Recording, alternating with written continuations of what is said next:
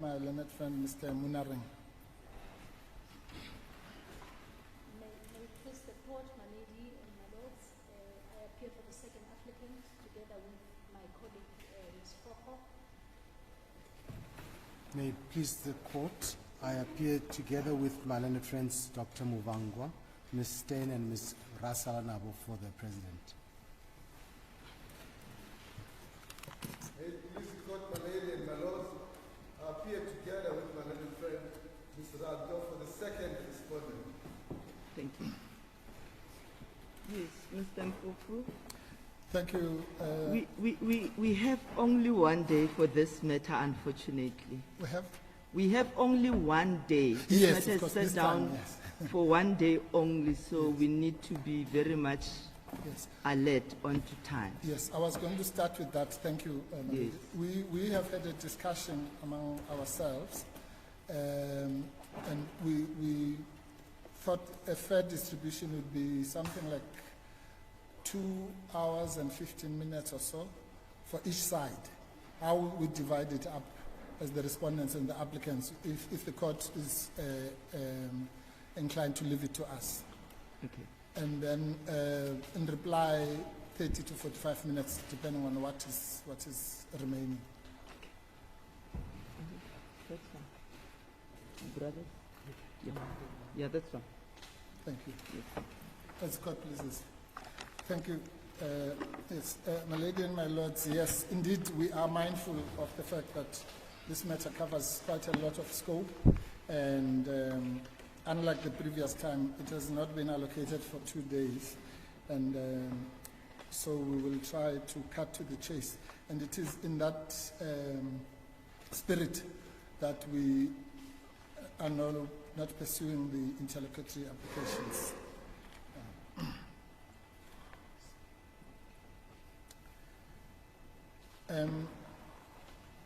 I thought the right place to start is exactly there, which is that this matter has a long history, but the court would understand why we are so keen for the merits to be, for once and for all, adjudicated, because as it is indicated in Bundle B, the matter started in July in the Constitutional Court, and then it came here, and on both occasions the matter was the merits were not entertained based on technicalities basically raised by the first applicant.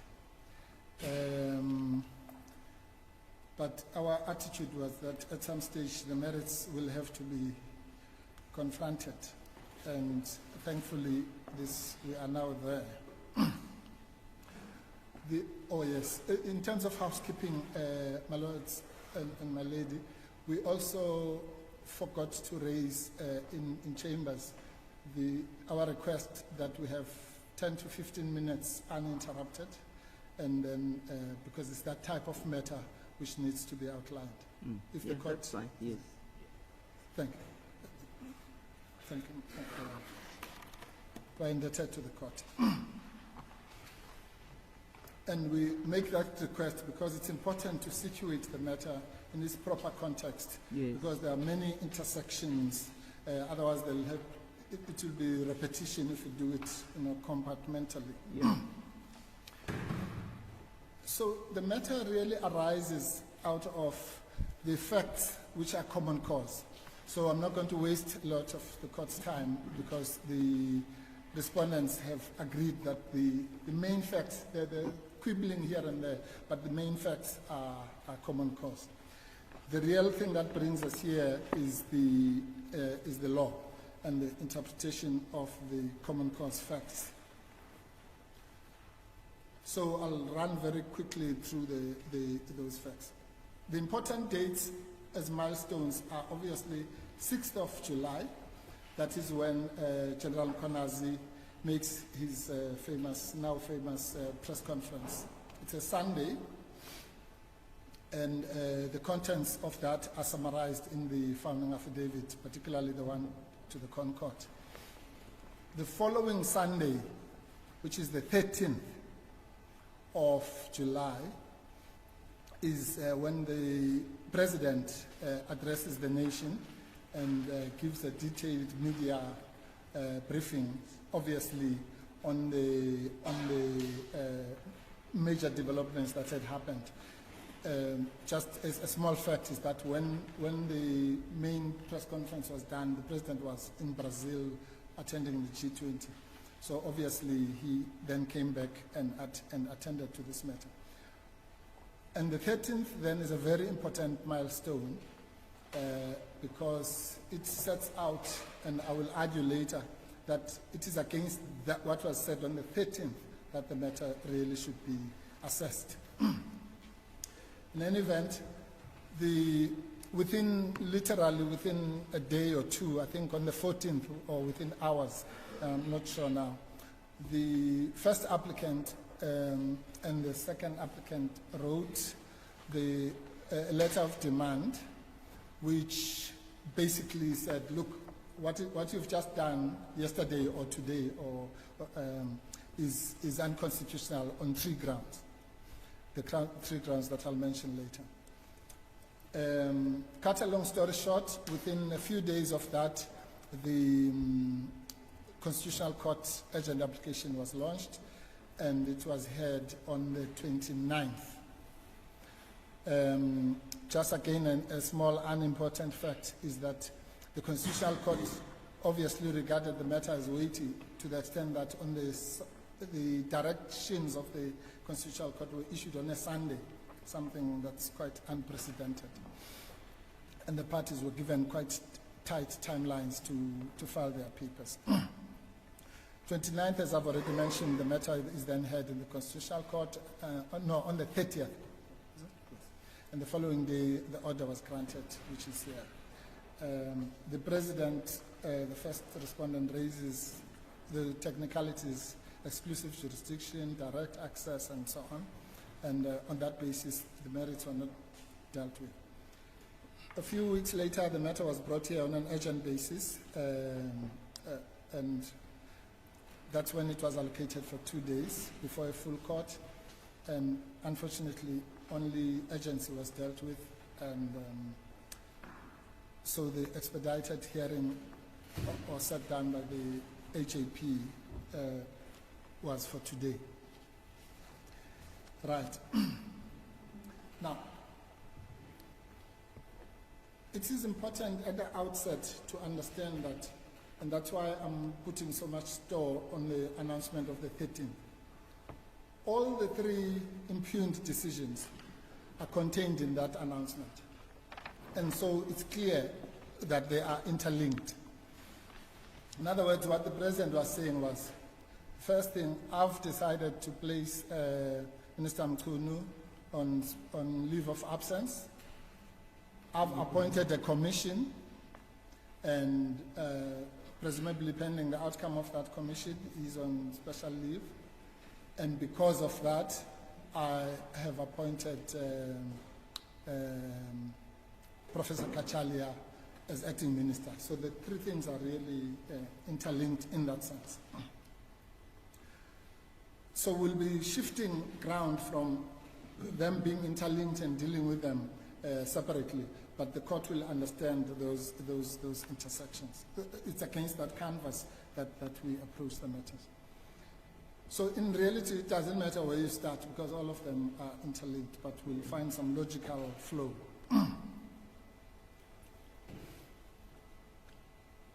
The case, with the greatest respect, is important, obviously. It is a case of a matter of huge national importance. But huge national importance does not equate to the matter being difficult or complex. In our respectful submission, the matter really raises a very simple and elementary principles which relate to the age-old principle that public representatives, including the President, obviously, or state organs, are enjoined, A, to act only within the powers given to them. That's the beginning and the end of administrative law and constitutional law. In other words, unlike all of us, I can wake up and decide I'm not going to work or I'm going to do this or the other. But as a public entity, I'm a constitutional being, to borrow the phrase, and I can only act only within the confines of what is conferred to me by law, whether that law is the Constitution or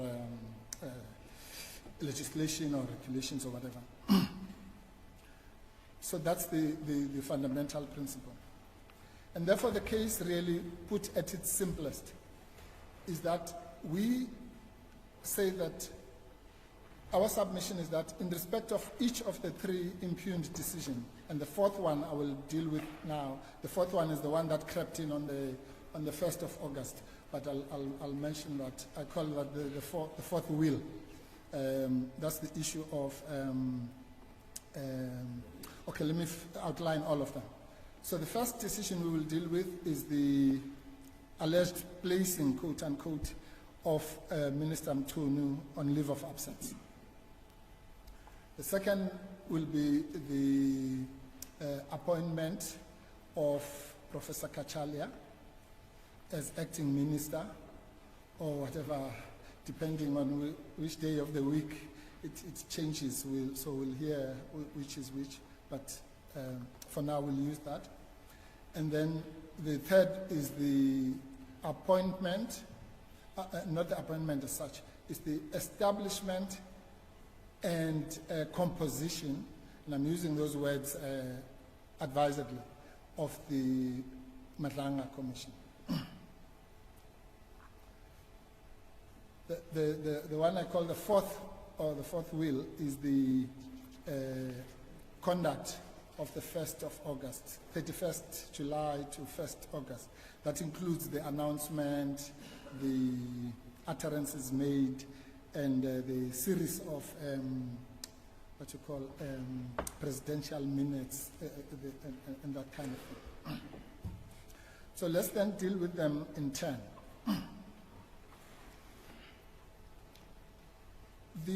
As far as the first decision is concerned, oh no, I'm sorry, let me do this again to try and save time.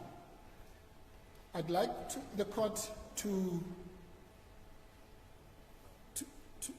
view all the arguments. In other words, we're going to structure them in a similar fashion, again to try and avoid repetition. So in respect of the decisions, we'll start with illegality as ultra-virus. So I mean illegality in the Fed-Shaw sense. That means the principle that I just enunciated before, that you can only act within the law, the strictures of the law. If you don't do that, then whatever you are doing is ultra-virus, which is illegal. And in many of our cases, it has been said that the old principle of ultra-virus has now been subsumed under the principle of legality for obvious reasons. Then from there, we'll deal with legality as irrationality. So the second stage of the argument in respect of each leg will be the rationality stage. And then when necessary, we'll deal with illegality as breach of fundamental rights. That obviously applies more to the first applicant, because the court knows that the first applicant, President Zuma, has stated, and it is not disputed, that he approaches the court as a taxpayer, as a citizen, and as a voter in his own right. So obviously, in those capacities, accrues to him some of the rights which are in Chapter 2 of the Constitution, the basic human rights. Now, if we follow that structure, then our argument is going to be quite logical. My learned friend for the second applicant, because as we said, each side is trying to arrange its affairs, will only deal with two aspects, and so I'll take most of the time allocated. She's going to deal with the irrationality as it relates to the alleged linkage between the leave of absence and the appointment or outcome of the Commission of Inquiry, broadly. And then the second broad topic she's going to deal with will be to basically deal with the case of the second respondent. Right. But again, all these things are intertwined, so an element of overlap will be inevitable, but she will concentrate on those things.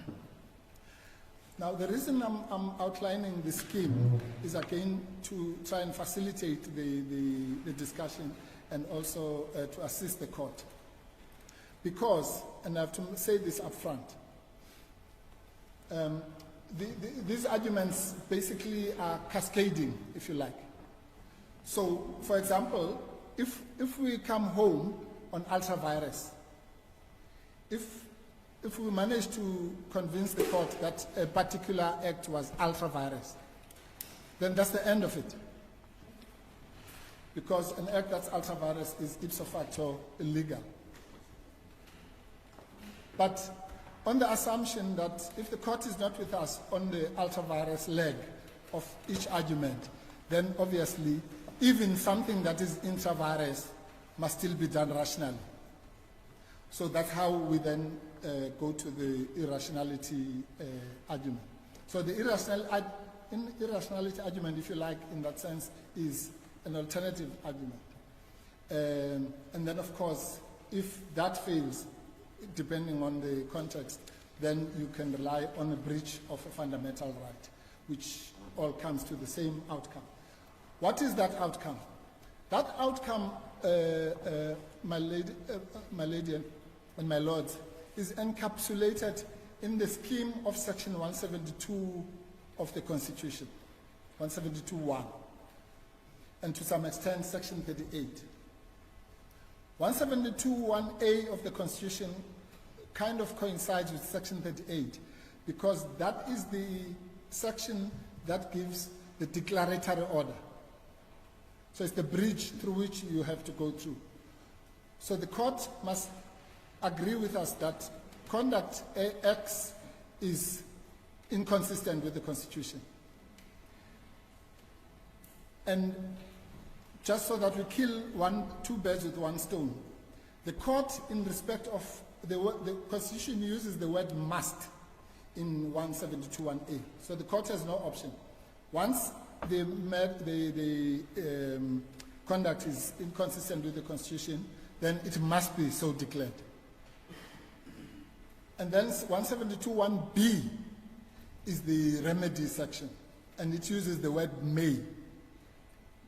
In other words, the court is compelled to make the declarator, but what it then does with that declarator is in the court's discretion, hence the use of the word may.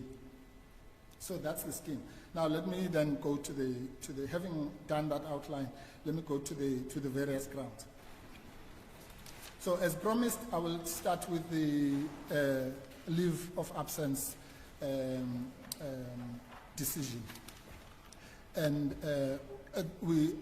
I will assume, I'm not going to regurgitate the heads, I'm assuming that the court has read our heads, and so we will just be guiding the court.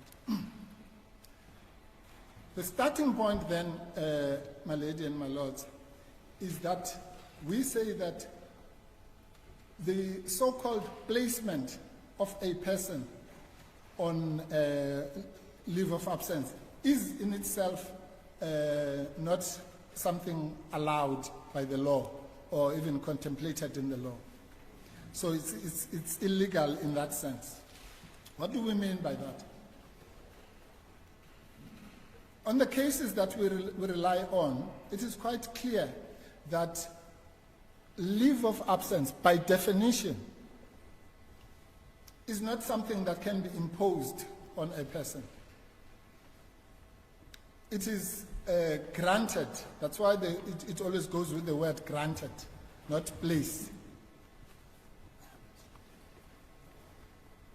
It's recorded there.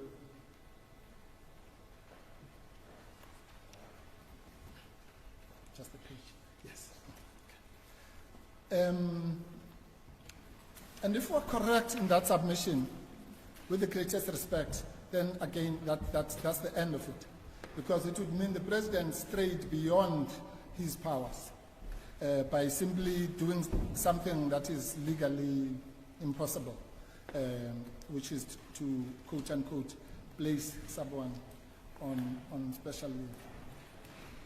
For that proposition, we rely on the cases that are cited in in our heads of argument.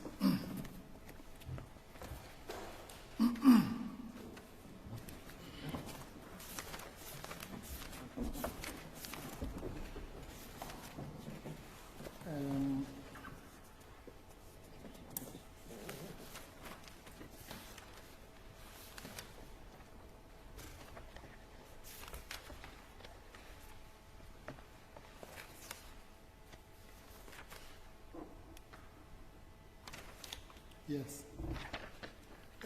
That section is dealt with at 027-13, my lady and my lords.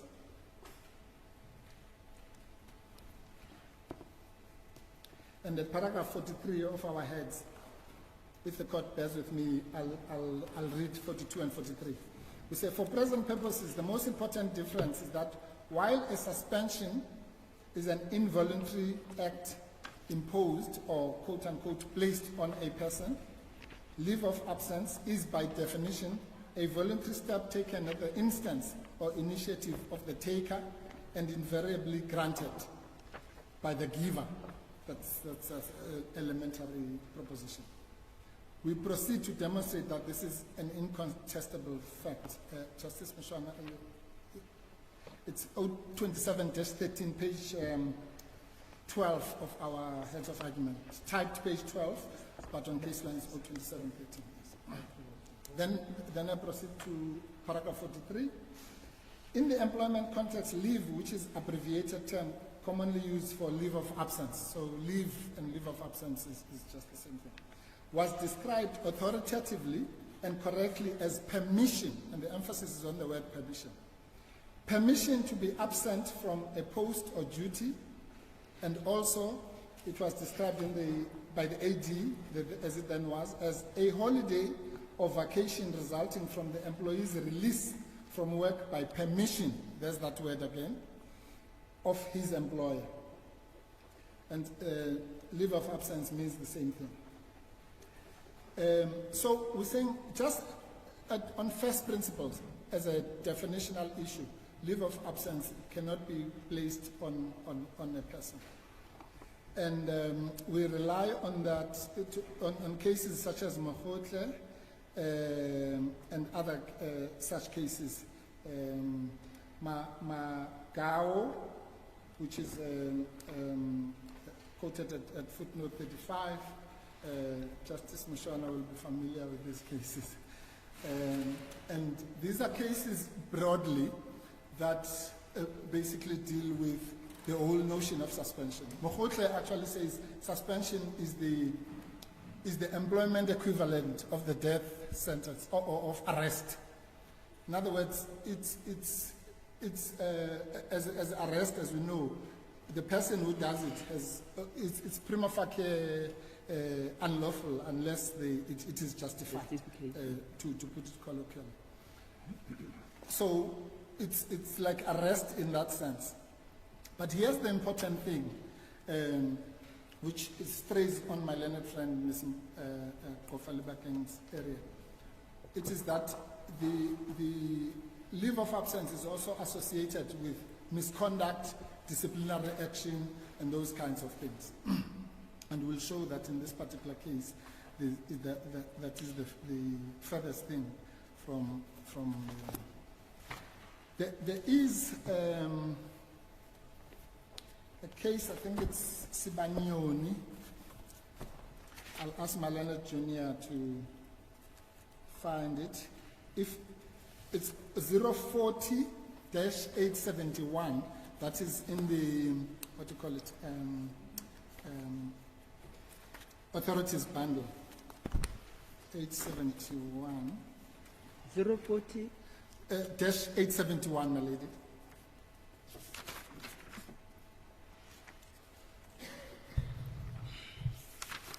It's a judgment in the Labour Court of Justice, Totally Maje.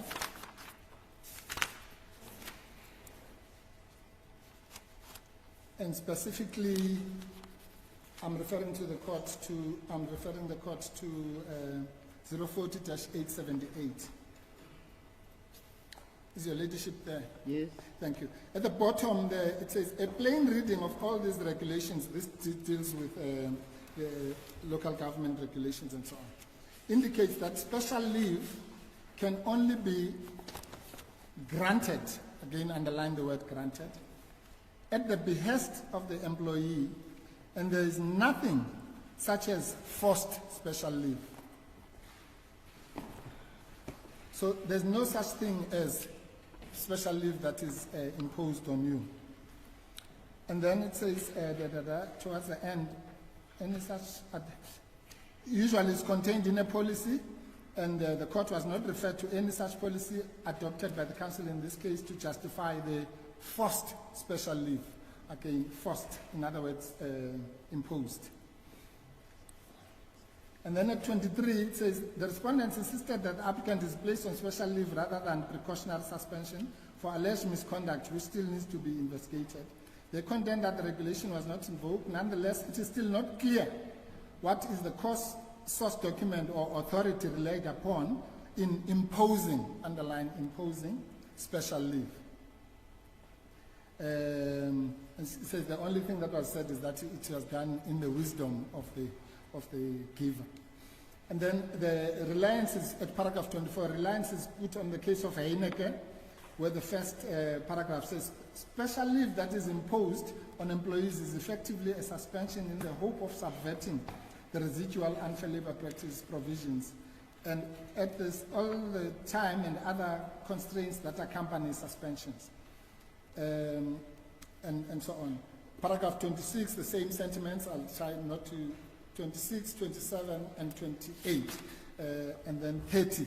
I won't waste the court's time, but those are the relevant paragraphs that make the same point, really.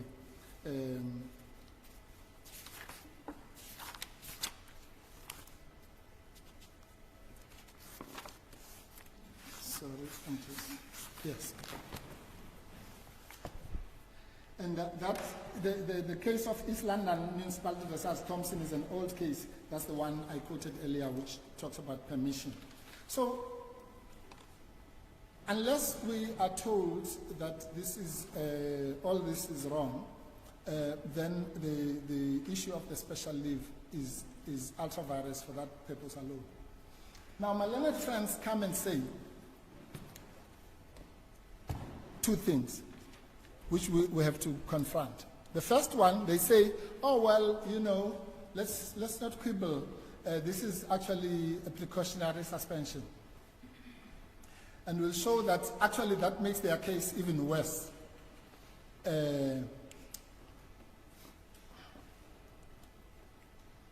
Because it then gets them into the same trap.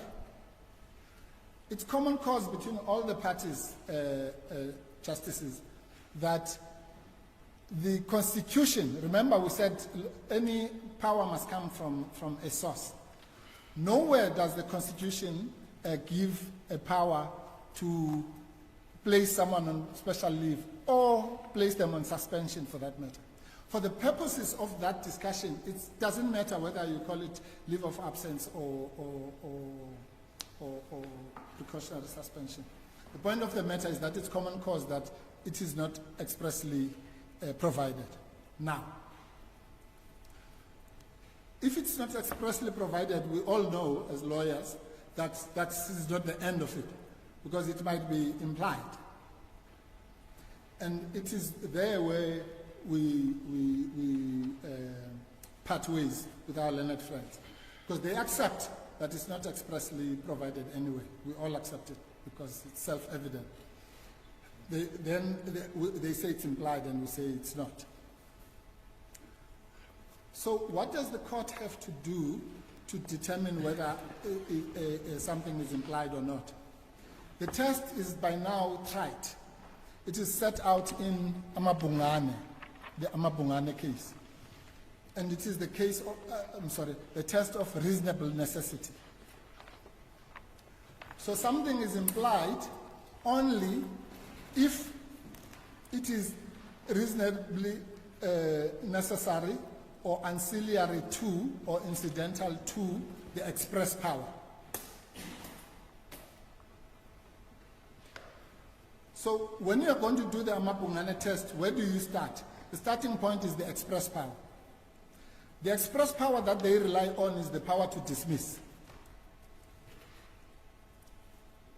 So in other words, the argument goes like this.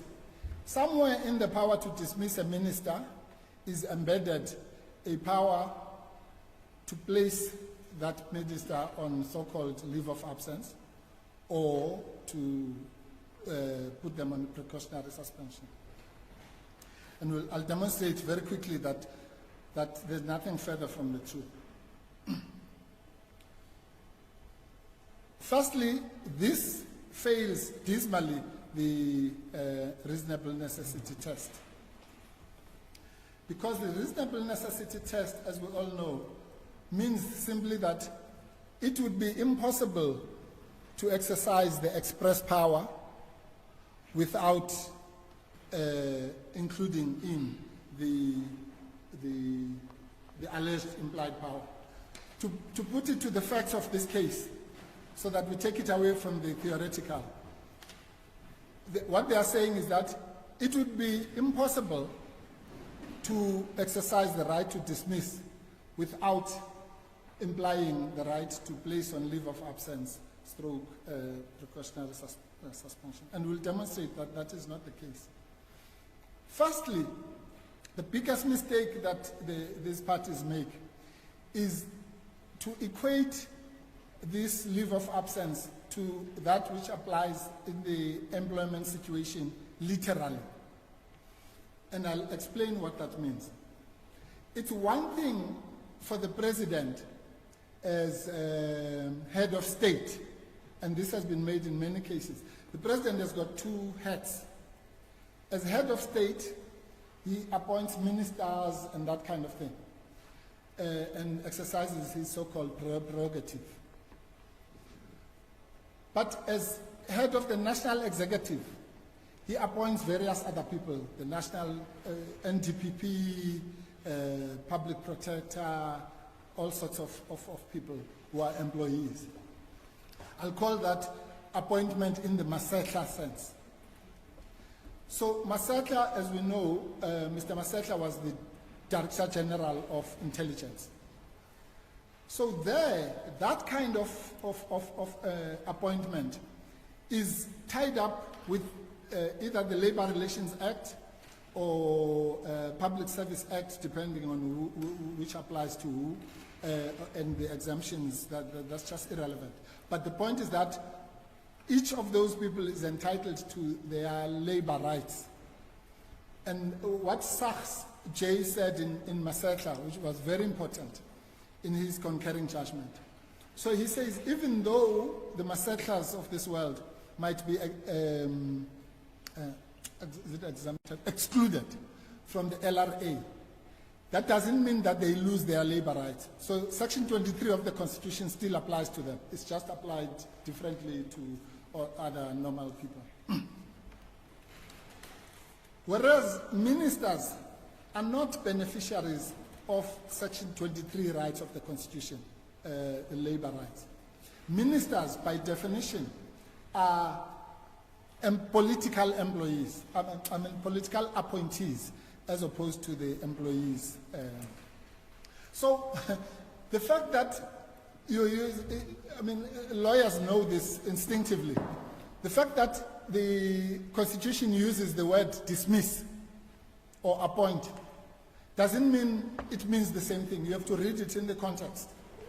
So in the context of the way the word dismiss is used in Section 91(2), it refers to the appointment of ministers politically.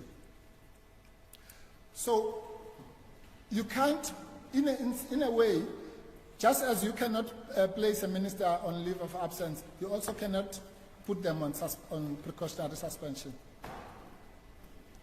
Because precautionary suspension, as we all know, is something you do when somebody has been accused of misconduct. In fact, not just misconduct, serious misconduct. And there's going to be a disciplinary process or disciplinary hearing. So pending that disciplinary hearing, you place them on suspension. So the quibbling about the terminology doesn't assist the other side, to be honest. It's only important for the purposes of the first argument we make, where we say placing is in itself out of the way. But even if we take their alternative argument, they are still out. Now, we also say that and this is, again, I'm straying into the area that my learned friend will deal with. So that's what I've now dealt with are the ultra-virus arguments. Let's now come to rationality in relation to the first issue. There, even if we're wrong with the ultra-virus argument, when it comes to rationality, it's plain sailing with the greatest respect. Why? Because now I'm dealing with rationality not in the factual sense of ultra-virus, but rationality in the Albert case, pharmaceutical, those kinds of cases. What do those cases say in a nutshell, in simple English? They say that for public action or conduct or decision to be rational, the means must be rationally linked to the end. Okay? That's a very cryptic summary of the rationality rule. What it means in summary, in practice, is the following, Justices. That which you do, remember you come to court because somebody has done something, they've taken my watch or whatever it is. That is called the means. So if I say no, the conduct that you've done is irrational. I mean, that which you have done, confiscating my car, not giving me the tender, if it was criminal law, we'd call it the actus reus, is the means. And the end is a different matter altogether. The end is the law. In other words, what is the law that entitles you to take my watch? And then for that, we have to go to the law. It's got nothing to do with the facts. We have to go to the law and interpret that law and decide whether that law is, the objectives, rather, of that law is rationally linked to that which you did. Yeah. So if you confiscate my car, but the law says you must give me a ticket, then it's irrational, because the means is not rationally linked to the law.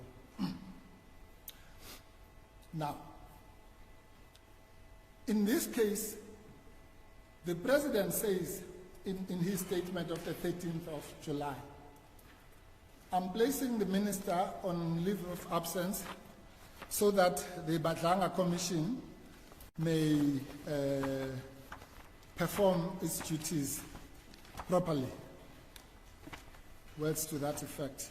You'll find that at, I think it's MK1 in Bundle B.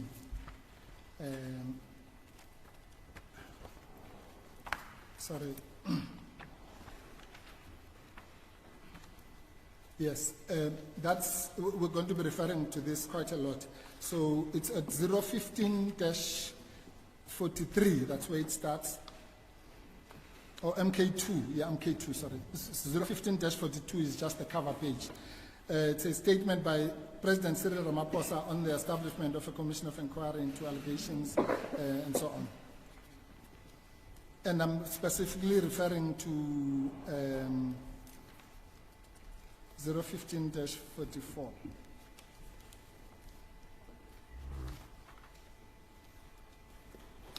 No, I'm sorry, 46. And the reason is given there. It says at the top, Justices, in order for the commission to execute its functions, so that's the reason that's given. And let's underline that. In order for the commission to execute its functions effectively, I have decided to put the Minister of Police, Mr. Senzo Mchunu, on a leave of absence with immediate effect. Very plain and simple. No room for quibbling. Let's underline that paragraph. 1, in order for the commission to execute its functions effectively, I have decided, in other words, I've already decided. It's not like I will decide or whatever. It's simple. I have decided to put Police Minister Mchunu on leave of absence with immediate effect. And then the same, if you go down there, further down, I have decided to appoint Professor Firoz Kashele as acting Minister of Police. So again, these are all things that have already, that are just being announced, but the decisions have already been made. Now, let me just pause there so it's clear that to put or to place the minister is understood by both parties as the same. So for the rational connection to exist, justices, there has to be a connection between the placement into leave of absence or whatever and the outcome of the commission, right? Because that's what happens, we know, every day. If the learned judges register here is suspended for whatever, it will be pending the disciplinary action. So it has to be pending something. And that would be rationally connected in that sense, because the action will be rationally connected to the disciplinary action. Here, the thing pending which the so-called leave of absence is done is a commission of inquiry, which actually, if you look at the terms of reference, it doesn't even mention Minister Mchunu. So, that's the first reason why it's not rationally connected. It's a commission to deal with the allegations in their totality. It may or may not deal with Mr. Mchunu's travails specifically. But even if it does, justices, its power, we all know, and again my learned friend will deal with that, is only to make recommendations. And those recommendations may or may not be acted upon, and they are, it's basically to advise. I always say that a commission, when a judge is appointed as a commission, to head a commission, he's just being made, he or she is being made the glorified Director General, because it's somebody who's just going to advise the President. So that's why admin law applies, because it's an administrative function.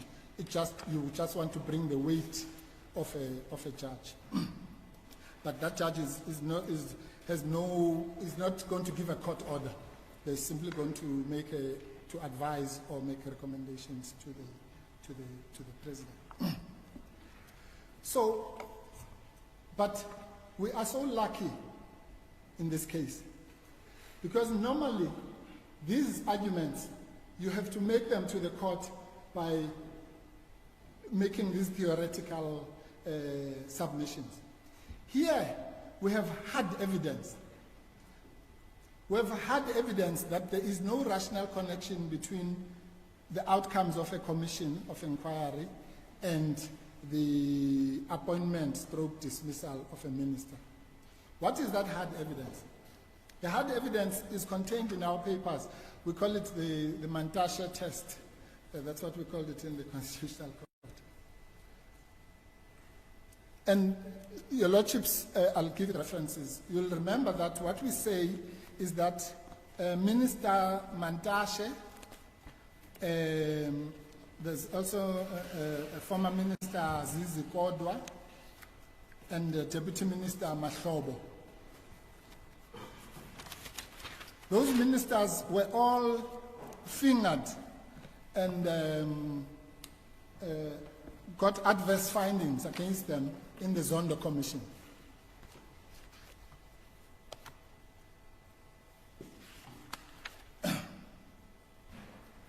You'll find the summary of the findings made in the Zondo Commission. I won't go there. It's 015-275, Justices.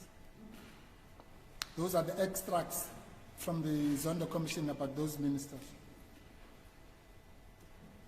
And you'll find in the pleadings, you'll find this, what I'm talking about at 015-238, paragraphs 72.4 to 72.6.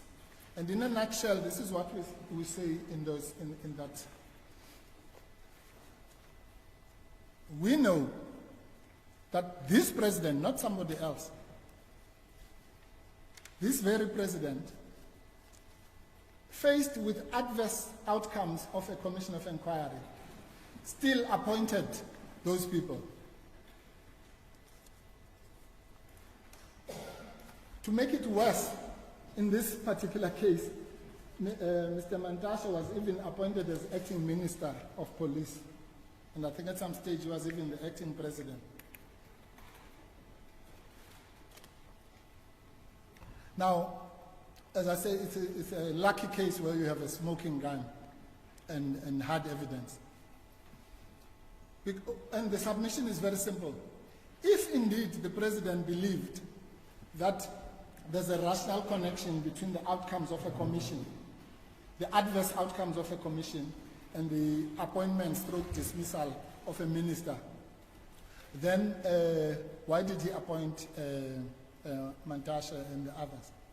That is proof enough of the submission that there's no connection between those two things. Because to put it in simple language, if the Madlanga Commission makes adverse findings, then Minister Mchunu will be in the exact same position as Minister Mantashe. So there's no rational connection in that sense as well. Furthermore, there's no rational connection because this is an act of the inconsistency in the president's actions also betrays that there's no rational connection. That is the Whitfield situation.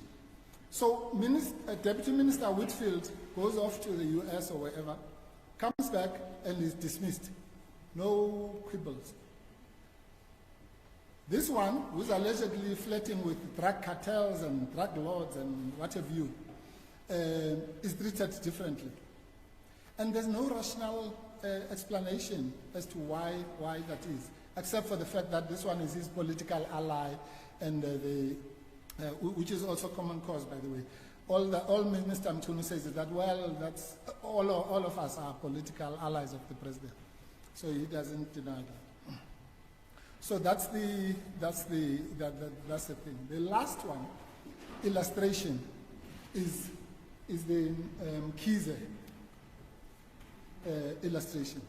So the president voluntarily says, well, I don't know what the fuss is all about, because I placed Minister Mkhize, when he was asked of the was accused of digital vibes and what have you, I placed him on leave of absence.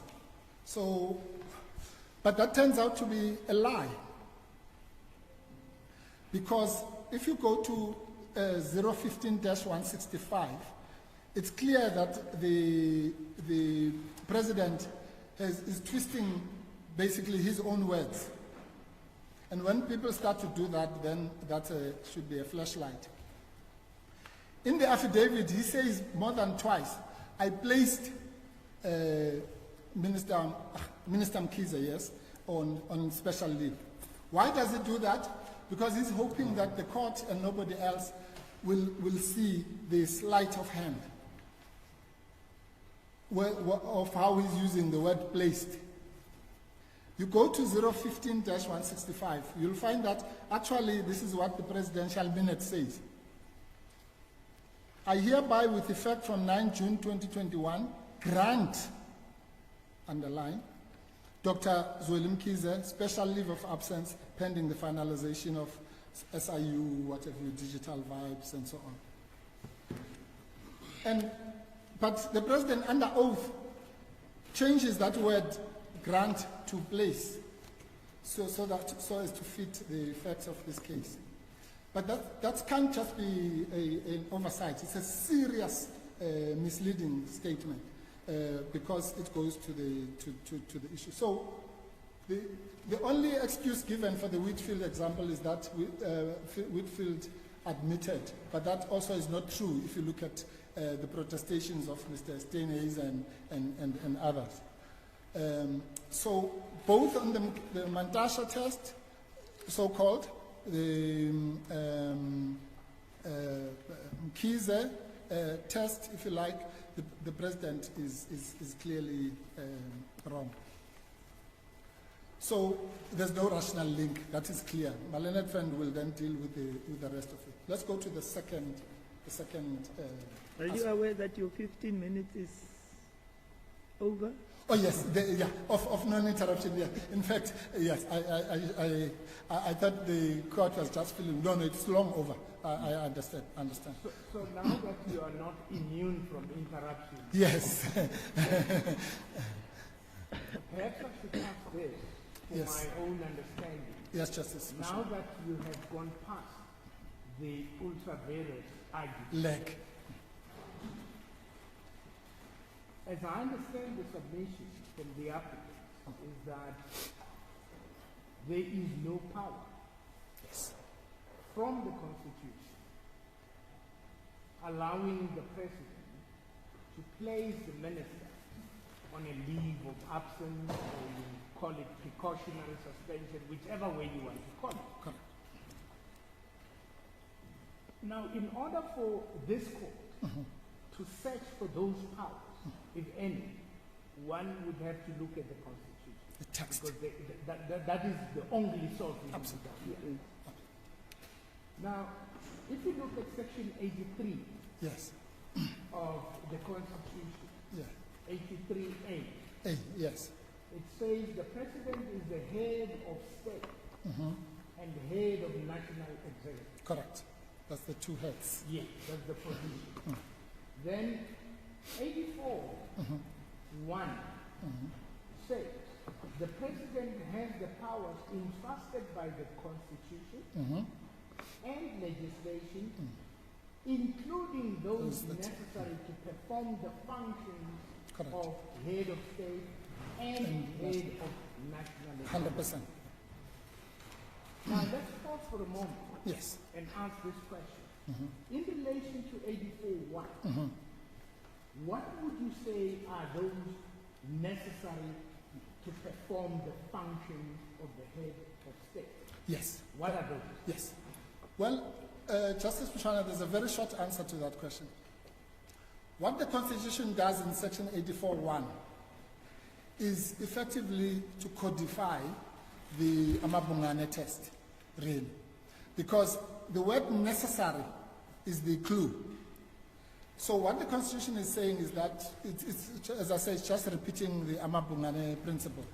It says, of course, the President has the powers, whether in whichever capacity, will have the powers that are expressed in the Constitution, that's obvious, but we will also have those implied, in other words, those that are necessary for that. So all 84(1) does is we can't elevate it to more than a constitutional codification of the implied powers test. So it comes back to the submission that I've just made.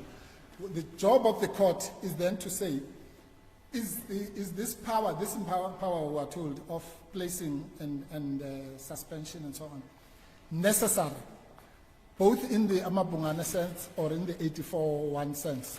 And I've already answered that it's not. It can only be necessary if it was, if the two things were, actually, there's an overlap between that test and the rationality test. Because as the court knows, that's why I made that example of the register. The connection must be that I'm putting you under precautionary suspension, for example, because you're going to undergo a disciplinary process and so on and so on. Now, An appointment or dismissal, for that matter, of a minister is not that kind of animal. It's not the Masetla kind of situation. So, on the facts... Sorry, Mr. Pope, it looks like we are at cross purpose. What I'm seeking to establish, we know that the Section 84.1 says that there are certain powers that are entrusted to the President Expressed. out of the Constitution. Yes. Now, Sorry. yes. And then the question I have is that including those necessary to perform the functions of the head of Yes. state. Are those different powers that would be linked to performing the functions of the head of state? Yes. Would placing a minister on leave of absence or precautionary suspension be one of those? No. Okay.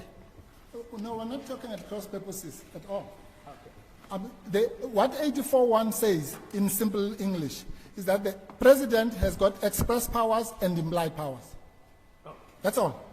So there's nothing magical about 84.1. It simply codifies that which we know from the Amabungane test. It just happens to be put in a piece of paper, which is good. But even if the word necessary was not put there, the Amabungane test would apply, because we all know that every time you have an express power, if there's a power that's reasonably necessary to exercise that power, it's also there. And it's not weaker, it's not a smaller power simply because it's implied, because it flows from the... So I've already addressed that. For that to happen, take your cue from the word necessary. So all the court has to ask, is the power to place someone on leave, precautionary suspension, in the context of a ministerial dismissal necessary? That's all. And I've already explained that it is not, because it would only be necessary if the one could not be done without the other. In other words, if the dismissal power could not be exercised without this other power. Now we know for a fact that that is the case when it comes to employees and DGs and all those things. But when it comes to ministers, the president has a complete free hand. He doesn't have to do disciplinary. In appointing, for example, he doesn't have to advertise in the newspaper and say, I'm looking for the Minister of Home Affairs. They must have a matric, they must have this, that, and the other. So the mere fact of using the word dismiss does not mean it's the same kind of dismissal. So similarly, when you dismiss a minister, you don't have to say, oh, I'm now going to appoint, like they're doing now with Mr. Chauke.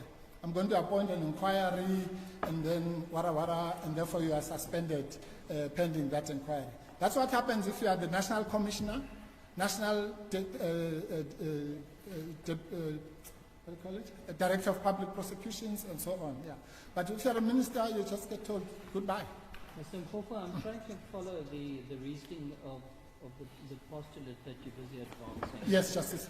If the context, the meaning of the word necessary in section 84.1, necessary to perform the function. Yes.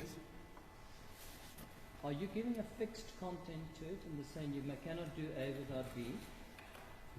No. I'm saying that the test, okay.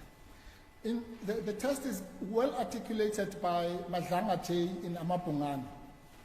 And it says, what we mean by necessary is that power, the express power, in this case is the power to dismiss, yes, must not be capable of being performed without the implied power. Yes. That's all. So in other words, if you bring it to the facts of this case, you must say the president must not be able to dismiss a minister unless he also has the power to place under precautionary suspension or whatever. Now that's clearly not the case when it comes to ministerial dismissals. That's why I'm making. Are you not working from the assumption that the facts are clear to the president? No, no. And he need not give him a hearing, he can dismiss outright. Yeah, no, the facts are very clear to the president. This is the same president who dismissed outright Mr. Whitfield. He didn't say, No, you know, I have to place you under precautionary suspension because this, that, and the other. And quite frankly, as we say, it's the first time ever in the 30 years of democracy that a minister is placed on so-called leave of absence. So if this was something that was necessary, even in the normal English sense, it couldn't just spring up for the first time now. Are you using past precedent to indicate how the president will decide? No. Is that, I understood him to say that there are allegations, they are pretty serious. And if there's substance, he needs to decide whether to dismiss or not. The commission is there to assist in him exercising his constitutional power. So in that context, I need the information. And to do so, I need to place him on suspension so that I can get the information. Is that not necessary in the context of Section 84(1)? I've already answered that also, Justice Lapescan. That can only be necessary in that context if the commission's outcome is capable of informing that decision. We now know from what I've called the Mantashe test that there is no rational link between the outcome of the commission. If, let's say, Justice Madlanga says Minister Mchunu killed 1 million people, Yes. okay? All that will happen will be the same as what was said about Mr. Mantashe by Justice Zondo. And to the extent that we know as a matter of fact, because there's evidence, that the president does not believe that the outcomes of a commission are linked to an appointment or dismissal decision, then surely the two cannot be necessary. If it was necessary, if the two things were rationally linked, then we would never have had a situation of 3 people who have been condemned by a commission of inquiry being appointed. It's that simple. So there's no the word necessary is the key, because it can only be necessary if the two things are rationally linked, as the court is. That's why I raised the question that the question related to 84(1) for me goes to the ultra-various item. Leg, correct. Not necessarily the rationality leg. Now, 84(1) seems to be saying that in order to perform the function, it being the function to dismiss, it being the function to appoint, it being any other function that is assigned to the president, there will be other necessary steps or functions, if I may put it. And that's why I asked, in your submission, what are those? Okay, let me give you an example. The power of the president to appoint a commission of inquiry. I'll just give you one that is relevant to this case. You'll see that 84(2)J, I'm undercutting another argument later. 84(2)J says the president has the power to appoint a commission of inquiry. Okay? It doesn't say anything about a judge or judicial or whatever. Just says you appoint a power of inquiry.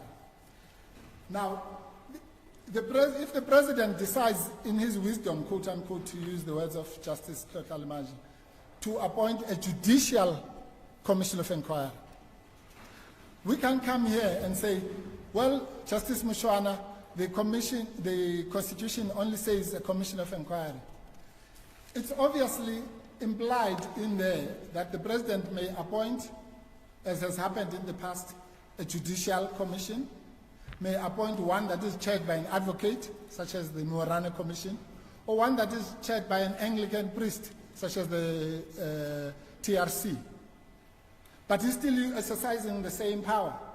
So that power for him it still derives from that power. So the express power is to appoint a commission of inquiry, but the implied power. But if the president then wakes up and appoints a prisoner to look into jail conditions, and I'm exaggerating for effect, then the court will have to ask, is this power to appoint the prisoner to look into jail terms necessary or necessarily implied in the 84(2)J power. That's all. This court only has one function, to test the question of necessity. If necessity is established, then they are home and dry. If necessity, as I've tried to demonstrate, is not established, then it's neither the express power or the implied power. All right. So that's the, and then I do appreciate, Justice Mchunu, that we conceptually we separate. But obviously these things are interlinked. And that's where I say the rationality test then trips in. Because for it to be necessary, it would have to be something whose outcome may influence the other one. And we know now from concrete facts that the one doesn't influence the other. So how can it be necessary? Something that is unrelated, how can it at the same time be necessary? Just in simple English, the necessity test has been failed, both in the Amapungana sense and in the sense that we are now debating.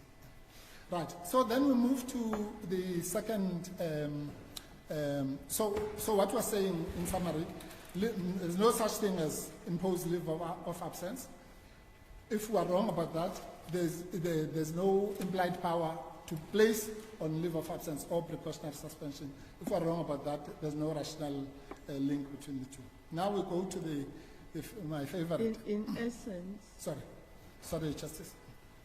Just to understand your viewpoint, in essence what you are saying is that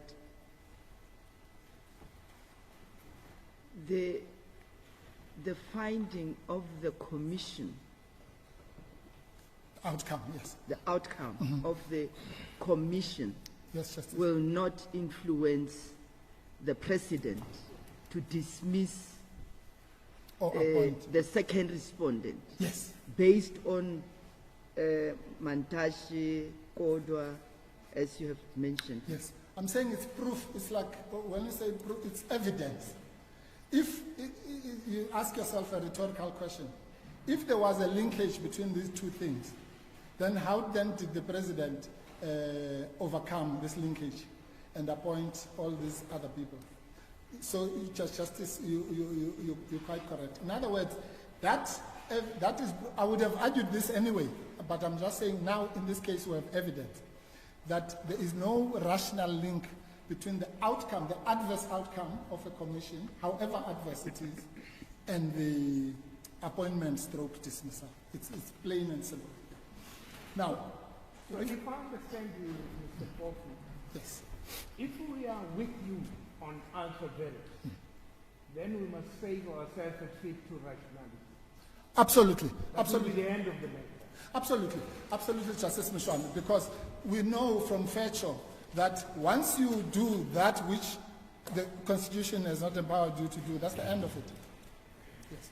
So the rationality test is simply, as I said, I called it earlier, an alternative leg, yeah. And then and the third leg. So we'll follow the same pattern with the second one. The second one is much simpler. I promise it's not going to take as long as this one. Remember, again, just editorial, these two things are linked. So in other words, had you not illegally placed Minister Mchunu under leave of absence, there would have been no need to appoint Professor Kachalia. And that, by the way, goes to what we call, I'm sorry, I'm taking one step back. It goes to what we call the ulterior motives and bad faith of the president. Because we say the only reason why he goes through all these gymnastics is simply to save his political ally from the obvious consequence of a dismissal like he did with Mr. Whitfield. So the fact that Mr. Whitfield comes from the DA and this one is his political ally cannot be a constitutional or rational basis to differentiate between the two of them. It's the old inconsistency argument. If you have two children of the same age and so on, you give the one 2 oranges, the other one, you have to justify why, because otherwise it's plainly irrational. Okay. Now, coming to the Kachalia situation, it's what we call the mutating reasons. And the following submission is now going to, it applies to both leg number 1 and number 2. Remember the case of national lotteries and Zuma versus DA. Those two cases say that you must look at the reasons that are given initially for the rationality or otherwise of public action. So what this president is doing every time on all the 4 stages, changing and tailoring the matter depending on what issue has been raised, is not allowed in law. You can change it 100 times. The law says you must go to the original reason. So I call it the foundation. So if you put the foundation to build a roundabout, you can't now change somewhere along the line and say, no, now it's going to be this or the other, because you, as the saying goes, you've laid your bed and you must lie on it. So what was the bed that was laid in terms of the appointment of Kachalia? We go to the famous statement of the 13th of July. It's very clear. There's really no confusion about this. It's MK2 again. Sorry. I said we should put a hand on it because we're going to come back to it many times. Justices, look at what is said. Is it the one, it's 015-42, I think? 015 42. Is it not that 42. Thank you. I'm indebted to the court. Yes. So it's very simple. I have decided to appoint Professor Firoz Kachalia as acting Minister of Police. So that's the foundation. And in case we are confused, it goes to the next paragraph. I'm appointing Prof. Kachalia in terms of Section 91(3)(c) of the Constitution, which empowers the President to select no more than 2 ministers from outside the National Assembly. So that's the test. And by the way, just so that, because this is important, as I say, for leg 1 and leg 2, the case of national lotteries, justices, you'll find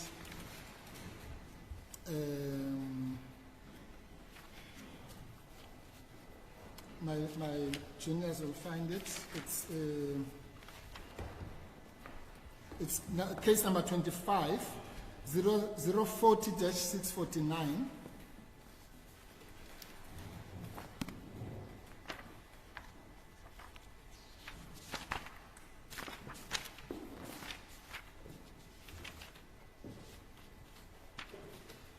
National Lotteries Board, at paragraph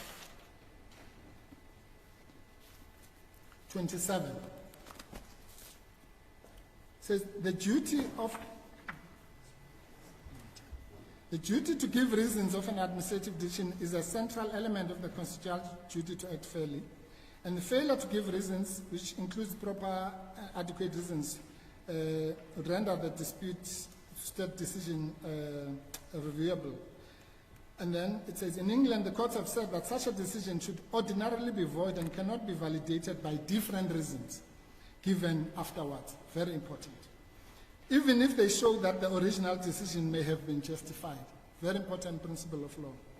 For in truth, the later reasons are not the true reasons for the decision, but rather an ex post facto rationalization of a bad decision.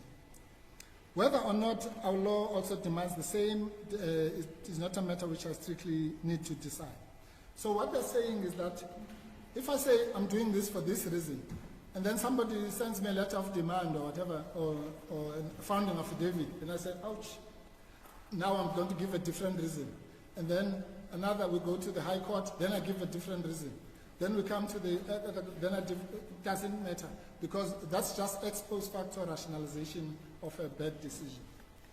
And that principle is confirmed at 040-933 That's the case of Zuma.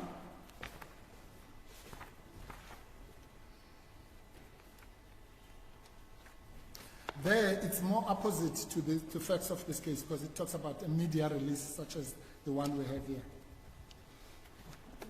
And there, again, President Zuma, it was said that he had issued a statement as president, and then when he went to court, he was seeking now to, because once you've met the lawyers might say, no, look, you shouldn't have done it like this, and so on. And all sorts of clever lawyering creeps in. So it says at paragraph 24, you'll find that at 040-933. On 6 April 2009, on the facts of this case, you can read that as 13 July 2025. Mr. Mchunu announced publicly, Mr. Ramaphosa announced publicly, that he had made a decision, again, the past perfect tense, he had made, in other words, it's already made, he had made the decision to discontinue the prosecution of Mr. Zuma and issued a detailed media statement, such as the one in MK2, providing the reasons for the decision.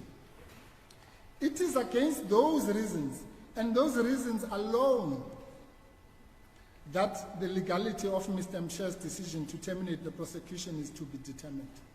And then that court case, they cite National Lotteries Board. So the doubt that was expressed in National Lotteries Board was now removed by the SCA in that the principle was adopted. So Mr. Mpofu, Yes. based on those two cases that you rely on, is the distinction between administrative action and executive decisions of any importance? Zero importance. Because remember, the duty to give reasons, Justice Mchunu, arises from the common law. The fact that we have all these things now called PAJA or whatever is just by the way.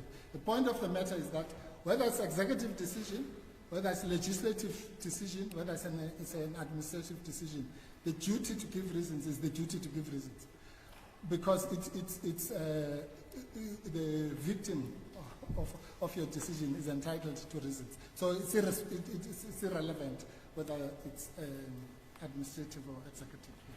I'm raising this because as I read National Lottery, it dealt with an administrative action. Yes. And as I also read the Zuma decision, is the decision of the NDPP or Mr. Yes. at that time. Yes. And that would have been a decision that would arise from either section 179 of the Constitution or the NPA Act. The NPA Act. Correct. No, but the point, Justice Mchunu, it doesn't matter at all. Yes. A human being who has an adverse decision against them is entitled to reasons. Whether that reason comes from the sky or from wherever, it doesn't matter. The decision that adversely affects you, you're entitled to reasons. And those reasons, the principle is simply to lock, to stop this kind of abuse, where you have mutating reasons every time and changing them according to the weather, as it were. So, sorry, Justice. As far as the announcement, as far as Mr. Kachalia is concerned, on 30th of July, the President says, I've decided I'm going to appoint him. No. Not I'm going to appoint. Well, I have decided to appoint. He doesn't say, I hereby appoint. But I'm trying to just ask you, are you dealing, if you look at the facts of this matter, Yes, Justice. and the President's acts of the 31st of July, appointing him as a minister without portfolio, Yes. and on the 1st of August, assigning to him the powers of the Minister of Police, is he on these facts not giving an indication of a decision that he will effect in future? No. That's what you call to retrofit. That's exactly what these cases are against. You retrofit you cut the shoe or the cloth, I can't remember the saying, as you go along. No, let me explain, Justice Pascal. He says, I have decided to appoint Kachelia as acting minister. Just in case there's any confusion, he says, I'm doing so in terms of 91(3)(c). Now that is constitutionally absurd, because an acting minister cannot be appointed in terms of 91(3)(c). We all know that. So if he was saying what you are saying now, Justice, he would have said, I've decided to appoint Firoz Kachalia as Minister of Police or as Minister without portfolio, and thereafter I will appoint him as acting minister. That's not what he's saying. This is just, he's badly advised, or he's just flouting the Constitution. When this is now pointed out, that this is a constitutional absurdity, he tries in the answering affidavit of in the Constitutional Court to somersault. For the first time we hear about Section 98, right? Because it has been pointed out to him in our correspondence and in the founding affidavit that you can only appoint an acting minister in terms of Section 98. But the powers in Section 93, and Section 91, Justice Labuskaghni, and the powers in 98 are totally separate. They are not related. They are distinct powers, presidential powers. So he's trying to obfuscate, to pull the wool over everybody's eye. Then he realizes, oh, I'm caught out on this. Then he says, okay, what are we going to do about this? Then comes the third version. That's the one you've just articulated.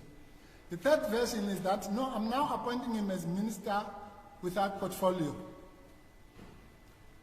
Presumably, after that, I'll appoint him as acting minister, right? Now, let me just tell you, that is the most, what's the word?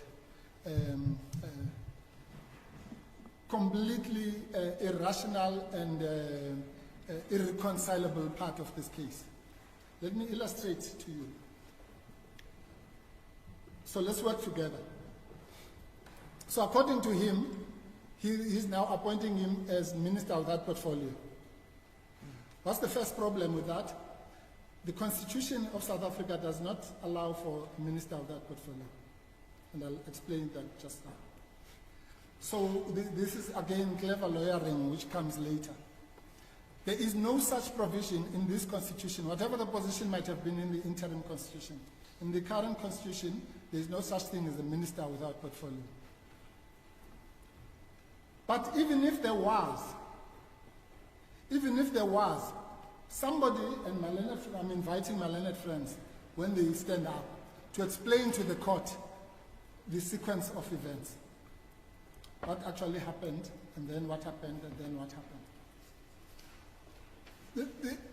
The Constitution is very clear, Justice. 91(2) says you appoint a minister and you assign them powers and functions. So it's almost simultaneous. And then the third step is you swear them in. We all know that. Just like the president, he gets elected by parliament, and then 5 days later he must be sworn in. But here's the important thing, Justice Labuskaghni. Section 95, I think, okay.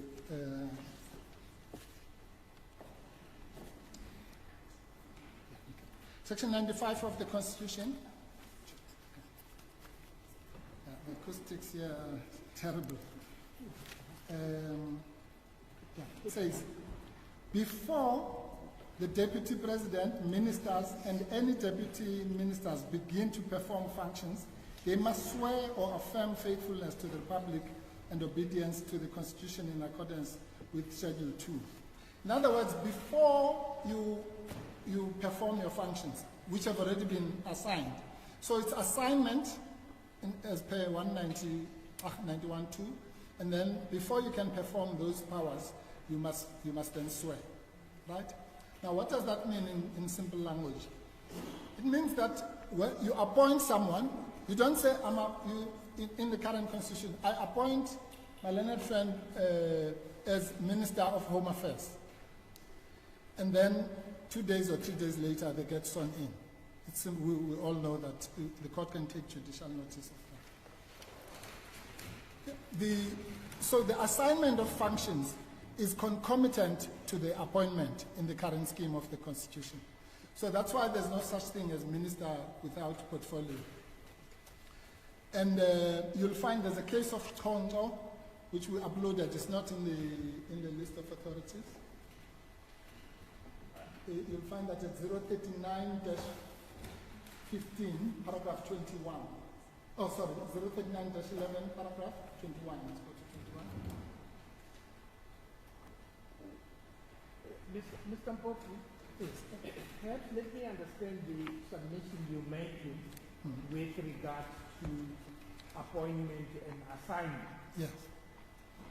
Am I understanding you to be saying 91.2, when it is read, it suggests that once the president appoints a minister, immediately the president must assign Yes. And the their assignment... power? Yes, Justice Mchunu. And the assignment really comes in the following, because when you appoint, we all know the president will all wait at night and the president says, I'm appointing Mr. Munareng as the Minister of Water Affairs. I'm appointing the Minister so-and-so or Miss so-and-so as the Minister of or whatever. That's the assignment.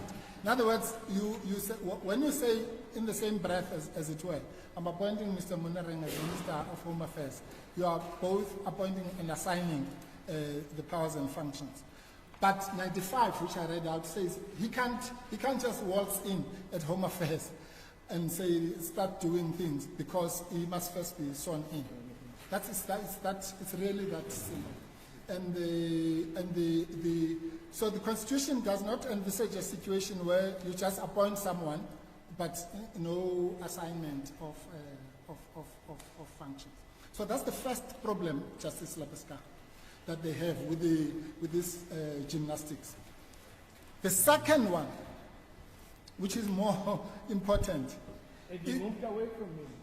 From the yes. In terms of what I was trying to establish. Yes. No, I started by answering your question yes, and then I explained. The answer is yes. That's what I'm submitting. Okay. Yes. Now, if we look at 91.2, my reading tells me this. Probably the importance of a comma before N. Yes. It says the president appoints the deputy president and minister. That's the first part. Yes. The second part, as I read it, is to assign the appointed minister power and functions. Yes. The third power in the same subsection is to dismiss it. May dismiss it. So I see it as not in one go. But you can appoint a minister, wait, and later on assign the functions and power to that minister, and you are also endowed with the power to dismiss that minister. That's how I read 192. No, 91.2. I'm afraid. So my reading is wrong. Yes, it's completely wrong, Justice Mchunu. Thank you. Because as I've said, I mean, everybody knows that someone gets appointed as a minister of XYZ. That is the situation where the appointment, obviously, I mean, I don't know how I've never been a president, but if yes, but at least I've been a CEO. Yeah. So what you do is when you're appointing your executive team, remember, by the way, you must start with a section, I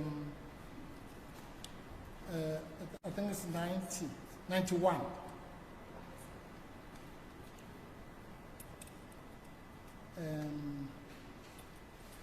No, it's not 91, it's 85. Remember, Section 85 says all executive power of South Africa resides with the president. Okay? All. He's the most powerful person in this country.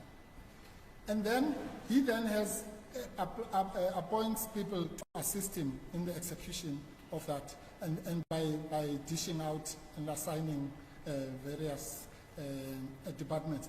But theoretically, he could just say, I'm doing it on my own, or I'll appoint 2 ministers, or whatever. But the deputy president, he has to appoint.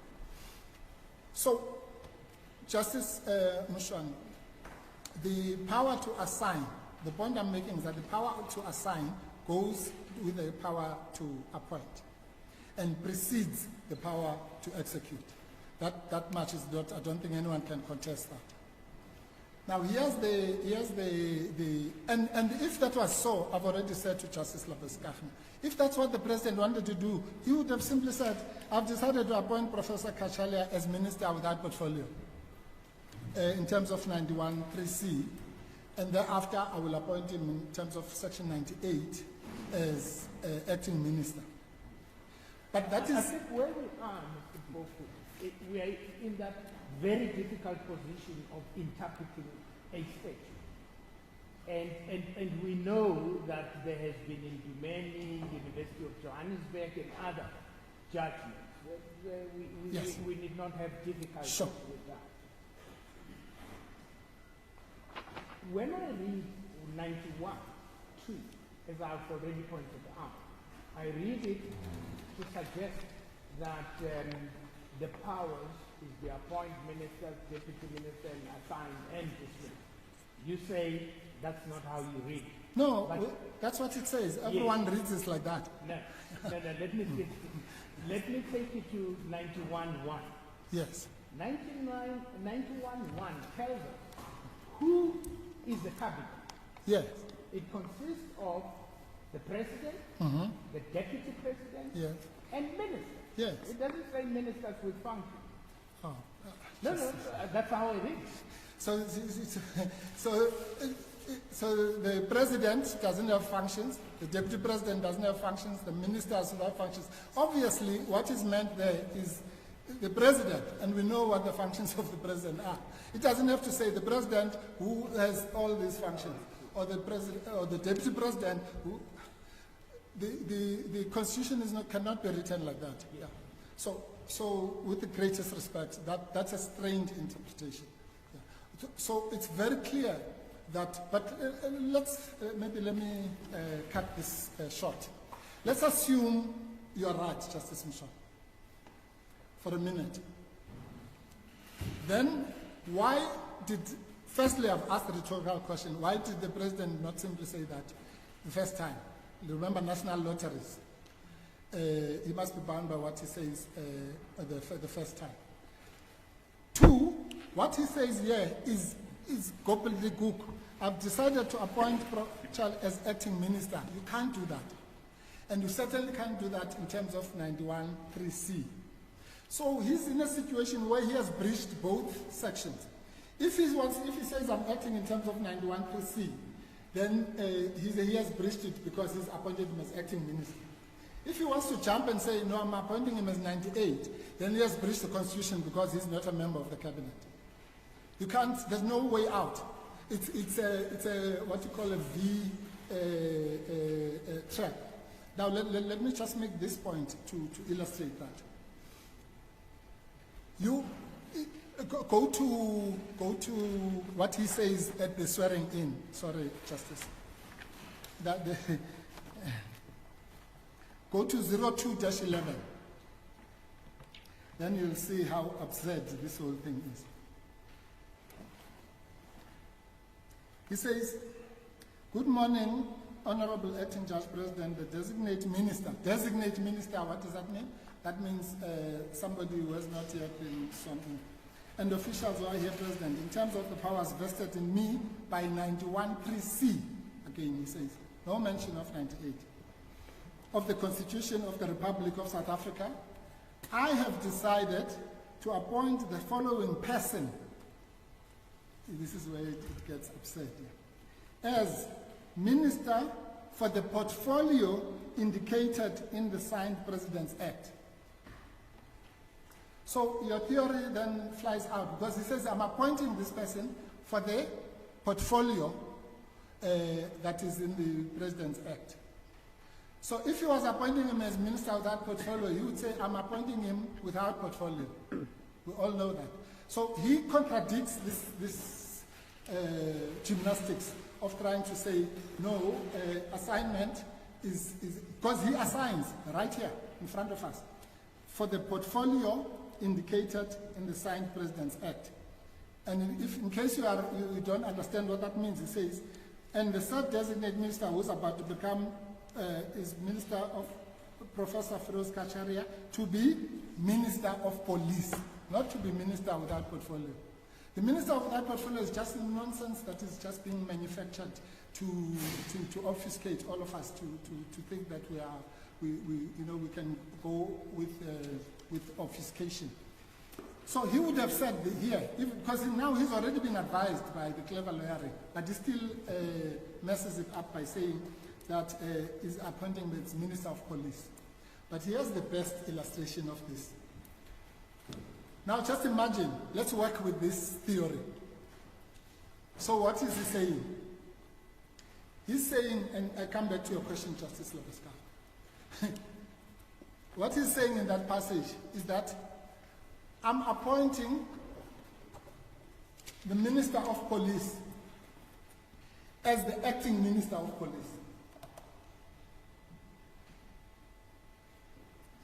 What is that? You can't appoint someone that you've just appointed as Minister of Police and you say they must act in their own place.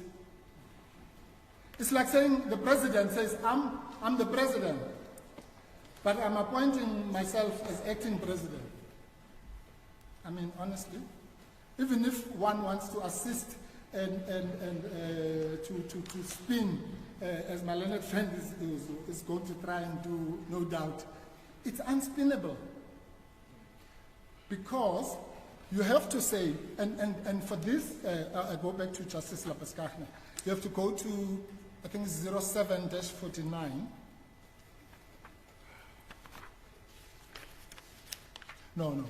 07-49 is the terms of reference. Sorry, Justices. AA2. Remember this new version is now contained in the answering affidavit. Sorry. Is it one of the President's acts that you're looking for? Yes, Justice. Which one? AA3 is 007-60.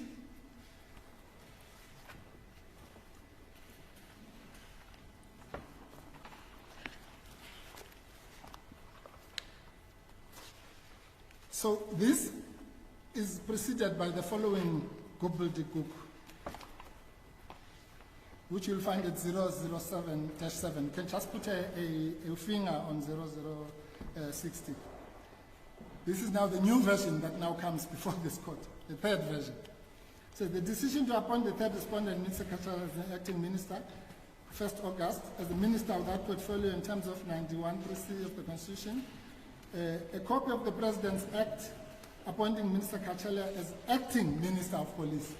So that even changes from what he said to the South African people. He says, appointing as acting Minister of Police, you can't do that in terms of 91(3)(c).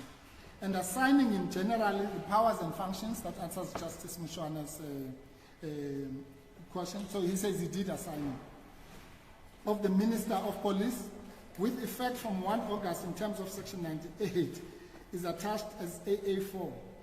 And then President's Act 282 must be read with a letter informing him of the acting appointment. Now let's go there. You'll see how absurd this is. 0059.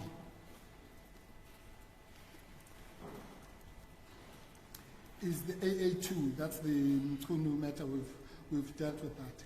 By the way, around there, it says, I hereby place Minister Mchunu on leave of absence with immediate effect until further notice, not until the Commission's outcome, but that's the point we've already dealt with. Let's go to AA3.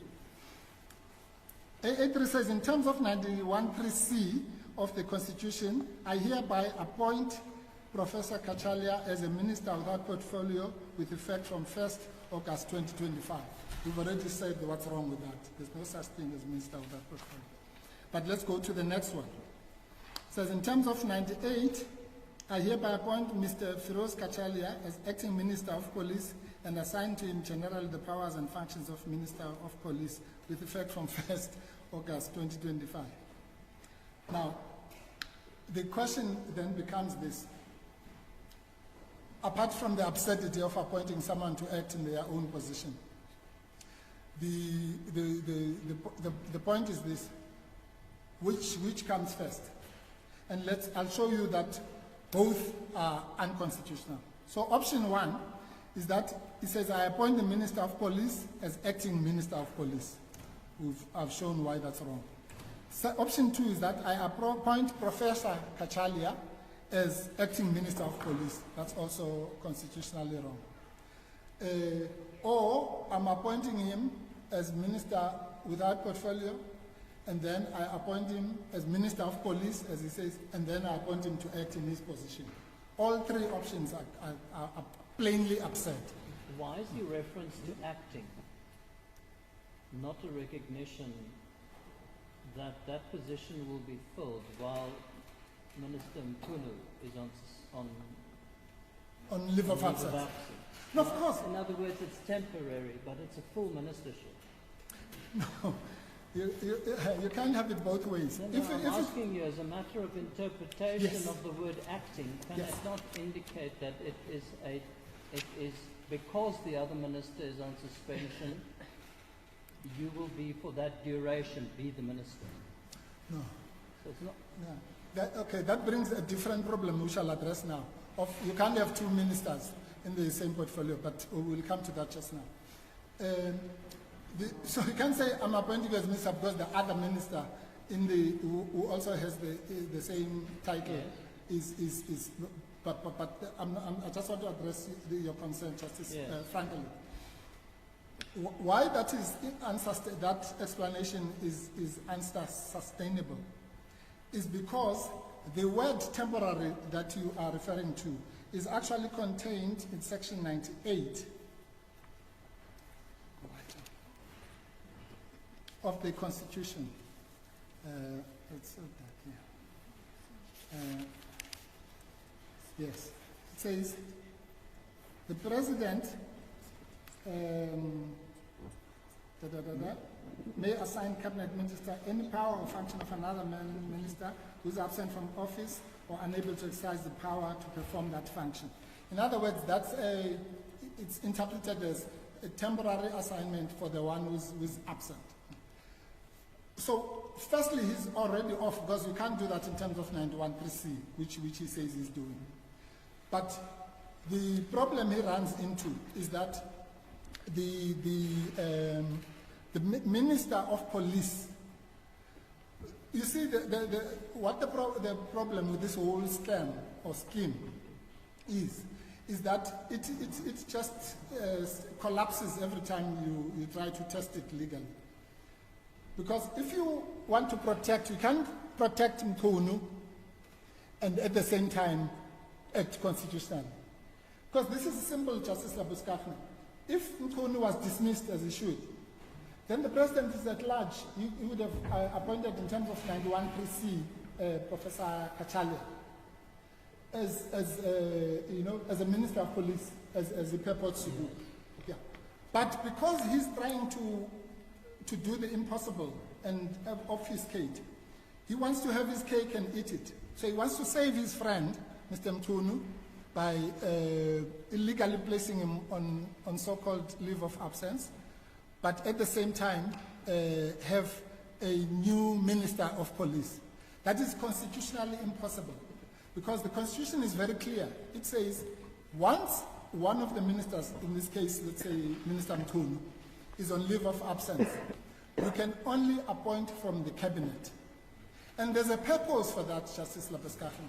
Surely, as we say in our heads, one of the purposes is to save the money of the taxpayer, so that the taxpayer doesn't have to now will have to go around and look for somebody else, because there's already a minister there. So that's why the idea of swearing in an acting minister is an oxymoron, because the person who's acting is already a minister, so they've already been sworn in. Yes. Yeah. So that's what the problem of the President has, and he can't come out of it cleanly, I'm afraid. Whichever, we can try as much as we want to patch the things, but every time he runs into a cul-de-sac. So if it's minister without portfolio, then it's the definitional problem. If it's 91(3)(c), then the person is not an acting minister. If it's 98, then he's not in the cabinet. So there's no way out. Just trying to understand your reasoning. If you're suggesting that he should have taken a decision outright to dismiss the minister. No, just for illustrative purposes. Yes. But I'm not saying that judgmentally. I'm not even suggesting it, but I'm the Trying to subtext follow is me. there, saying he had that power. Had but he done that? Not to suspend. On the president's answering affidavit, he suggests that the Matlanga Commission was there inter alia to investigate the allegations that included the allegations against Minister Mchunu, so that he needs to satisfy himself that there's a basis to dismiss. Now, if that is that a fair interpretation of his evidence? Of his version, yes, it And is. if so, does it not imply that there are these allegations against the minister? If I dismiss him outright now, I can't give reasons. And you are the one who suggested he's entitled to those reasons. No. I never said that. I've never said that. No, I've said that. it's an adverse decision, and even he as minister is entitled to reasons. No. Are you not No, suggesting that's a that? complete misreading of what I'm saying. I was saying in national lotteries Yes. and in Zuma, it says that if a decision maker makes decisions, Yes. they are locked to those decisions, Yes. to those reasons. Yeah, I didn't say Minister Mchunu is not entitled to any reasons, just like Mr. Whitfield. The president. Is it different? Are they not entitled to a hearing, but are they No. not entitled to reasons? No, the reasons are part of Audi. You're not entitled to Audi if you're a minister. You can just be told goodbye, all right, and hello if you're being appointed. Are you correct in that? I'm Because 100% the correct. process leading up to your decision, if it includes Audi, it means that you have heard representations in order to make a decision. Yes. That doesn't apply to a political appointment. No, that's what But once Rogers. exercised, are you saying he's not entitled to know why he would be dismissed or not? Absolutely, Justice. Yes. There's a judgment of Rogers J, Yes. which makes it, and many other decisions. In fact, SARS in Masetla, at paragraph 228 of Masetla,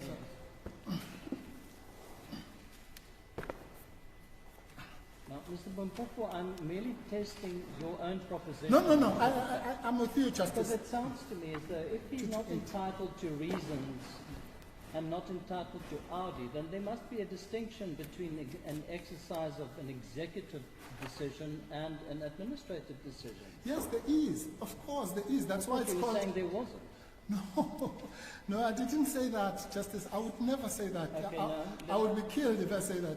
Why is it called administrative decision is defined in Paja? Yes, we know that. Executive decision, we know what it is, a legislative decision. Yes. The question that Justice Mchunu was asking was not whether there's a distinction between the three. There obviously is. Yes. It was whether in relation to reasons, is there a difference in the entitlement of a person as to whether it's an administrative decision or an executive And decision. your submission is on reasons? Is no, No there isn't. entitlement to reasons on an executive decision? Okay, I understand you now. No. My answer to Justice Mchunu was that if you are entitled to reasons, you are entitled to reasons. It doesn't matter whether, that's why I said, whether the decision comes from the first floor or the ground floor or whatever. Once there's a decision that is made against you, you are entitled to reasons. Because that comes from the common law, audi alteram partem. I understand that. Does it Yes. apply to an executive decision? It applies to everything. Well, That then is- then that I'm is a- repeating my question to you. If the president says, I cannot formulate reasons, I'm waiting for them, and the suggestion is you have a power to dismiss but not to suspend, are you suggesting he can do nothing until he has reasons because he needs to provide them if he's exercised his power to dismiss? No. I'm saying, which is where I started this morning, Yes. a dismissal of a minister Mm. is not the same as a dismissal of a police commissioner. We're past Right. that. I understand that. If you are going to dismiss a police commissioner, you must give them reasons, must give them audi, must give them a disciplinary hearing, all those things. A political decision Yes. exercised at the sole discretion of the president is not that kind of dismissal or appointment. Yes. That's why you can't say, where was the advert for this, which you would say if it was the DG. How can you just wake up and dismiss me? If you're a minister, you are at the whim. I've quoted a case from England, which says this comes from the Queen. The Queen's The prerogatives. Yes. The Queen can say, you today you're a minister, and 5 minutes later you're not. You Yeah. can't say, well, where are the reasons? So it's peculiar to a minister that Absolutely. you're making the point. It's because Then I understand. It's yes, not a general point. It's Thank a, you, it's thank you. a No, relevant- then we understand each other. understand what you're Yeah. In other words, all these points I'm making will not make sense if we don't appreciate that distinction. Yeah. That the dismissal or appointment of a minister is per se a sui generis type of thing, which doesn't attract Audi, doesn't attract all these things. Now, in Masaka, may I just, please, Justice Mchunu, just so that I can finish this point.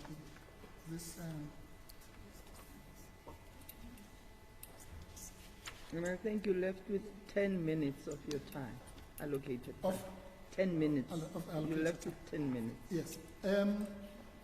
Well, if the justices will bear with me, because of I have to deal with the questions.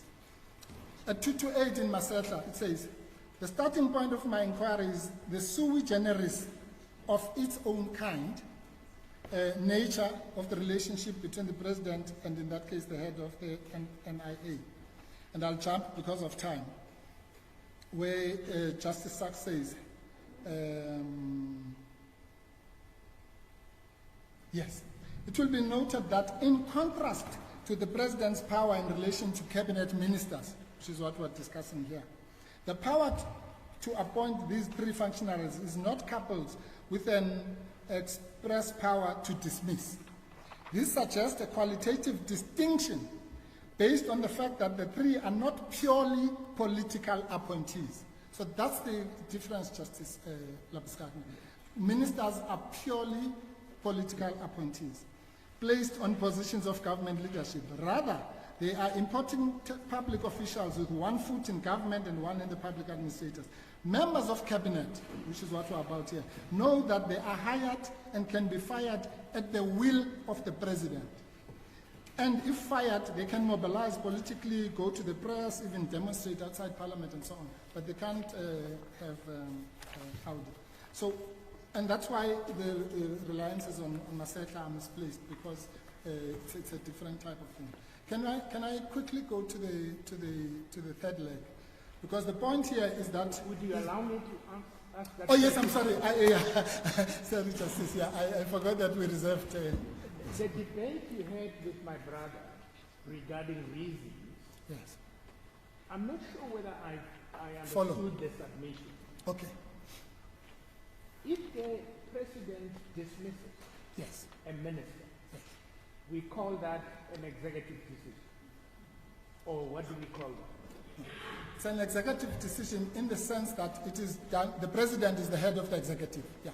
But the most important thing is that it's a dismissal of a minister, which is different from the others. Yes, no, that's why I wanted to just give it character Yes. and color. Yes. It is an executive decision. Yes. Both types are executive Yes. decisions. Yeah. Now, the person who has been dismissed, being the minister, is he entitled to the reason for that executive decision? No. Oh, I see. He's I not. thought the debate was that Yes. he is entitled, anybody else who's faced with any decision, be it administrative or executive, is entitled to reason. Except if it's a prerogative power that is purely political and is at the whim. Just like, as they would say in the township, just like when he's appointed as a minister, he's not entitled to reasons. So he doesn't say, okay, give me the reasons. It's at the whim, literally. That's not adverse. If I'm appointed, that's not adverse. No, of course not, Justice, but please, you know that what was said in Maseka is that the power to appoint is a corollary of the power to dismiss. I mean, the point I'm making is simply that if it's a corollary, it means if you're not entitled, that's why I'm saying if you're not entitled to an advert and an interview and all that at the point of appointment, similarly, at the point of dismissal, you're not entitled to Audi and all those things. It's at the whim, quite literally. The royal prerogative in its real origin was based on the silly notion that the Queen is only second to God. So it's God here, and then the Queen, and then the rest of us. And therefore, at the whim, now obviously in a constitutional state, it has been tempered a little bit by the principle of rationality. But in England, where it came from, there was not even a principle of rationality. It's ipso facto rational if it comes from the Queen. So that cannot be equated to all these things we're discussing, where people are entitled to reasons, to Audi, to proper 7 days notice and all that. No, maybe earlier I misunderstood you when I asked this question specifically, that in relation to reason, does it apply only to administrative action or also to executive power? Okay. But I understood you to have said that it applies to both, but perhaps I misunderstood you. No, you totally misunderstood me. Oh, I'm saying, okay, let me put it this way, Justice Mchunu. When the President dismisses the National Director of Public Prosecution, that's an executive decision, okay? Yeah. And in that brand of executive decision, the person is entitled to reasons, like all of us, and an inquiry and so on. So that question doesn't arise. The mere fact that it's an executive decision doesn't answer the question. The question is, which of the two types of executive decisions are we dealing with? Is it type A, where you are entitled to reasons, or type B, where you're not? All right. Anyway, the third leg, I'm just rushing through so that I can deal with this. In terms of the so-called minister without portfolio and all that, as I say, all one has to do is to read the paragraphs of the statement on the 30th of July, that's version 1.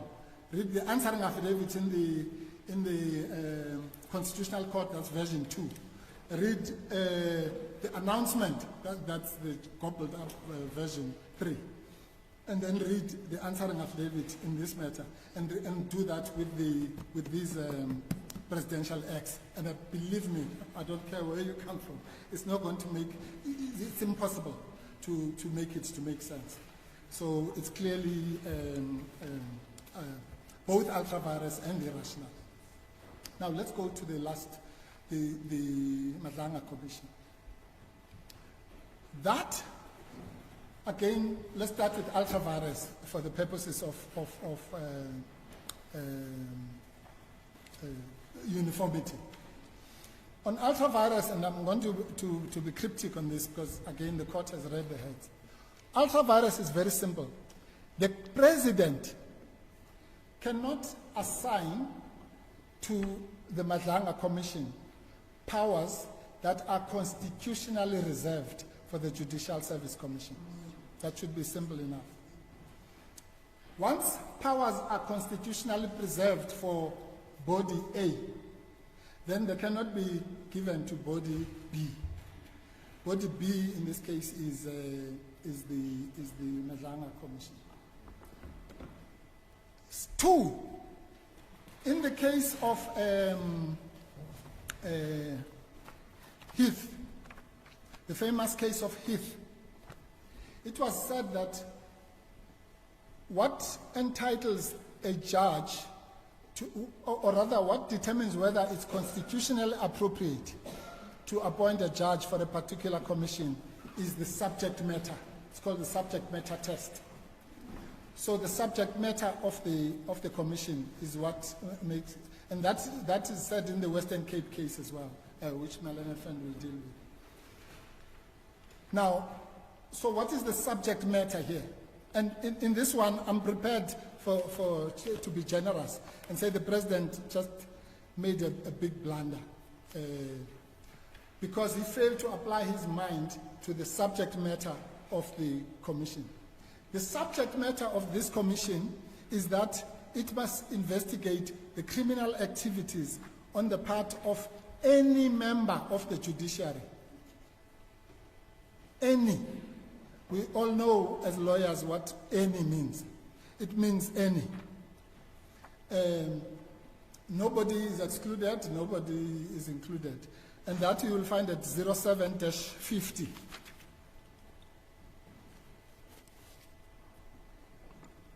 007-50, you just go to the terms of reference.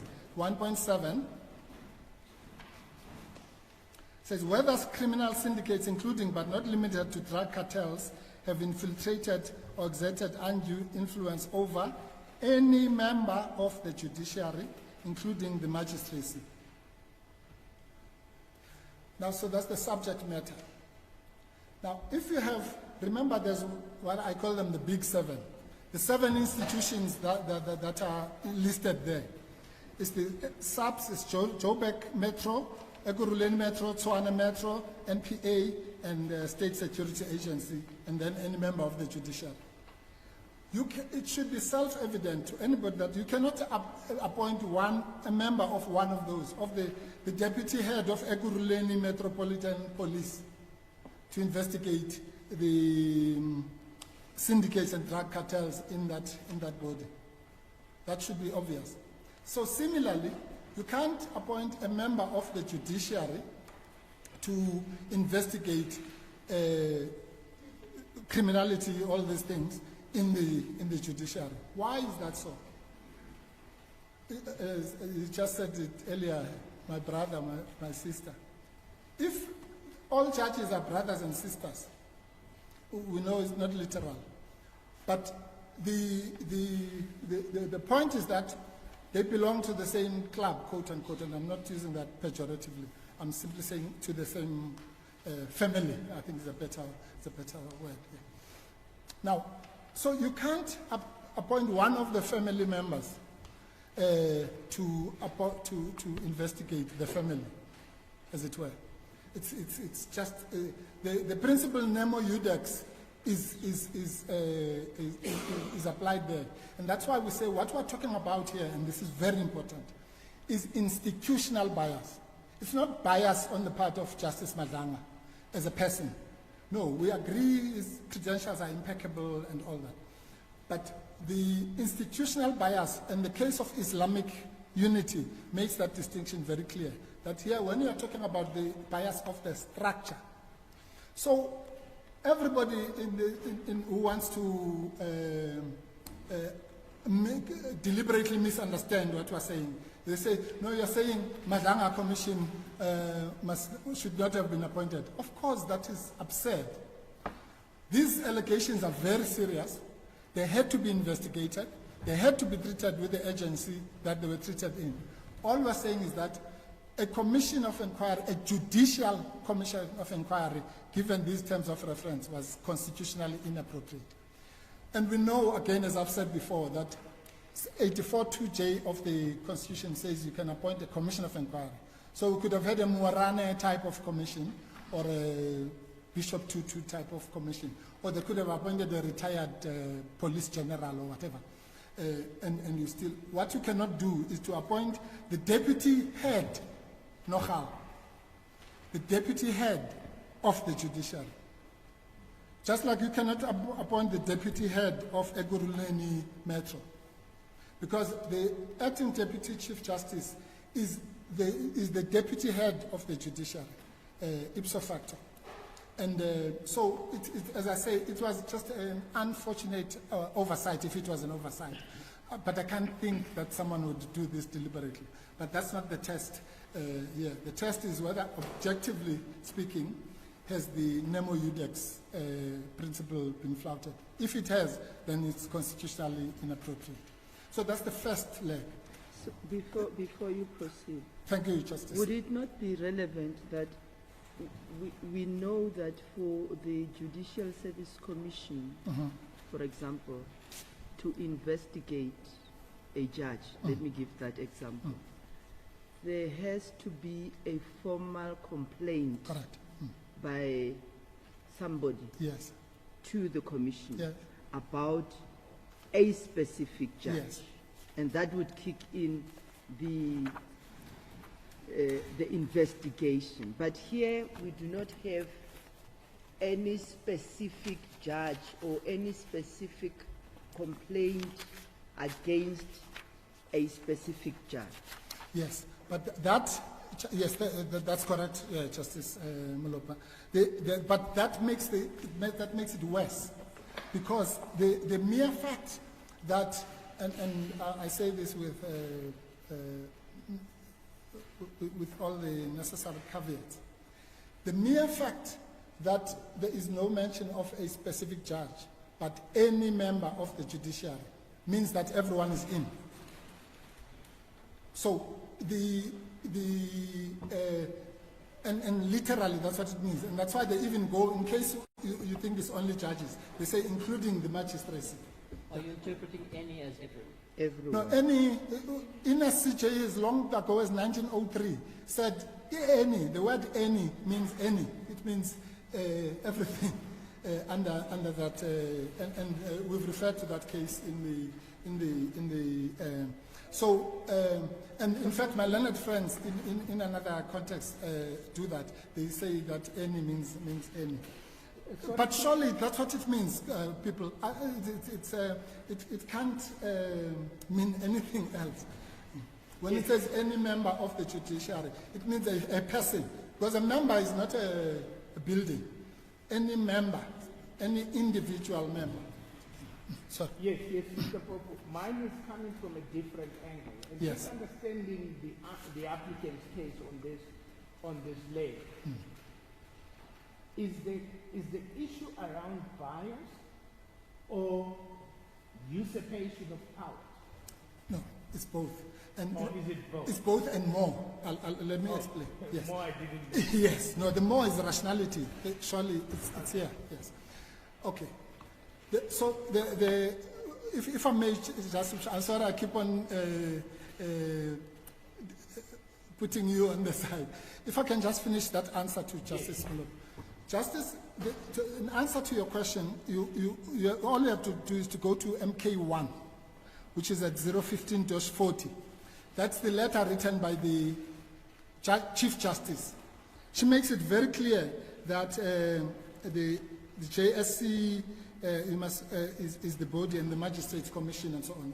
I'm just paraphrasing. But to come to Justice Mchunu, you were saying that their case is?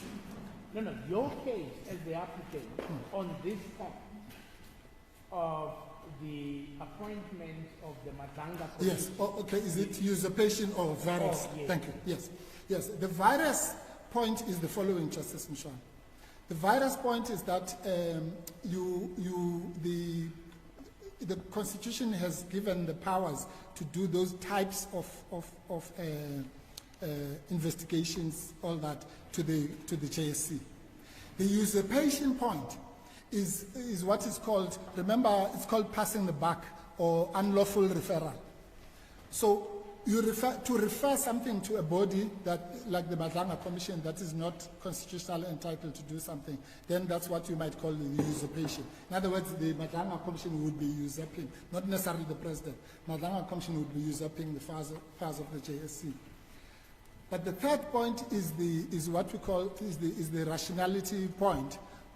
First in the form of virus, but also the linkage. The point we made earlier, that the outcome it has no bearing, and that also deals with Justice Lapes-Kachner's second point now. Remember, Justices, one of the terms of reference here is that the Madanga Commission must make recommendations for disciplinary proceedings. You'll find that at 07-50. So it cannot itself now be transformed into the disciplinary proceeding, because it is not. It was never meant to be. But in the formulation of the so-called leave of absence, you artificially want to portray the Madanga Commission as if it's a Mchunu disciplinary committee. It's not. It was never meant to be. At best, it can recommend such disciplinary. So again, it's just playing with words and trying to pull the wool over all our eyes. If that is the case, is it not bringing the Nemo debate non sua causa principle into the spotlight? Yes, absolutely. In what sense?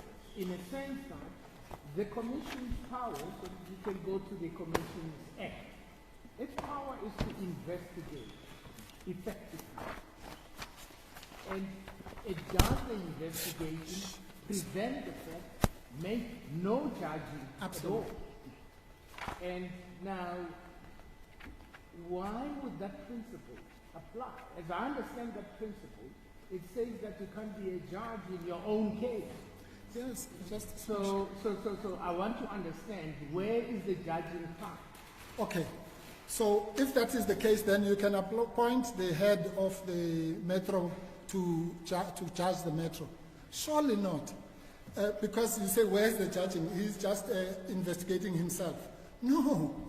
The point of the matter is that the reason you appoint a judge in the first place, according to the Western Cape case, is because you want to, if you like, borrow the impartiality of the judge, because that's a person who's already trained in that.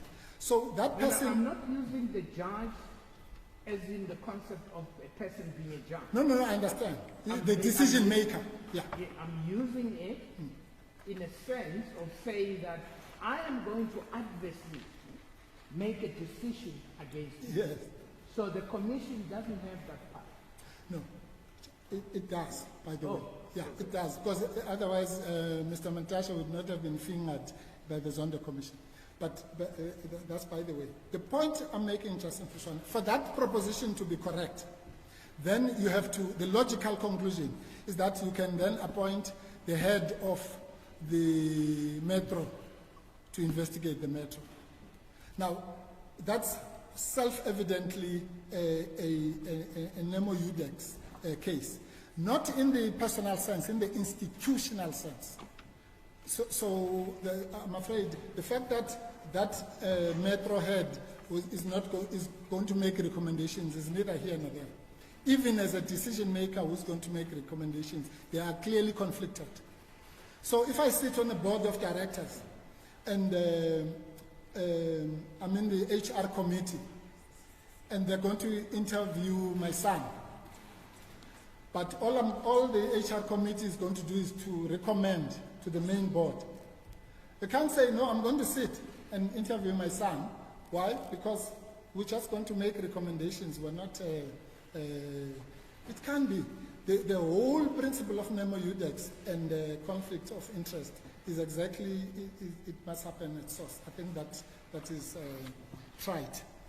The last point, and I won't make as much of this as I was going to, but I'll just refer the court to the famous Pinochet case on this. The Pinochet case you'll find at 040-1046. Lord Hoffman was sitting on a board. Justice Hoffman, yes.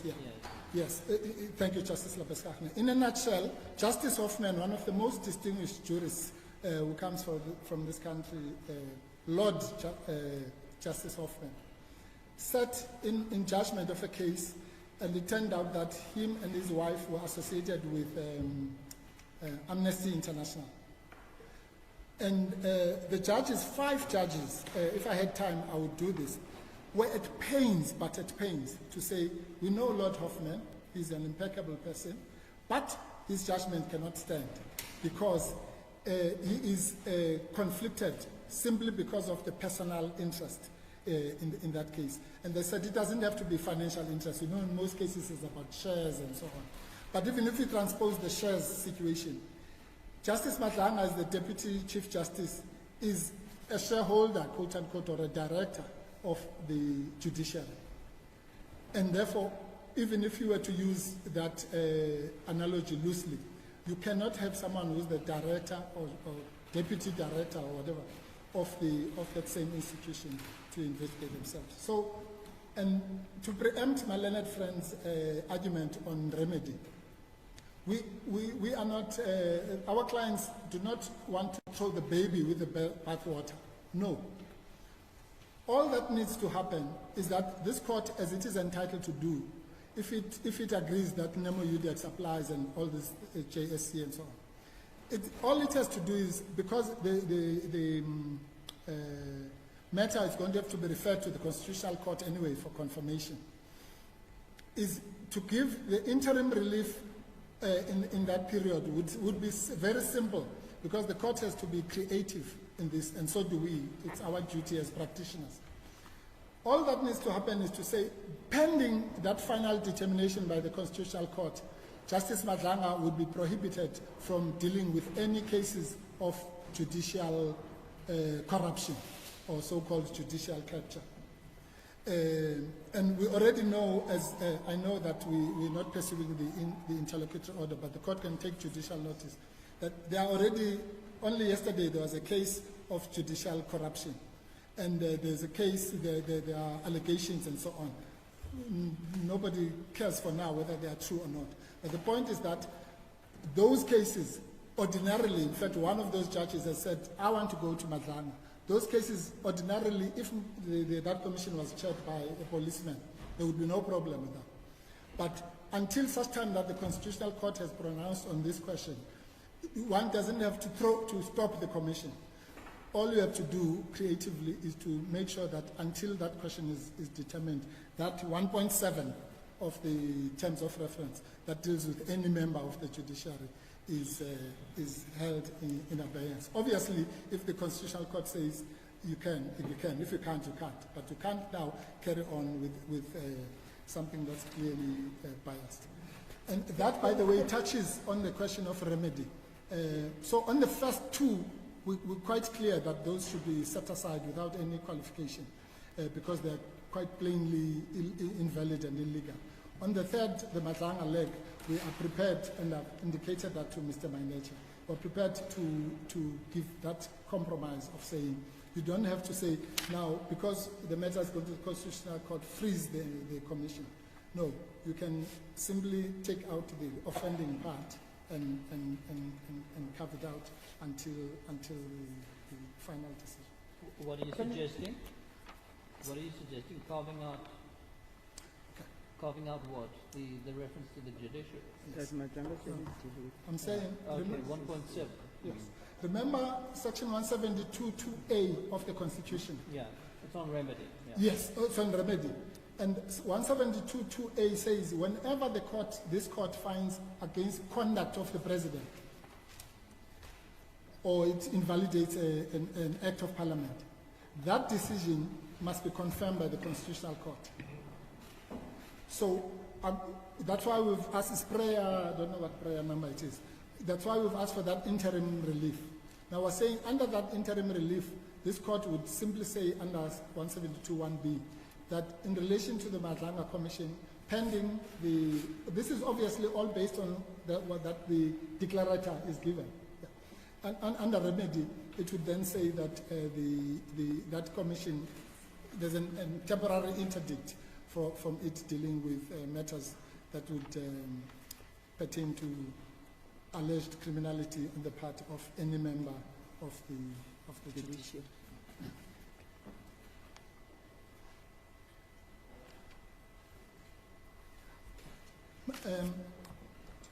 My learned friend, will promises that she'll just put in point form I think we did, in fairness, cover the rationality point in relation to the commission, but she comes from a different angle. Remember, these parties are different in the sense that the one is a political party, which is asserting its rights as such, and we are asserting individual rights of a citizen and a taxpayer. And obviously, all this must be tested against the law society standard as well, Justice Mchunu, which means it's something that is not in the interest of the people, is ipso facto not rational. So if you're going to pay 2 ministers, 2 bodyguards, 2 houses, and spend all this money for an indefinite period, it's clearly not in the interest of the taxpayer. And quite frankly, we will argue that it is disingenuous. There's no better or nicer way of putting it. For the president to now say, I've given them 6 months, because he knows that there's the caveat that says it must be given in 6 months subject to extensions. And every important commission has gone on for 4 years or whatever. And therefore, to have to pay for 3 or 4 years or whatever the period will be, 2 ministers, is simply the worst form of assault on the taxpayer and the citizen. So it's also irrational in that sense as well. Apart from the fact that some of the breaches that we're talking about are criminal in terms of the PFMA and various other statutes. Yes. Anything else, Justices, I'll deal with it in reply. I think we've covered. So all in all, in respect of each of those, ultra-virus or rationality or breach of fundamental rights, those 3 decisions are clearly outside of the Constitution or not empowered by the Constitution. Maybe let's put it that way. Let me understand something. Unless if my reading of the papers is incorrect, you made mention of pending the decision of the Constitutional Court. Yes. Now I need to understand, because the notice of motion that I have, unless if there is an amended notice of motion, it says 3.2, pending the delivery of any reserved judgment and or final outcome of this application, including confirmation proceedings, if any, suspending the operation and or effectiveness of the conduct of the decision to refer to in prayer 2. Now, the confirmatory proceedings, you're referring to what? Because it says if any. I'm not sure whether we do have something that requires confirmation. Yes. Okay. Perhaps just to clarify, No, fair enough. I may be at the wrong. Yes, no, it's a valid question, Justice. It's the question that I'll just answer to Justice Lapeskachner. If you go to section 172 of the Constitution, subsection 2, Yes. it says, the Supreme Court of Appeal and the High Court of South Africa, which is where we are now, or a court of similar status may make an order concerning the constitutional validity of skip Act of Parliament, Provincial Act, and go to the third one, any conduct of the President. Okay? So in other words, if you made the order here concerning the validity of any order of conduct of the President, it would be the same as if you were making an order for invalidating an Act of Parliament. And we all know that all those 3 things, this is the important part. It says, but an order of the constitutional invalidity, which is the one we're seeking, okay, has no force unless it is confirmed by the Constitutional Court. Okay. So the easiest way, Justice Mchunu, to understand this is to say, assume I was here about an Act of Parliament. So you would grant me my order and say this Act of Parliament is invalid. But that order cannot take effect until it's confirmed by the Constitutional Court. In fact, I just did a case like that 2 months ago. It was made by by one of the justices here. And we went to the Constitutional Court for confirmatory proceedings, and it was reversed, the decision here, about a week or so ago. So that's exactly the same process when you are dealing with the conduct of the President. So it's dependent on this court declaring the conduct invalid, to be constitutionally invalid. Absolutely. And if the court doesn't go that way, the interdict that you're seeking or the suspension that you're seeking. Yes, that's why yes, absolutely. That's why I said to the justice, all of this is based on 172(1)A, having been satisfied. Because if it's not, well, there's nothing to confirm or not confirm. So again, if I came here and said Act 3 of 2025 is invalid, No, understood. but the court is against me, then that's the end of it. There's nothing now. If on remedy anything were to be set aside, it would have to be subject to confirmation. If you come home on a declarative of invalidity and any part of the decisions or whatever were to be set aside, does it of necessity invoke the suspension provision subject to the concord? No, absolutely, that's correct, Justice. Yes. In other words, remember, it's A and B, 1A and B. So you don't even get to B if you don't come home on 1A. So in other words, it's the decision on 1A is what gets suspended. And that's why you have an obligation, if you are in my position, to say to the court, what must happen in that period? And what we're saying is that in relation to the Badlanga Commission, we make the concession that says what must happen in that period is not that we stop everything. It would be in the interim only. It's just a holding order to say it must not deal with the controversial issue of the judicial. If the Constitutional Court confirms us, then obviously that would be permanent. That.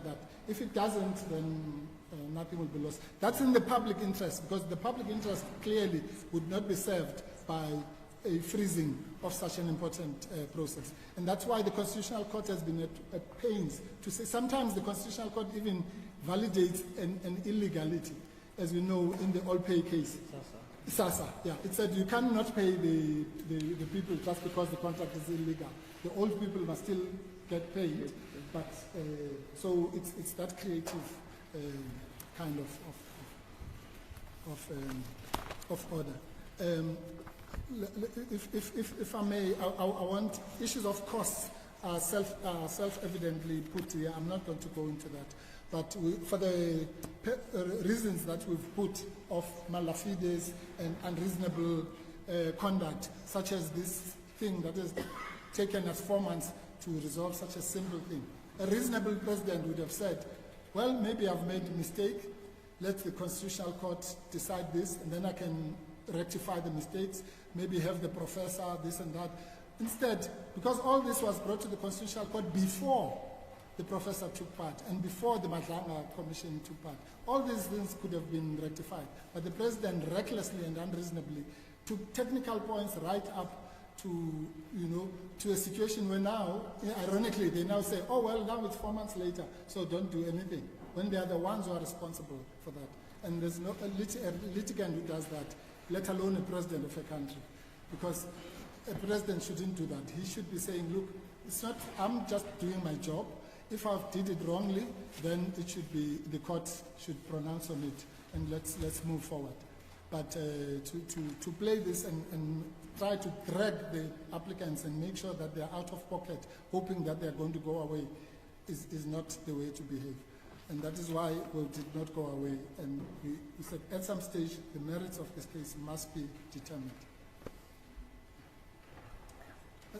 As the court pleases, I'm indebted to the court. Thank you, Mr. By the interactions as well, as the court pleases. Thank you. Should we Mr. Gauteng, can we just take I think we all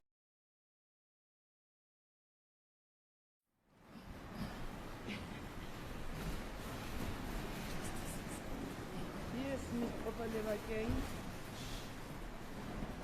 15 minutes uninterrupted. Then we'll interrupt you after 15 minutes.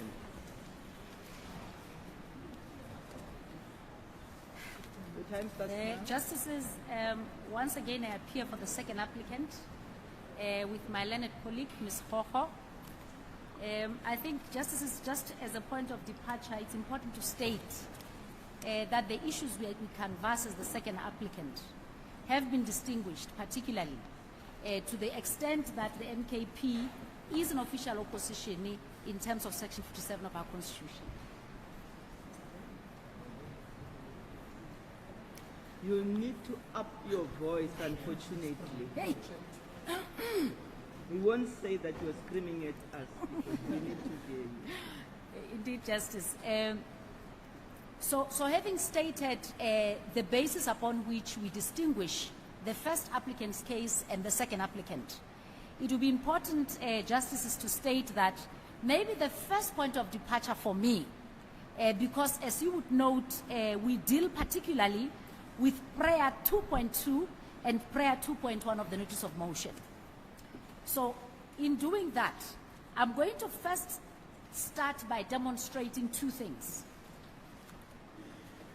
That we deal with the decisions of the President of the 13th of July, particularly being, one, the placement of Minister Mchunu on leave of absence, and second, pending the outcome of the Commission's investigations. And I say this because we are going to demonstrate that the placement of leave cannot be linked to the outcome of the Commission's investigations. Then secondly, Justices, will also seek to demonstrate that the consequences and/or the appointment and establishment of the Commission of Inquiry is on its own, for these purposes, the decision irrational. Now, I would like, for starters, to postulate my argument by starting where there was an issue raised and discussed quite a bit between the Justices and my learned colleague, Mr. Mpofu. And by doing so, I would like to refer the Justices to section 01540 of case lines. This would be the statement by the Office of the Chief Justice of the 10th of July, 2025. I start by this statement, Justices, because there was a question of ultra-virus. There was a question of whether or not there was the appointment of the Commission. Does it usurp powers of existing institutions? So I think this will be the first point that one would need to address. But to do so, Justices, it's important to probably read into the record what the statement of the 10th of July says. And I'm going to just refer to a few paragraphs, although unnumbered. The very first paragraph states the following. It says, the judiciary has noted with serious concern the recent remarks made by Lieutenant General Mkhwana of the South African Police Services during his media briefing on Sunday, 6 July, during which he alleged collusion between, amongst others, the judiciary and criminals. Such claims made without substantiation are extremely damaging to public confidence in the independence and integrity of our courts, a fundamental pillar of our constitutional democracy. Then the statement continues and it says the following on the third paragraph. It says, in this regard, the Acting Secretary General of the Office of the Chief Justice has formally requested the National Commissioner of the SAPS and the Provincial Commissioner, Lieutenant Mkhwana, to furnish evidence in support of these allegations and to lodge formal complaints where warranted with the Judicial Services Commission and or the Magistrates Commission. These bodies are constitutionally and statutorily mandated to investigate complaints against judicial officers. The JSC derives its authority from Section 178 of the Constitution of the Republic of South Africa, read with the Judicial Services Commission Act 1994. So with these paragraphs that I have stated, it is important to state that, as a matter of fact, we do agree, we say, by appointing and establishing a Commission of Inquiry, whose responsibility is to investigate issues that are ordinarily vested and constitutionally mandated to the Judicial Services Commission and to the Magistrates Act, is on its own the usurpation of powers which ought not have happened. So we say, firstly, the decision of the President to establish the Commission of Inquiry, to the extent that the terms of reference of the Commission of Inquiry usurps the powers of constitutionally mandated organs of state, is on its own irrational. So that is our first point of departure. Now, Justices, I then would like to go back a little bit.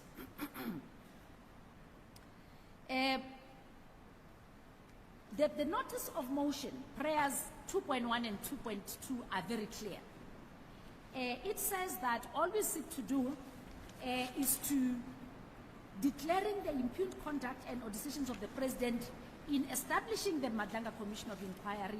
Secondly, placing Minister Senzo Mchunu on leave of absence.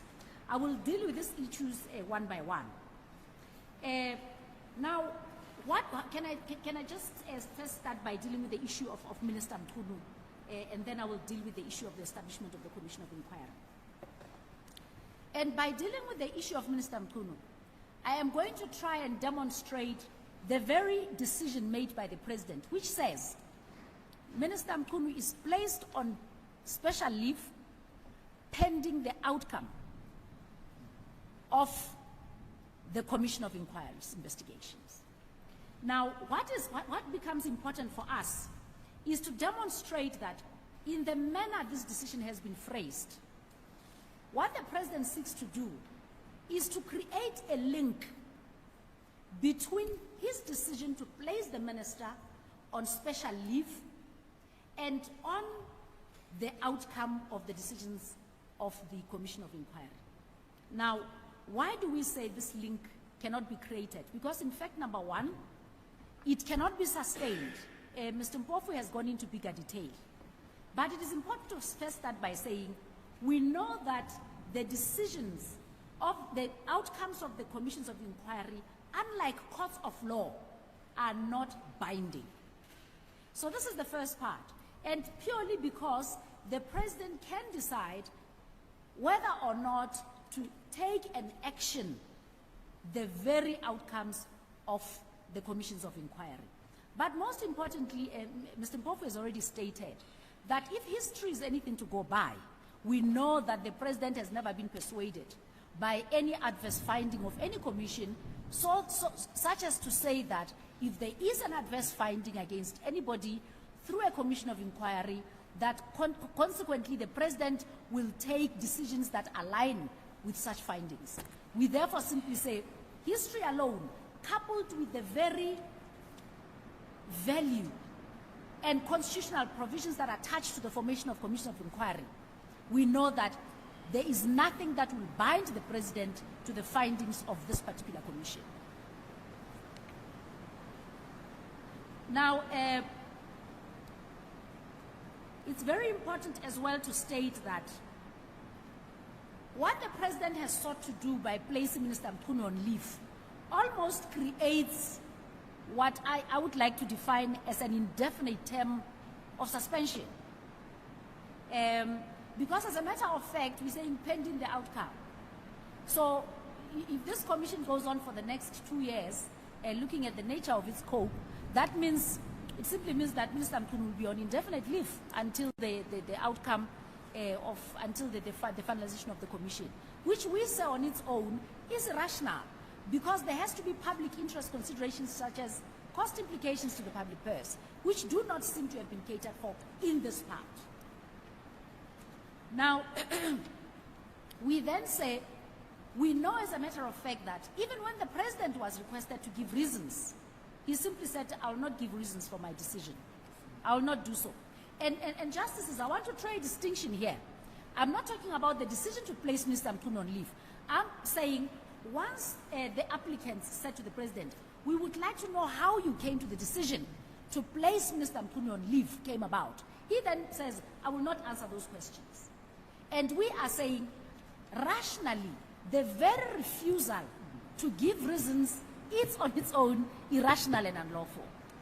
And as a result, that alone should be enough to say the decision of the President was taken irrationally.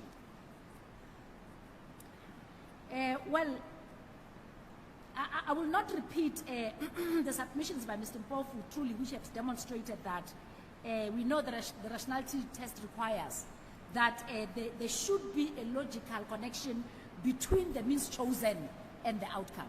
And we know that, as I've already stated earlier, there is no rational connection between the decision made by the President and the outcome of the investigations of the Commission.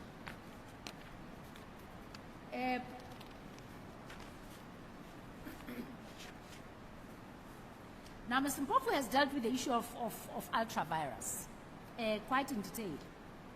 But I'm going to try and deal with this other element of rationality on a different test, and most importantly, focusing on the one case of the City of Cape Town versus Premier of the Western Cape and others. Justices, I will refer you to, it is on case lines reference 040 to 125. 040-1, 145 to 160. And most specifically, Justices, I'm going to refer this court specifically to paragraphs 89, 88,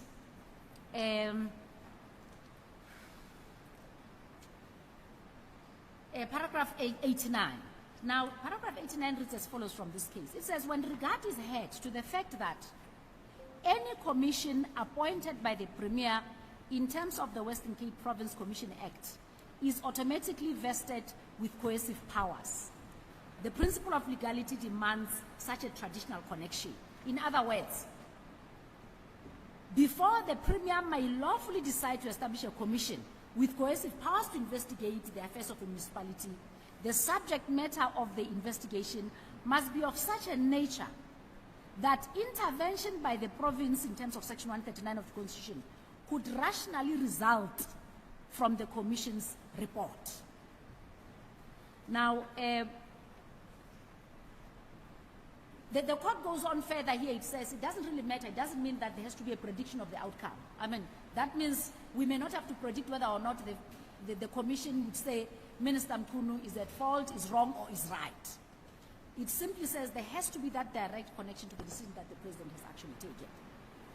Now, I'm going to refer this court to a number of paragraphs here as I go into the issues one by one, just so I can be able to demonstrate the various interlinkages here. But Justices, let me go into this particular issue of the artificial link, because I think it is very important that we address it in its totality, to demonstrate and secondly, to demystify the very existence of the link.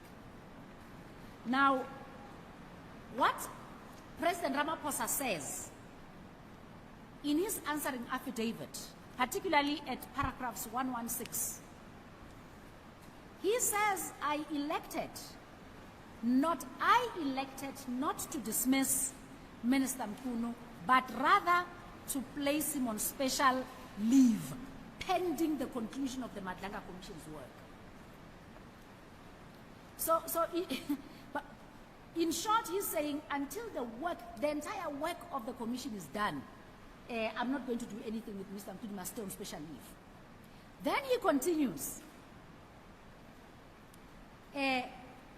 We know that Minister Mchunu, in his answering affidavit as well, paragraph 14, he says he accepts and supports the President's decision. And of course he says he accepts because in this case, unlike the defense that the President later gives by saying, well, you should remember, I once granted leave of absence I once placed Dr. Mkhize on leave of absence for very obvious reasons, because they had been requested at the time. But in this instance, and if we go to, I'll refer the court, I'm just worried that if I refer the court, I might take a bit of time. But what is the fact is that the reading of the presidential proclamation as far as placing Mkhize on special leave versus Minister Mchunu are entirely different. Minister Dr. Mkhize at the time had requested to be placed on special leave. In this case, the President says he elected to grant special leave to Minister Mchunu, to place on leave of absence. Now, I draw this so that one can be able to demonstrate that even the defense of it is deliberately trying to almost pull wool over the face of the South African public. Because it cannot be so that when we look at the case that the President makes, that I made this decision to put Mchunu on leave because he needed to have this time to have his name cleared. Mr. Mpofu has dealt with the issue fully on why Minister Mchunu, Minister Mchunu doesn't even attend an interview. He's not an employee in the strict sense. He has literally been chosen to serve at the pleasure and behest of the president. And therefore, when it is time for him to leave, there is no need whatsoever in law for him to now have what is called audi alteram partem. Now, the controversies that are important to highlight is that the Commission's terms of reference on their own hardly mention Minister Mchunu. This is very important to highlight. The very terms of this Commission on whom a strict reliance is placed to put Minister Mchunu on special leave barely mentions Minister Mchunu. They don't at all. So you then come to ask yourself, how is this at all connected to this decision that the president has made?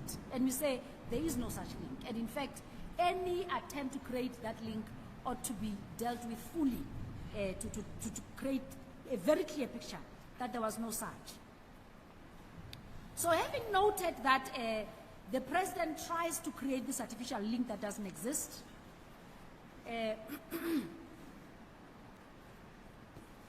trying to create that artificial link that doesn't exist of placing Mchunu on special leave will demonstrate that, one, the president failed to consider first, obviously, the cost implications that we have stated on the Commission's impact, which is a critical consideration on irrationality. We know irrationality has to consider, amongst others, public interest, which goes to the cost implications that are associated with having 2 ministers of police because one is placed on special leave for an indefinite period of time.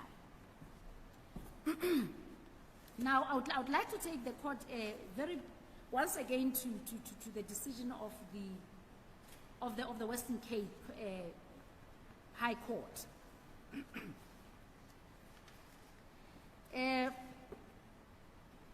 I would like to refer this court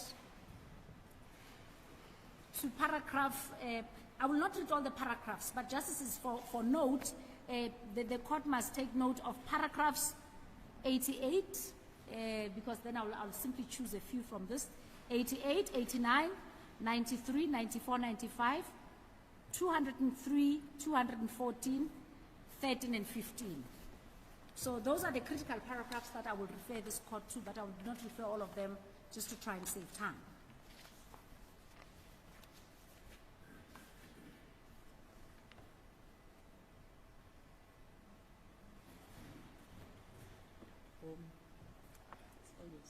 Okay, Justices, I would refer the court particularly to the second applicant's heads of argument, where we make full reference to the case, or I think it's paragraph 51.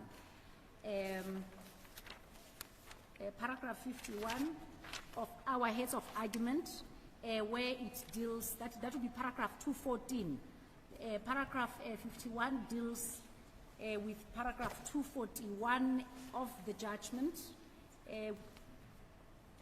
Case lines reference 006-15.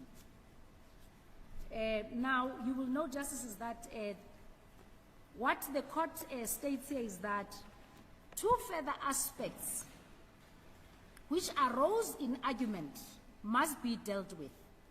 The first concerns the procedure which was adopted by the Premier in appointing Erasmus J. It is common cause that the Premier invited Erasmus J to chair the commission. In the Premier's answering affidavit, he states that before establishing the Erasmus Commission, he obtained the permission of the Judge President of the Cape High Court.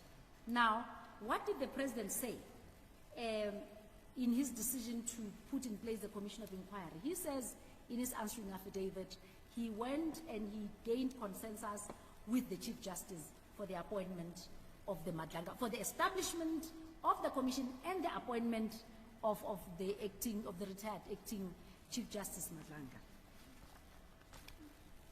Now, there is no difference, therefore, in how this case transpired in the Western Cape and this particular case regarding the Madanga Commission establishment. Now, I would like to continue to the last paragraph. Well, it should be paragraph 215. It says the following. Oh, yes. Yes, paragraph 215 of the judgment, paragraph 52 of the heads of argument. It says, in my view, such a procedure is inherently undesirable because it is the representative of the executive who chooses the judge concerned. Such a procedure can lead to suspicion that the judge was chosen because the executive believed he or she would make findings or recommendations which would suit the government.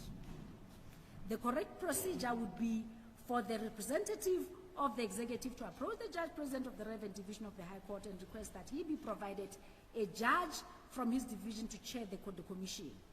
The judge president would then select a judge, due regard being held to the nature of the commission and the particular attributes and experience of the members of his or her bench. Now,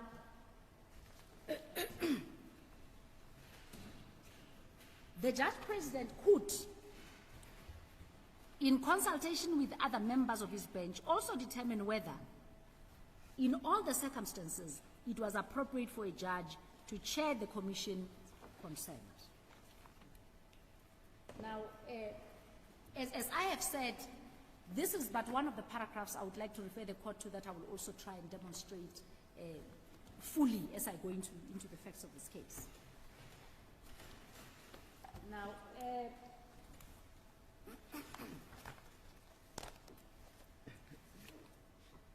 Mr. Mpofu has dealt with different areas of rationality. He has gone into fully. He has dealt with the issue of ultra-virus. I would now like justices to probably deal with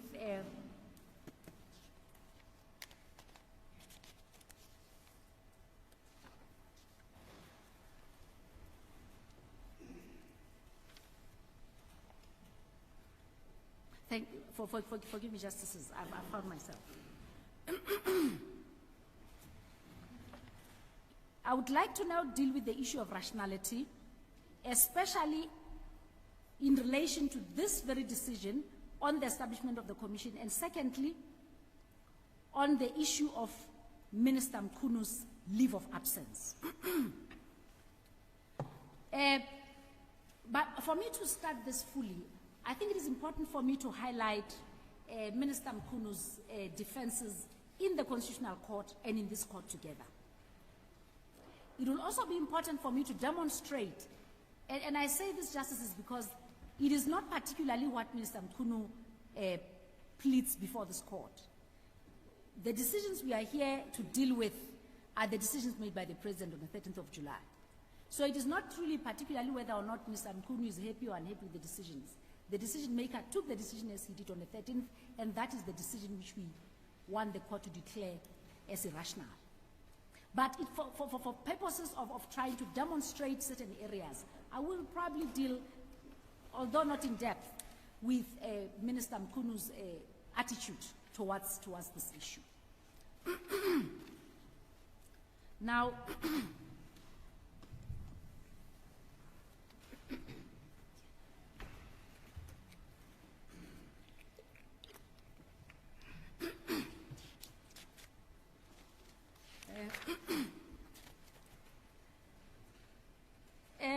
first of all, justices, I would like to state that even if for once the placement of Mr. Mchunu on special leave was correct and the establishment of the commission were also not ultra-virus, we should say it is, and there is in fact no issue on usurpation of powers, because we say, first of all, the court will have to determine, one, whether the placement of Mchunu was rational, and we say it's not. Secondly, the court will then have to decide whether the establishment of the commission, as far as the usurpation of powers of the Judicial Services Commission and the Magistrates Act are concerned. If we are wrong in that regard, then we are also saying the court must also decide, most importantly, whether or not, in fact, the powers that have been given to the Commission usurp the powers of the Judicial Service Commission as a constitutionally mandated instrument to deal with concerns of conduct of judges and or magistrates.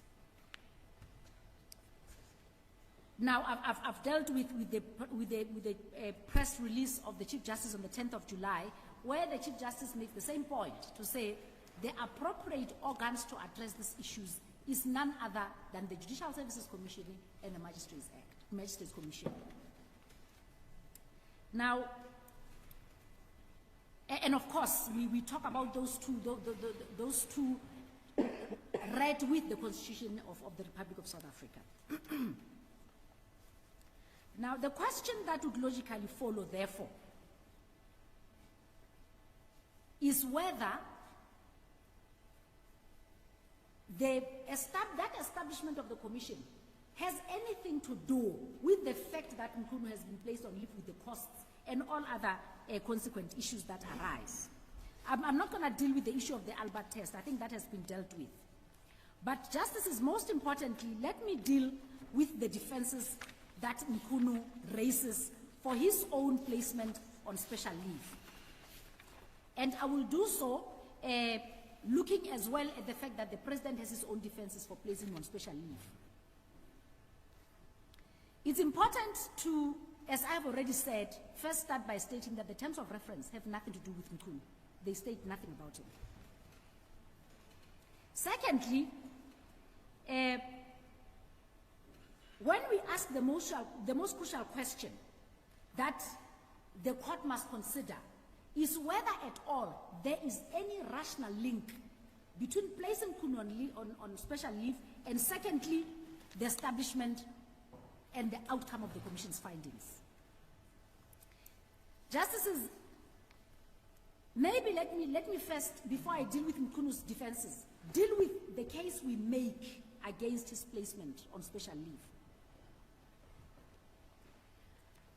In our founding affidavit, particularly at paragraphs 28, 30, 61, 83, 89, and 93, case lines reference 002-2 to 45.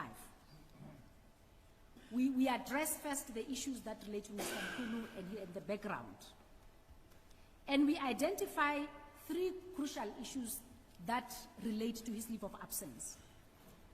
We state that because he's on leave of absence, he continues to enjoy what I define as ministerial benefits that deal with the public purse on an indefinite period, because there has not been a period that has been established here of his leave of absence. And then we deal with the fact that Mr. Mchunu is in fact on holiday, and this is what we say in our founding affidavit as well at paragraph 89. We also highlight very strongly the fact that Minister Mchunu did not request the leave of absence.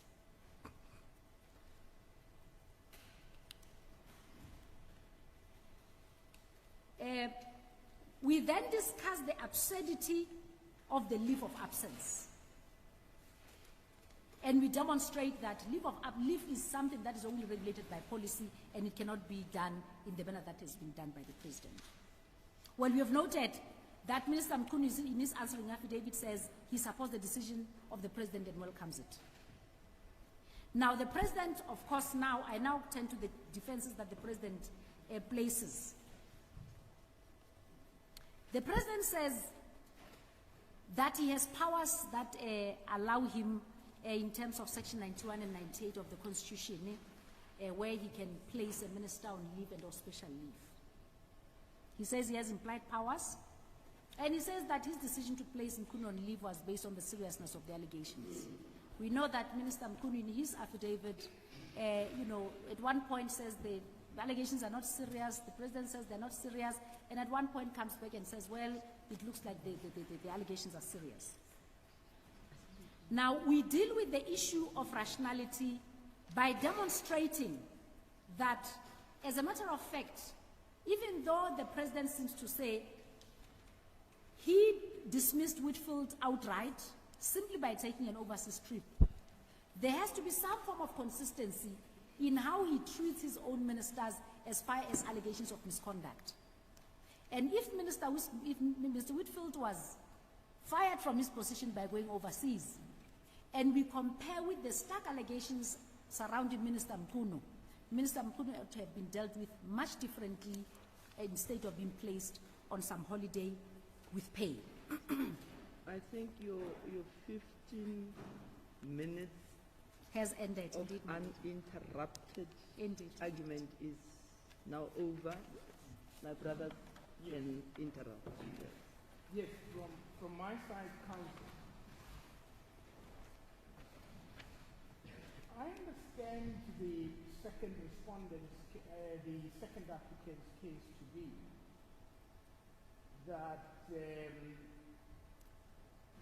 placing Minister Mchunu on leave of absence and also the establishment of the commission is what you are attacking. Can you hear me? Yes, Justice, we are attacking one, the placement of establishment of leave, as though it is linked to the outcome of the findings of the commission. Yes, because the decision itself seems to say he is being placed on special leave pending the outcome of the findings of the commission of inquiry. Right. Now, if you look at the terms of reference, they appear, I think, on 00750 as -50.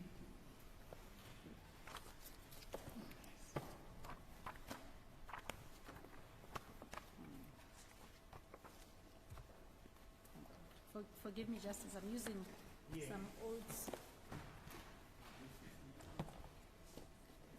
Yes, Justice, I'm there. Yes. The terms of reference tells anybody who reads the following.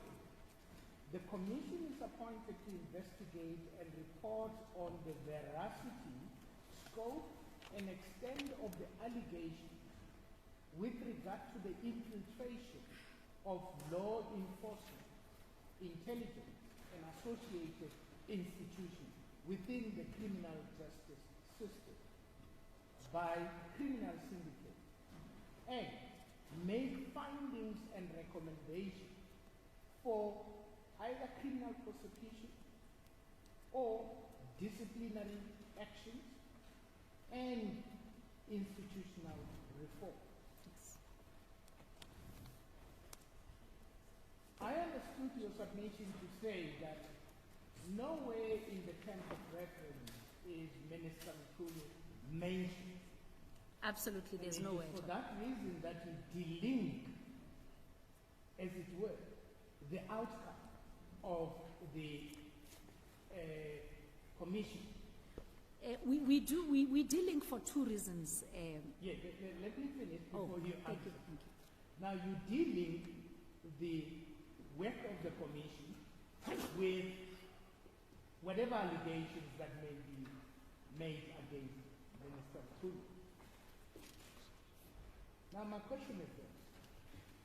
The findings that are to be made by the commission, would you say they are factual findings or legal findings?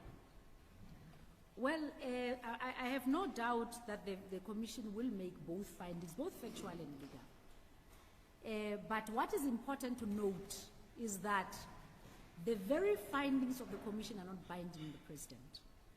In fact, as a matter of fact, Justice, if you see the very paragraph that you've just read, says the recommendations for criminal prosecution, for disciplinary action, and institutional reform. And none of those three have any bearing on Minister Mchunu. That is when you, if you ignore the sentence that follows after.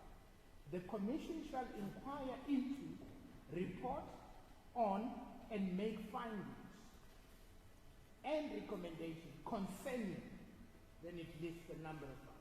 Yes.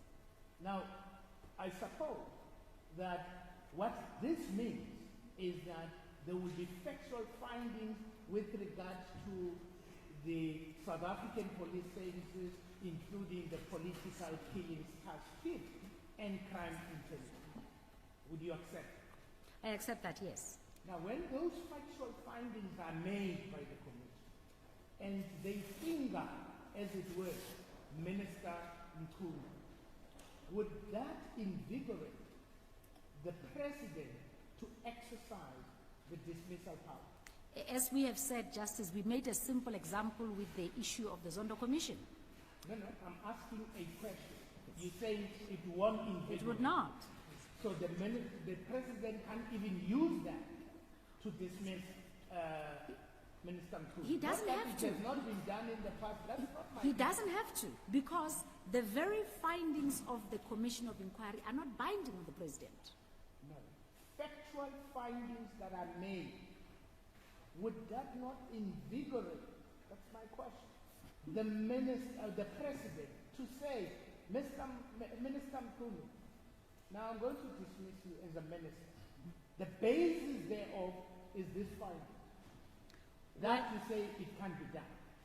Well, invigoration, Justice, I can very well understand, but we know as a matter of fact that it is not necessary. In fact, ministers do not serve because there has been reasons advanced to the president to make them serve. Ministers serve purely at the pleasure and behest of the president. That is why he can wake up tomorrow and tell us that he's doing what is called a cabinet reshuffle. Because at his pleasure at that particular moment, he no longer wishes Minister A to serve. And he does not have to have a single reason to do so. Is your understanding of rationality as a species of legality that it involves also procedural rationality? Well, maybe Justice, let me say this.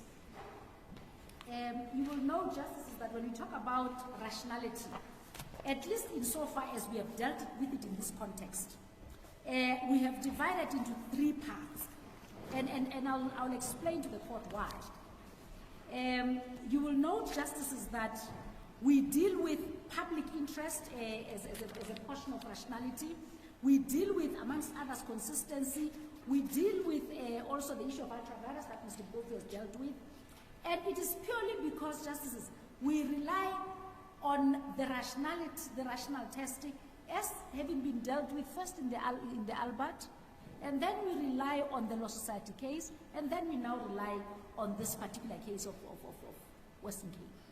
Now, the most important thing to state is that procedural rationality is in fact a series of rationality, a species of rationality. Okay, that was my question. Absolutely. So now, let's accept that in law, when we talk rationality, we also talk procedural rationality. Absolutely, Justice. Now, and we must also possibly accept, unless if you don't, that any executive decision must also have procedural rationality. Well, Justice, I would absolutely agree.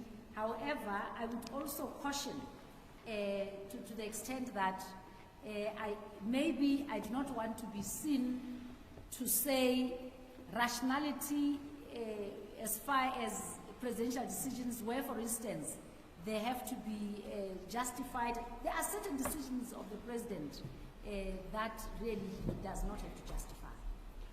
Yeah, well, I'm talking at a general level. Oh. I'm not being specific Absolutely. to the facts Then I agree, of Justice. this case. I absolutely agree. I am saying at the level of principle, any executive decision may be challenged on procedural irrationality. Absolutely, Justice. There I agree with you. Now, let's look at or postulate the decision of the President to dismiss Minister Mchunu. Now, that is an executive decision. Yes. Would you agree? Absolutely. Would it require procedural rationality? No. Why not? And Justice, this does not first start with the dismissal. I think we must not look at a dismissal in isolation as far as ministers are concerned. In the first place, when Minister Mchunu is appointed, nobody demands a rational reason for his appointment. Nobody does. But that's not where I am. No, that's indeed. not where I am. I agree. I'm just simply saying, when we start, we just don't look at the tail end of the dismissal without looking at it holistically. The question, and it's rhetoric, Justice, to say, does the President have to justify himself in appointing Mr. Mchunu? The answer is no. Does he have to justify himself in dismissing him? The answer is no. That's the part that I want to understand, the logic behind that. Because the appointment, as I indicated to Mr. Mpofu, I don't see it as something very adverse. I see a dismissal of a minister as something very adverse. I don't think any minister would be happy to be dismissed, but any minister would be happy to be appointed. Any minister.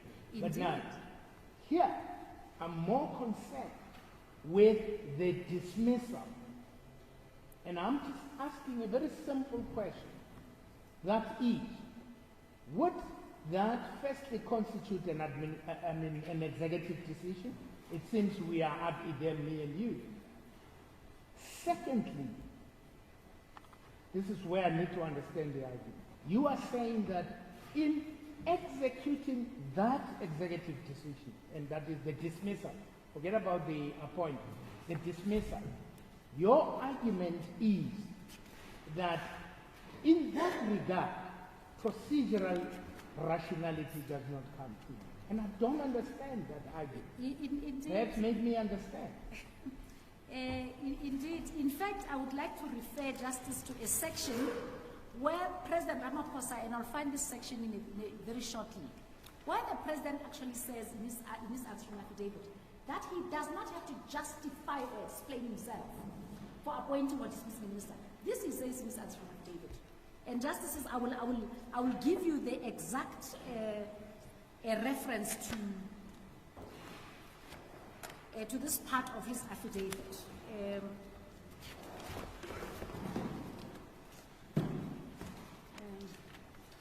If the court will just bear with me for a minute. Are you seeking to deal with the appointment issue? No. The President in this regard was dealing with the question of his decision to place Minister Mchunu on leave. And he says, amongst others, he says, as a matter of fact, there is no reason for me to justify myself, be it in appointing and or dismissing the minister. This is what Counsel, in such circumstances, will the law impose an obligation on the President to be rational? Of course, indeed, the President has to be rational. But we should not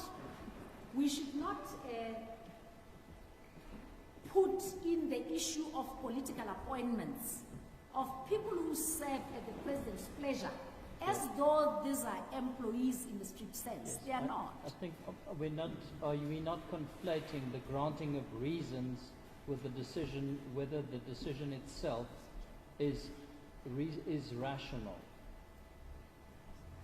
Well, Justice, I think I would agree with you there, Justice. But what is important that I do not want us to mistake is this.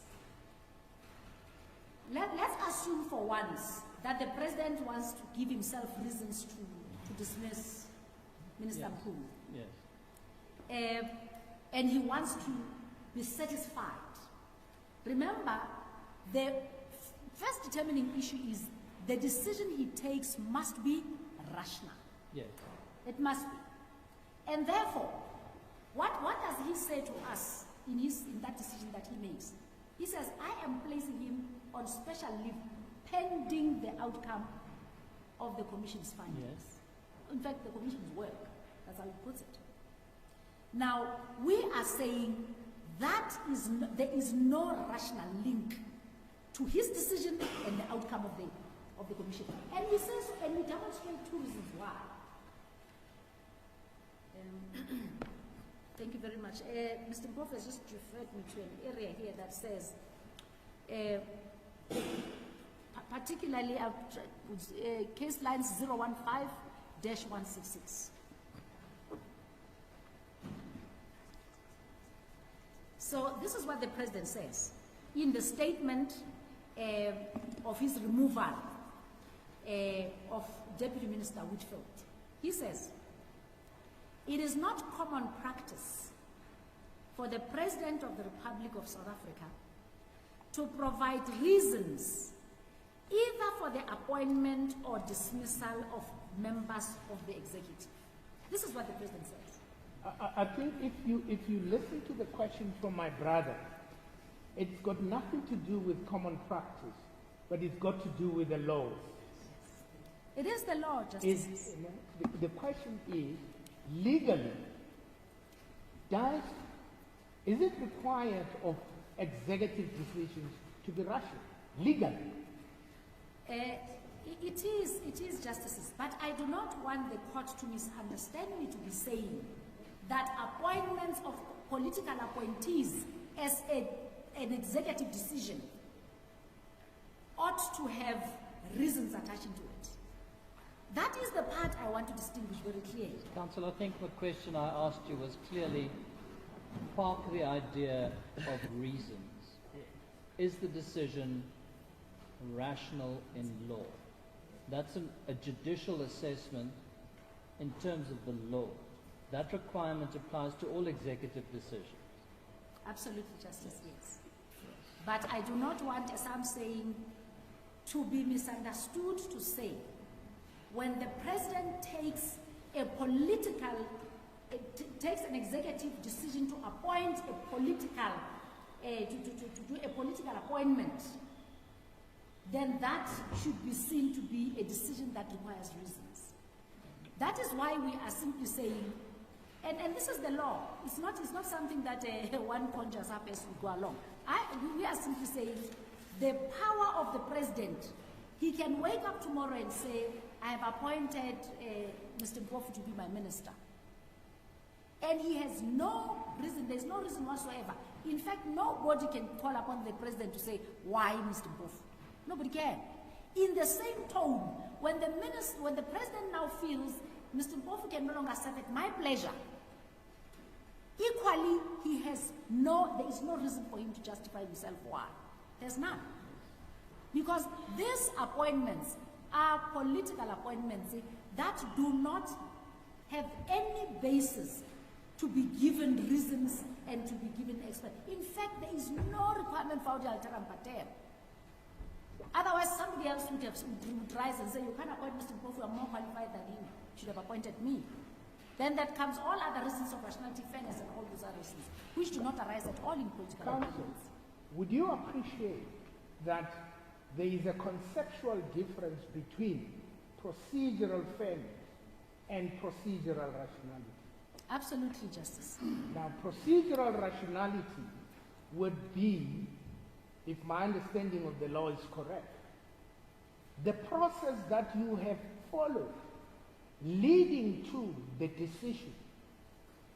Now, in this instance, the process that the President would have followed of any form leading to the decision to dismiss Minister Mchunu, is that part of procedural fairness, procedural rationality or not? And if you answer me there, perhaps I'll keep quiet until the end of the Justice, maybe let me say procedural rationality. We are talking concepts that are interrelated. We cannot divorce the two. We cannot. And we are saying, if the President wishes to say, "Well, I now want to dismiss Minister Mchunu," what has to lead to the process for him filing this? In fact, we are saying the allegations of the sixth, this is where the other species of rationality come in, Justices.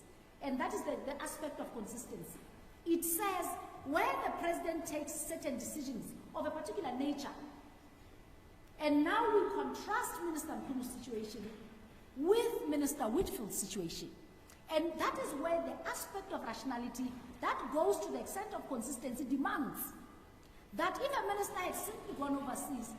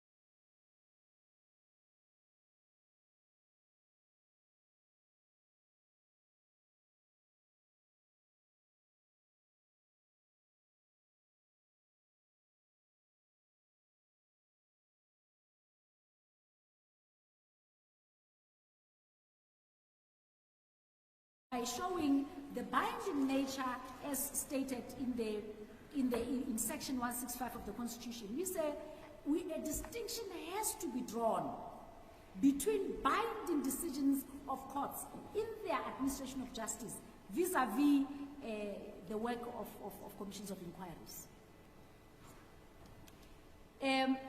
We also wish to highlight, secondly, that if the president wanted to have, and just I want to refer to that part of the terms of reference that were referred to, particularly, because it states 3 areas. First, it refers to discipline. Secondly, it refers to, if you bear with me, Justices, the terms of reference refers to 3 areas. It says, to make findings and recommendations for 1, criminal prosecutions, 2, disciplinary actions, and 3, institutional reform. So those are the 3 areas for which the Commission can make findings and or recommend. And I do not disagree with the other things that follow underneath. So the issue here is that the outcome is not the Mchunu Disciplinary Committee. That is not the outcome.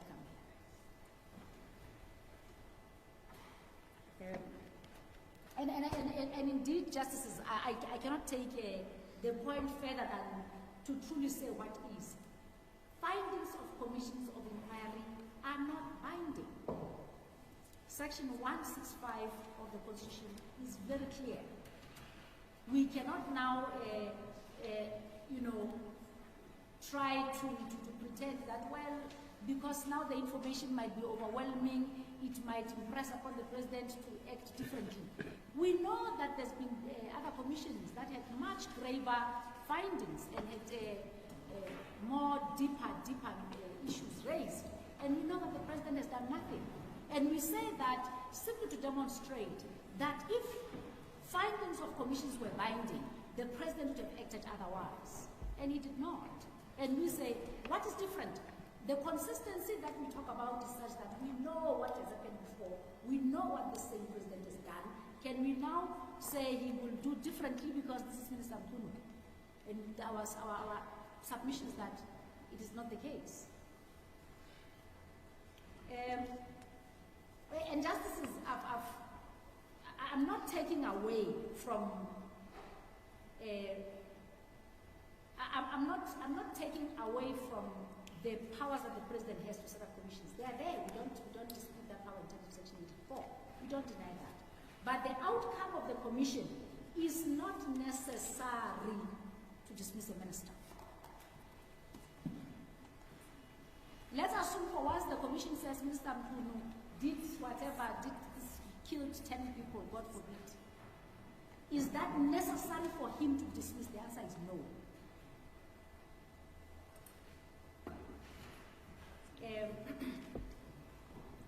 But Justices, I think truly that is probably as far as I would try to demonstrate the powers of the president as far as it relates to the establishment of commissions, and most importantly, their binding nature.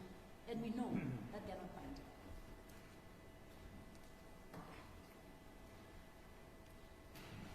Now, Justices, I would like to you would note that in our heads of argument, we have spoken briefly about the 2 articles of Michael Bull and Bishop.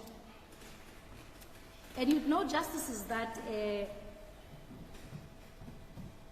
these 2 authors go deep into the commissions in South Africa, how they have happened, their benefit to the South African public as far as assisting the public to know the truth and to go deeper into the issues. But you would know, Justices, that these 2 authors are very skeptical at the purpose of commissions. In fact, Justices, you will note that the first thing that is used on our heads of argument, we cite a poem that was written by Michael Bishop. That was quoted by Michael Bishop. Forgive me, thank you. And what he quotes, this is the first part of this poem. It says, if you are pestered by critiques and hounded by faction, if as a president, you are now being critiqued by all your opponents and your political rivals, to take some precipitate positive action the proper procedure to take my advice is appoint a commission and starve off the critics. By shelving the matter, you daunt opposition and blunt its impatience by months of attrition. And indeed, that's what it is. Replying, meanwhile, with a shrug and a smile, the matter has been referred to a royal commission. Thus, once a commission in session commences, all you have to do is sit on your fences, no longer in danger of coming a cropper. For prejudging his findings, it's highly improper, which is exactly what the president is saying. He says, well, I'm not going to fire Mchunu, I need to wait for the outcomes of the commission. After all, Minister Mchunu can come back innocent. It's exactly, or guilty, this is what he says. Let's not prejudge the findings of the commission. When the subject has been held for so long in suspension that it ceases to call forth for debate and dissension, announce without fuss, guys, there's nothing more to discuss. The Royal Commission's retired on a pension. Because that's exactly what it is. The same answer that says, we are still, do not worry, this matter is being looked at by the commission. But your minister, evidence is coming up in the commission every day that continues to implicate your minister. Well, the commission is still dealing with it. Until 2 years later, when all of us who are supposed to be critiquing the situation have nothing better to say, and all we are told is, well, the commission has ruled. And indeed, justices, you will note that these two authors make a crucial distinction and demonstrate the difference of Section 165 of the Constitution and Section 84 that deals with the establishment of commissions. It says, we know that the findings of courts are binding. We know that findings of certain arms of government are binding, but we know that findings of a commission are not binding. But do they agree that they are costly? Yes. It says commissions will come at a hefty price. Does it consider the expense that is borne by the taxpayer whilst issues that are hot and burning to the public interest are not being dealt with? The answer is yes. The commission will go on for another 2 years, 2 billion down the line, and well, let's wait for the findings of the commission. While in the meantime, people are enjoying the benefits of being government employees, having bodyguards, having government benefits, all through which we know the person ought not have continued to be kept in place as a minister.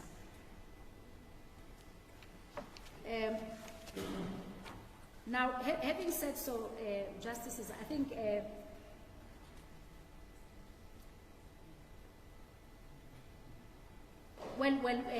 I think I've referred the court to the answering affidavit of Mr. Ramaphosa. That's a section, Annexure AE5, that's the annexure I have read, where the president states that he has no reason to explain himself. Now, I have dealt with them keys a precedent, and that I think has been done. And now, if we have to now close off and talk about the rationality of this establishment of the commission, and to wrap up, we say, we know that even the Chief Justice says establishing the commission usurps powers of existing structures of government. It usurps their powers. She says so in those explicit words on the 10th of July. Now, we now look at the academic writings that say, we know what South Africa uses commissions for. All we know, we'll sit there while we are agitated and angry, and we'll be told, oh well, wait for the commission to come to its end. Now, I have dealt with different perspectives of these two authors in our heads of argument, and I've demonstrated the impact where they say, even though commissions are good for the ear, people learn, they hear, they listen, but they lack legal authority that they ought ordinarily to have had. And of course, the authors continue and they indicate that, unfortunately in South Africa, commissions have a serious perception of political manipulation, they seem to serve the government of the day. And therefore it becomes difficult to get to the conclusion of issues. Justices, maybe I should just ask my colleagues if there's any other issue that I would like to address if I have not missed anything.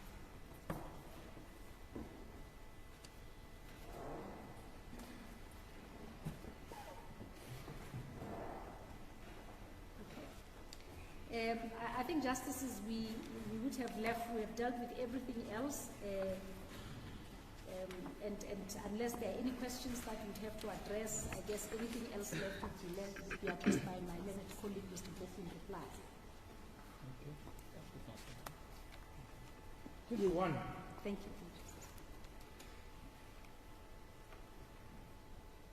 you.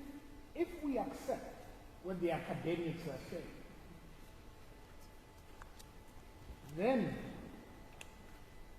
we may as well say, probably in our judgment, there's no need for the commission.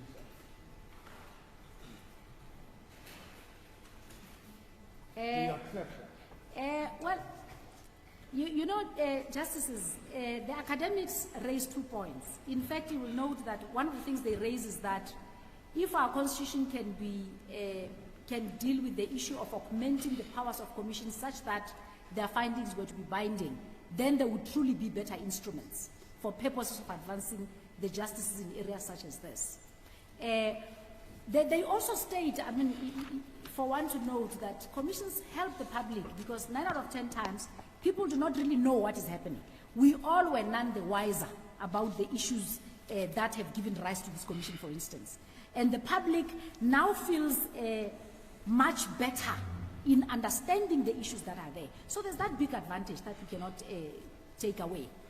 But the issue is this one core thing of the non-binding nature of the Commission's findings. Because you then ask yourself, Justices, after 2 billion down the line, and really the President is not bound to do anything. He really is not bound. And most importantly, he's not bound, this thing will not give rise to a disciplinary committee and Mr. Mchunu. It can't, amongst others.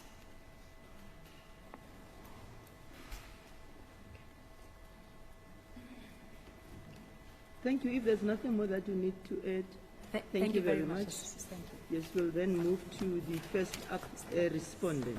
Mr.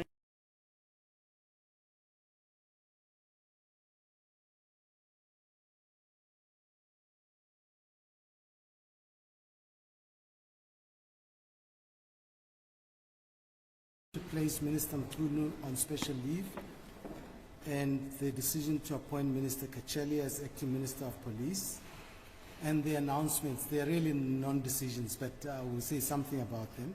And then I'll say something in brief about remedy along the way. And my learned friend, Dr. Muvhango, will deal with the decision to appoint the Commission of Inquiry. And then she'll deal with what they have referred to as an interim relief.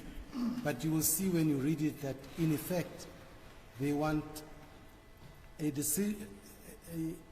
judgment of this court invalidating the President's decision, which does not take legal effect until confirmation by the Constitutional Court, but somehow in the meantime to take effect. In essence, they're asking for some kind of mandamus or a special right to execute the order. And my learned friend, Dr. Muvhango, will show that they've made out no case for that interim relief. And then she will address the question of costs. Now, just starting with the position of Minister Mchunu, you will have listened to the two of my learned friends. My learned friend, Mr. Mbofu, started by taking you to an excursion through labor law cases and to make the point that there is no power in law to place an employee on special leave. And then my learned friend, Mr. Kofa, repeated to the court that we are not dealing with a labor law matter. And they both, Mr. Kofa is correct. My learned friend, Mr. Mbofu, went on a wild goose chase through the labor law field because it's common cause This is regulated by the Constitution directly, and provisions dealing with executive powers, and not Section 23 of the Constitution dealing with labor rights, and therefore a foray into labor law was unnecessary. I addressed the first question, which is whether the President had the power to place Minister Mchunu on special leave. And the court was correct to start from Section 83 of the Constitution, because that explains to you the positions that the President occupies and then discusses the powers that he has under the Constitution. We would add to that a start from Section 1 of the Constitution and Section 2. And that's important when we make submissions on where the source of the power, implied power, is, to recall that the Constitution is supreme, is the supreme law of the land, and that is Section 2. So in exercising any power that the President has, is bound to comply with the constitutional requirements. That's the first. And the second is that one of those constitutional requirements is Section 1C, which is the rule of law. And it is from the rule of law that you derive the principle of legality. Rationality, both as to substance and procedure, comes from 1C. And then under Section 83, we know that the President acts both as head of state and head of the executive, and in both capacities he must respect the Constitution under Section 83B. And 84.1, which is the court referred my learned friend to, says the President has the powers entrusted by the Constitution and legislation, including those necessary to perform the functions of head of state and head of the national executive. Meaning that he doesn't only enjoy powers that are expressly given, but also powers that are implied from the express powers or as primary employed powers. And then one of those includes the power to appoint commissions of inquiry. And then in 85 deals with the executive authority of the Republic. It tells us the executive authority of the Republic is vested in the President. The President exercises the executive authority together with other members of the Cabinet. And we know that it says he is the head of the executive. So in effect, he is the CEO or managing director of the executive. And the court asked, what are those other powers that he might have which are not expressly given? If he is head of the national executive and manages and deploys it as he sees fit, one of those is to organize it to protect its own integrity in the way in which he organizes it. And we will submit that one of the reasons why he placed Minister Mchunu on special leave was to protect the integrity of the national executive. That in the meantime, when there are serious allegations against a member of the national executive, they must, in his judgment, they must be subjected to investigation before he can act. But that is in the interest of maintaining the stability, the integrity of the cabinet, which translates into the public interest, because when the executive is stable, its integrity is intact, the public interest is better served. And so the Constitution gives him a lot of powers on how he puts together that national executive. It tells us that the cabinet, under 91, the cabinet consists of the President as head of the cabinet, so he is the CEO, managing director of the national executive. And 2 says the President appoints the deputy presidents and ministers, assigns their powers and functions, and may dismiss them. And we would, like Justice Mushwana pointed out at the outset, pay regard to the language that is used by that section. In the sequence of acts that the President may perform, he can appoint, he can assign powers, he can dismiss them. Nothing in this language says all of those must happen contemporaneously. Indeed, dismissal can happen at the same time with the exercise of the other powers. And then subsection 3C talks about appointing an external, no more than 2 ministers from outside the Assembly, and that is where the appointment of Minister Kachalia from the position of professor into cabinet, he came through 91 3C, and then under 98 the President assigned him on a temporary basis the powers that are temporarily vacated by Minister Mchunu. And the facts are clear. We'll show the court. My learned friend, Mr. Mpofu, tried with the skill that he has to confuse the sequence of those events as set out clearly in the affidavit to try to suggest that the President's actions are at war with themselves. He's saying something, but is destructive of something he says is already done. And another section that's important here is 96, because not only does he appoint ministers and give them powers, but there is a code of conduct for ministers. Because section 96 says, conduct of cabinet members and deputy ministers. Members of the cabinet and deputy ministers must act in accordance with a code of ethics prescribed by national legislation. Members of the cabinet and deputy ministers may not undertake any other paid work, act in any other way that is inconsistent with their office, or expose themselves to any situation involving the risk of a conflict between their official responsibilities and private interest, or use their position or any information entrusted to them to enrich themselves or improperly benefit any other person.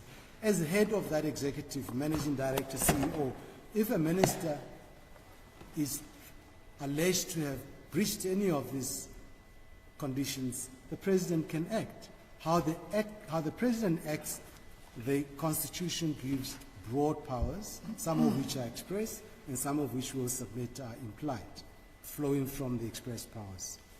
And then 98 is the assignment of temporary functions. So if, as we'll demonstrate on the facts, Professor Kachelia gets appointed from outside the National Assembly into Cabinet, he's now a member of Cabinet. As a member of Cabinet, the President can act under Section 98. The President may assign to a Cabinet member any power or function of another member who is absent from office or is unable to exercise that power or perform that function. The Constitution doesn't say only if he's on sick leave or if he's on special leave that he asked for and was granted. It can also be on special leave which the President gave and he welcomed and accepted. You can see that there is a distinction without substance between asking for the special leave and being granted it and accepting and welcoming it. Because as the President says, at the time when he made the decision, and I'll refer to the statement that he made on the 13th of July, he was aware that Mr. Mchunu says he's preparing himself to appear before the Commission. So he also needs the time to prepare himself to appear before the Commission, and that is in the statement. But I'll come to that when I deal with the question of rationality. Let's then, there's another provision of the Constitution which I must not leave out, which is directly relevant in Section 101 of the Constitution. You'll see from that section that the President's utterances, he can make many speeches about I'm appointing this one, I'm doing this, and I'm doing that. All of that has no legal effect until it is reduced to writing. That's what the Constitution requires. It says that in 101, a decision by the President must be in writing if it is taken in terms of legislation or has legal consequences. So until it is reduced to writing, it has no legal consequences. That is why challenging public announcements is of no consequence.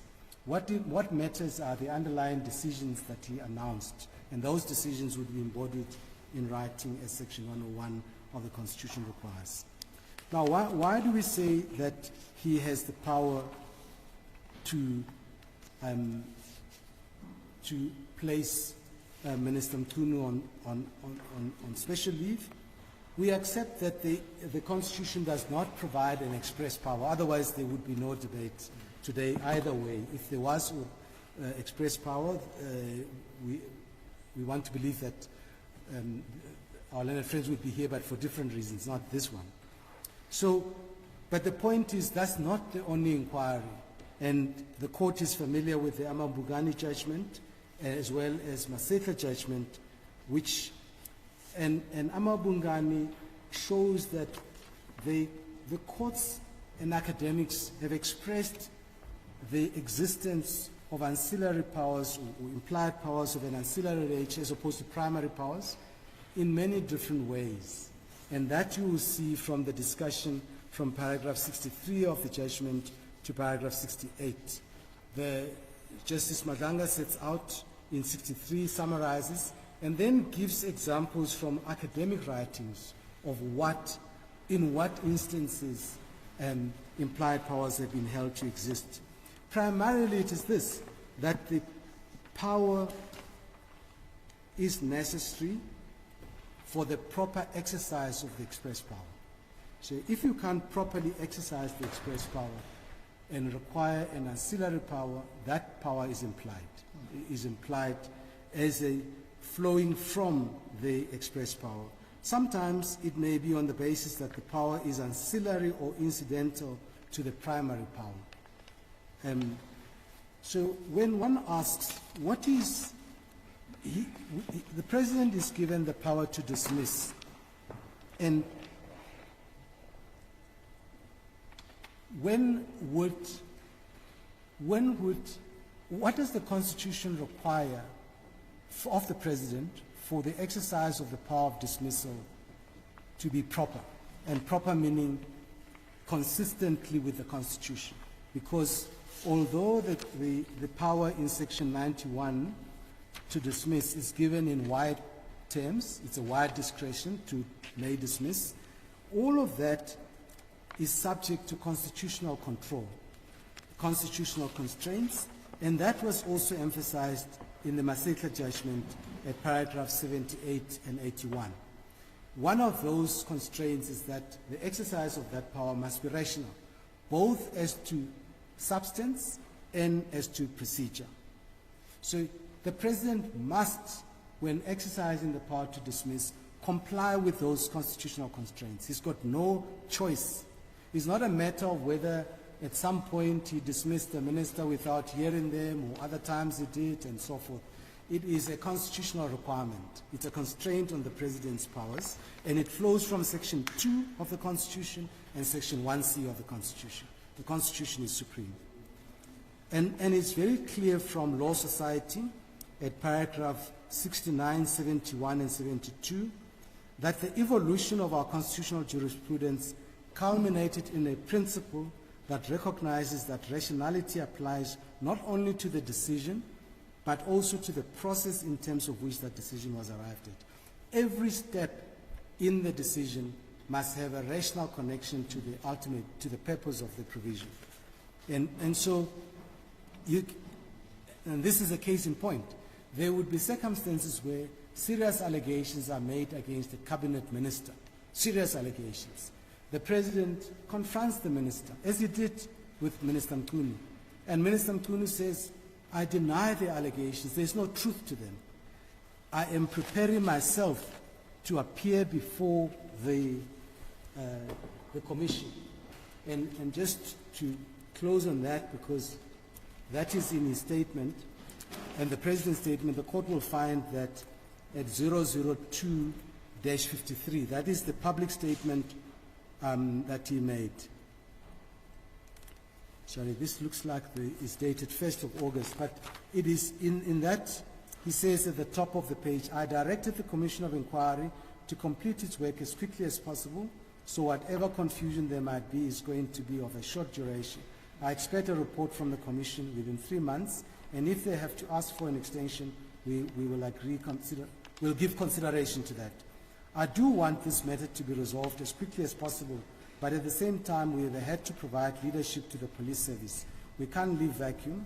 Whilst all of this is happening, Minister Mchunu is on leave while this matter is being resolved, and he is preparing himself, as I hear, to appear before the Commission, the President said, quoting from the statement he'd made on the 13th. So you will have these instances where the minister who's facing serious allegations says, I deny the allegations, there is nothing to those allegations, and I'm going to appear before the Commission. The Constitution gives the President the wide discretion on what to do with that minister. He can keep him in cabinet and say you are presumed innocent until proven guilty. He can do that. He can redeploy him to another cabinet post to avoid him being in the police. Or he can reason that there is an integrity to the cabinet and there's a public confidence in the cabinet which will better be served if you are out of the police as head of the political head of the ministry, and I place you on special leave. I take the powers that you have temporarily away from you, and in the meantime, before he appointed Minister Kechelia, he appointed Minister Mantashe to act in that position. So he did that in order to comply with the constitutional requirement that his decision must be rationally taken, processed, and of a substantive rational nature. The position is not looked at from the point of view of Minister Mchunu necessarily. It's not what is Minister Mchunu entitled to. It is what the Constitution requires the President to do in those circumstances. That is the right question. The argument about Audi and fairness and all of that, borrowing from labor law and accusing us of borrowing that from labor law, is because they're looking at it from Minister Mchunu's point of view. Minister Mchunu doesn't have any right to insist on anything, they say, therefore he must just be dismissed. The President must look at it from his point of view. He's got a power, he must exercise it consistently with the Constitution, and the Constitution places constraints on how he exercises that power. And that is why he says, I want to be informed. You had a lot of argument about why the Commission's findings and recommendations are non-binding. That's irrelevant. It's an irrelevant inquiry. What the President is saying is, I want the allegations to be investigated so I am informed by findings that are going to be made for me to make a decision. And that's what he explains in his answering affidavit. Now, refer to that when we deal with the rationality point, because that's better there. So, it's necessary for him to have a wide discretion on what process he's going to follow in order to meet the constitutional obligation that the decision to dismiss is both substantively and procedurally rational. The Constitution doesn't say he must ask Mr. Mchunu to go away to Miami on holiday, ask for paid leave, because they wouldn't have a problem with that, apparently, if it's granted. It leaves that choice to the President, as long as that choice is not inconsistent with any provision of the Constitution. That falls within his discretion, and he has exercised that discretion by saying, I'll place you on leave pending the outcome of the Madanga Commission, which will inform me. It's no different from the stay-at-home instruction which Justice Mshwana set on in the Sibiya case. Of course, that is in the labor law context, and I'm not confusing matters here, but it is precisely that kind of stay-at-home instruction, get out of the crime scene, as they put it in that judgment. That power is there even though it is not in the disciplinary standing orders of the police. It is a power of good management to protect the integrity of cabinet in this case. And the full court in Sibiya found no difficulty arriving at that conclusion. In fact, I think they quite easily arrived at that conclusion at paragraph 63 is where they talk about whether it's, no, 63. They say actually the special leave in that case was suitable, necessary, reasonable, relevant, rational and proportional under the circumstances. Precisely the point here. We don't have to tick every part of that. It's fine if we say rational because this is an executive action, admittedly, so reasonableness doesn't come in because this is not administrative action. So with great respect to our learned friends, my learned friend Mr. Mpofu said this is an easy case. Once he accepts that the President is the CEO of the National Executive and he can fire and hire, he can do anything in between. In fact, that is what the Mphethe judgment said in respect of precautionary suspension. Special leave is of a lower order than precautionary suspension.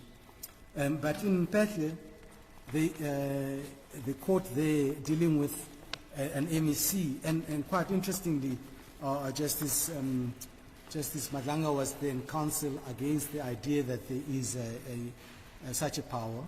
But the judgment said here, you'll find this at page 040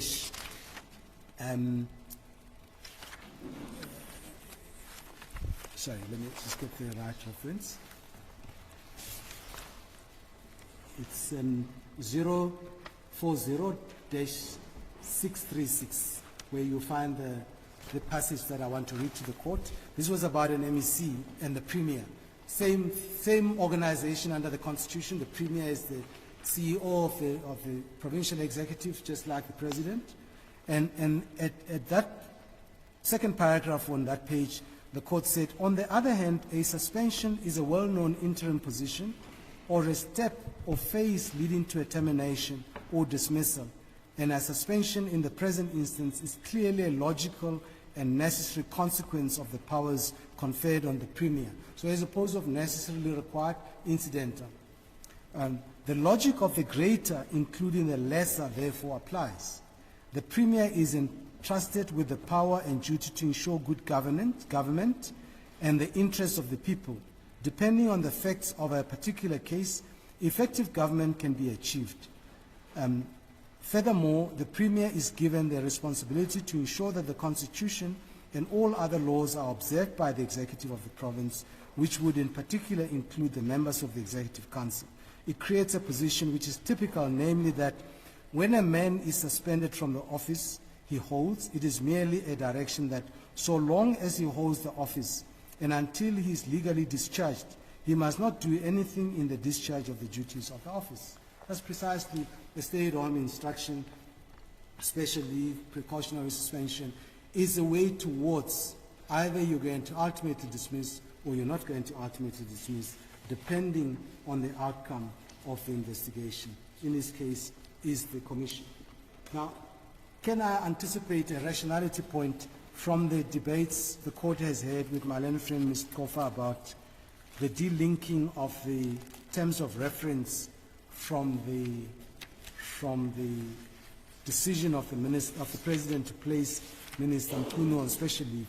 With great respect, that comes from not reading all of the terms of reference as a whole, as Ndumeni requires of us.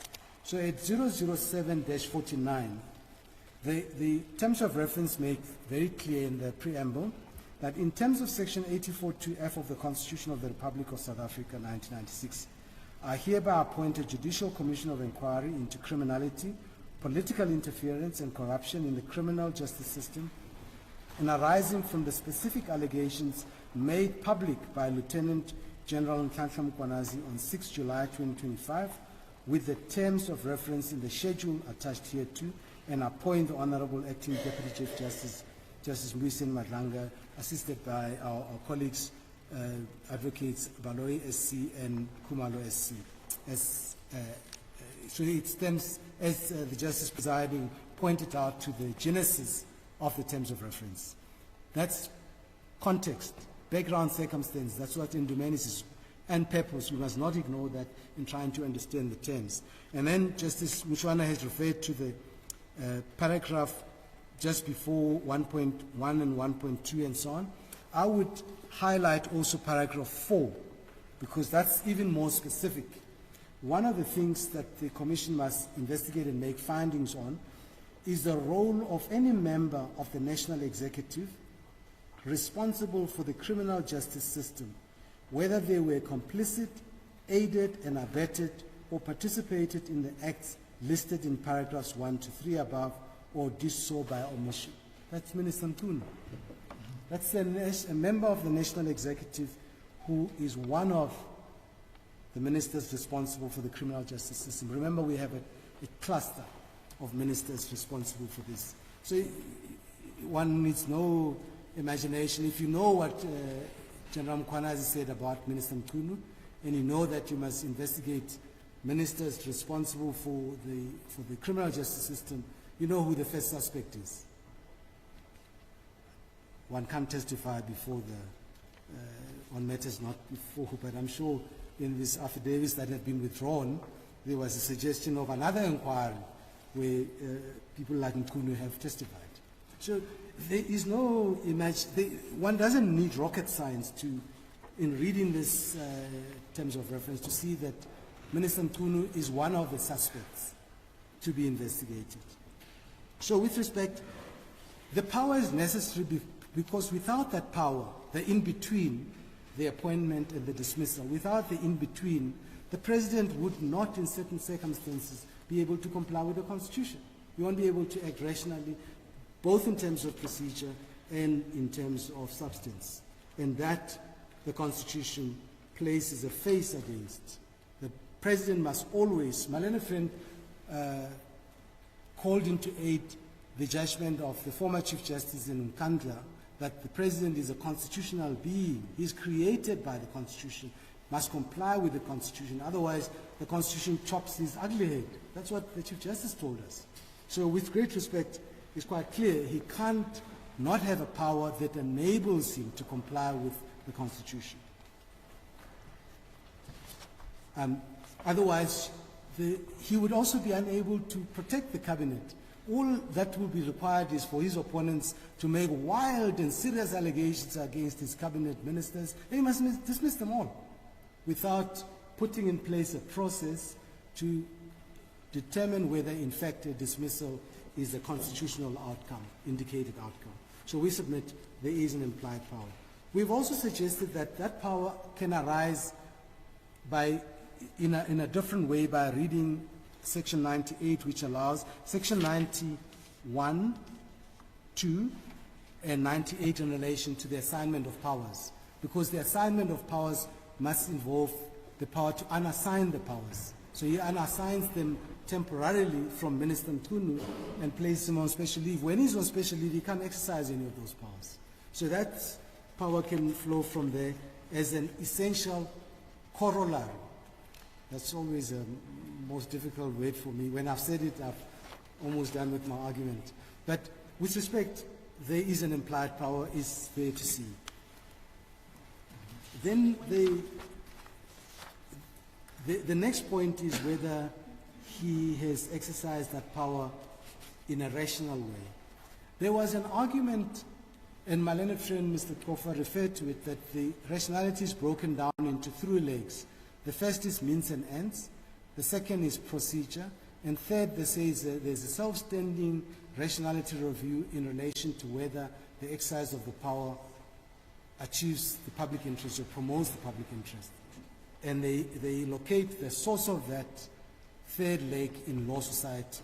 But we've read Law Society up and down from paragraph 61 to 66, which is where the rule is set out.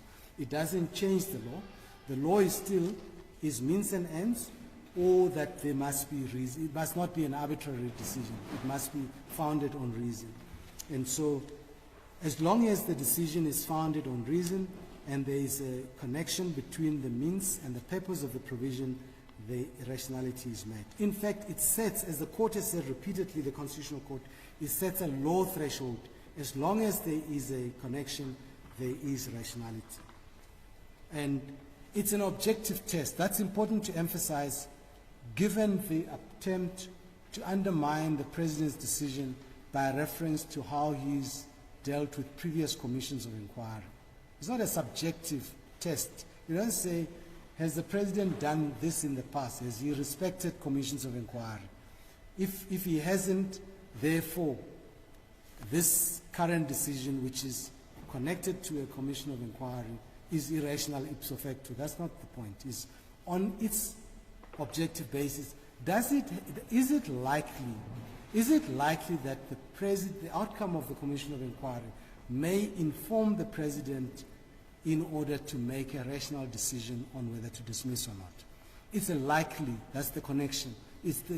Can it produce that result? It can, because the Commission will make findings about these allegations which will enable the President to make to make a decision. So it is objective.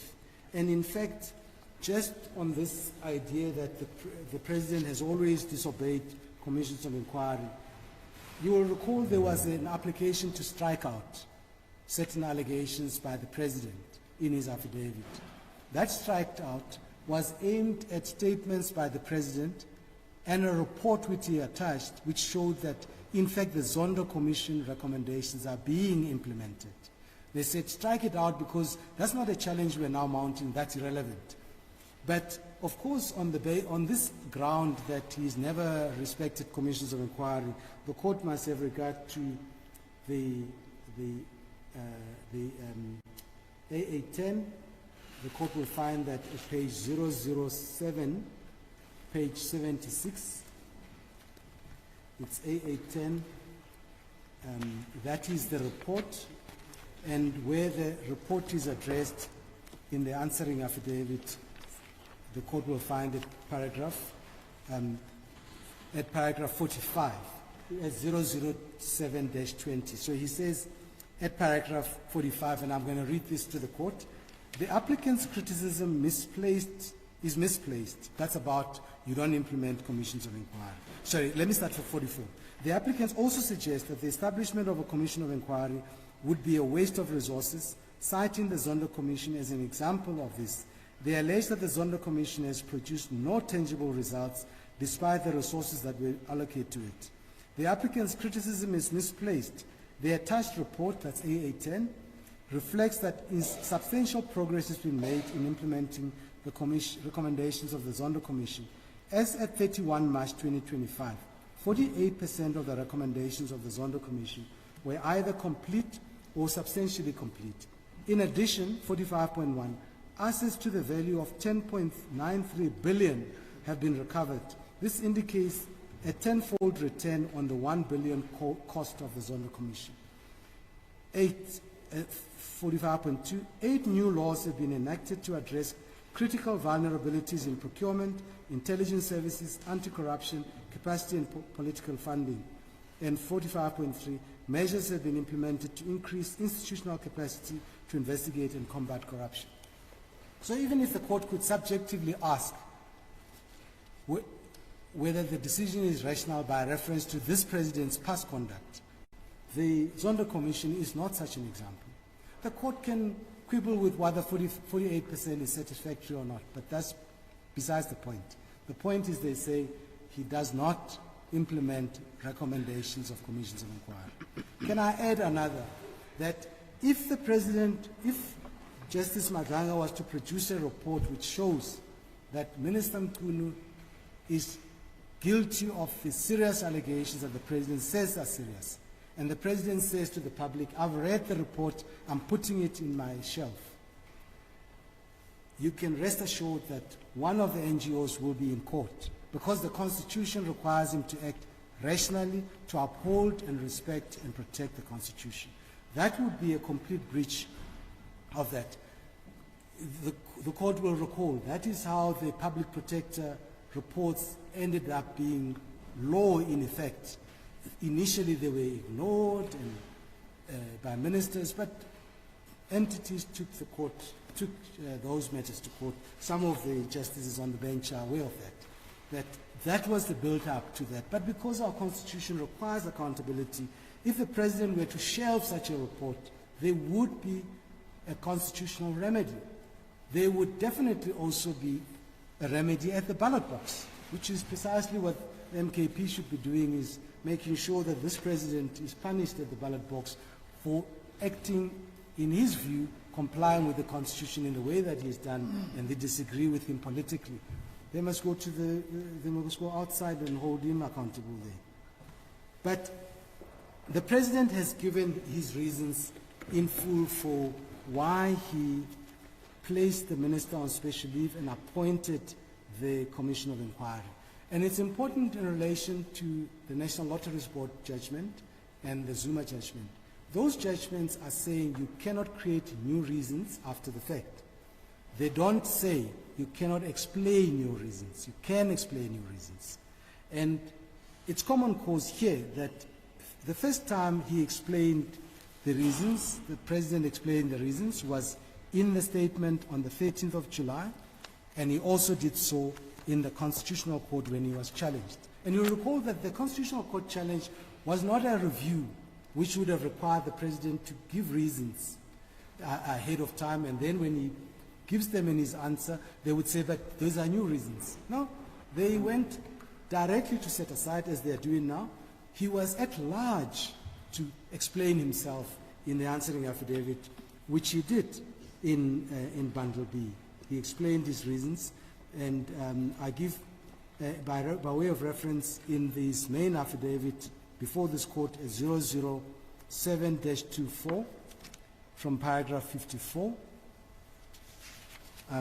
He explains the reasons. He says, 55, my decision in this case was informed by the seriousness of the allegations implicating Minister Mchunu.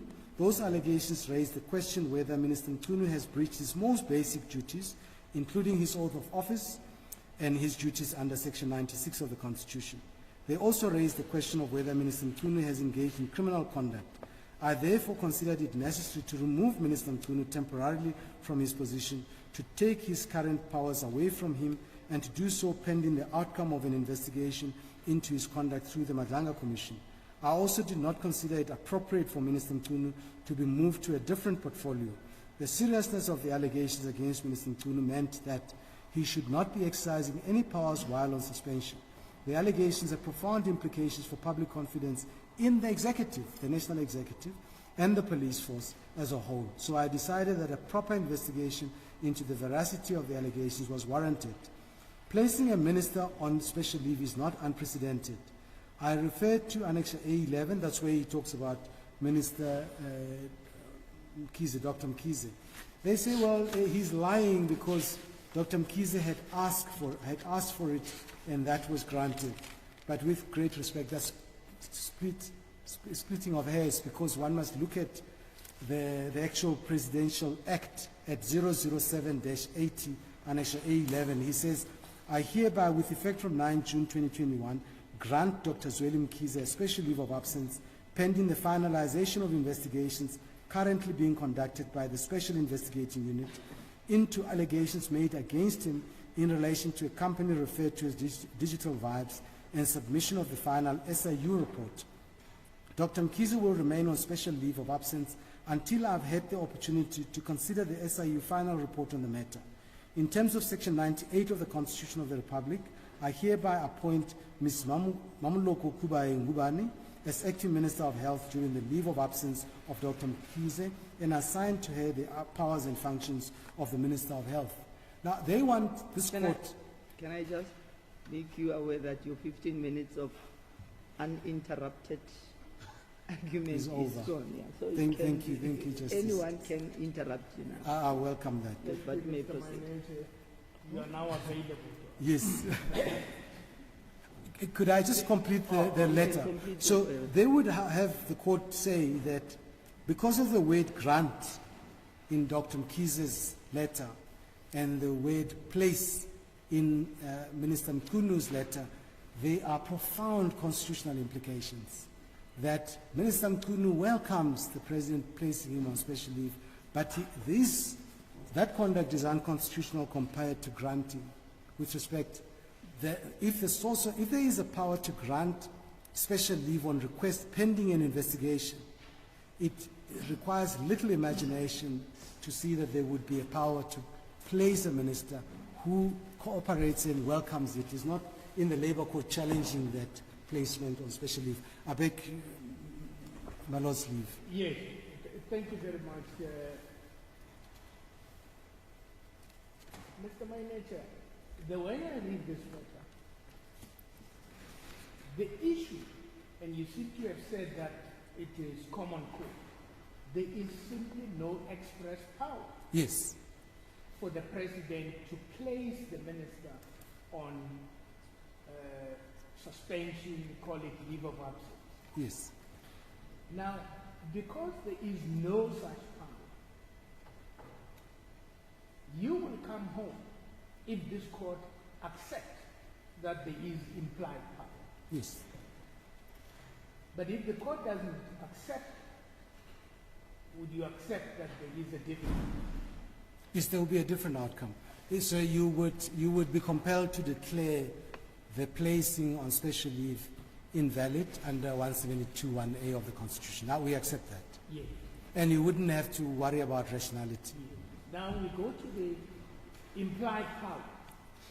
And one of the cases that we may use for that purpose is the Maseka decision, where the court said that In the Constitution, I think it was Section 201, the only power that is given to the President is the power to appoint. Now, out of that power to appoint, then the court implied the power to dismiss. Now, in this situation, we know that the President has those powers. Power to appoint and power to dismiss. Yes. So unlike in Maseta, there's nothing to imply. Now,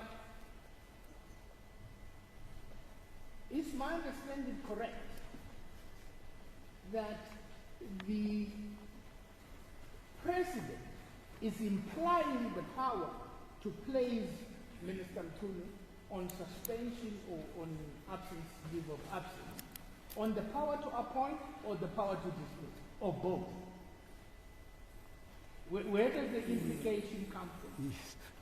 That's a very interesting question, Justice Mchunu. Potentially it could come from both, but the President in this case has placed the case on the power to dismiss. And then I've also referred to the power to assign and unassigned powers. But regarding the power to dismiss, so the President says, I have the power to appoint and I have a power to dismiss. In order to properly dismiss, in other words, in compliance with the Constitution, I need to have a rational basis and I need to follow a rational process. That process leading to dismissal it's a step before the dismissal, is an in-between power or a precursor to dismissal.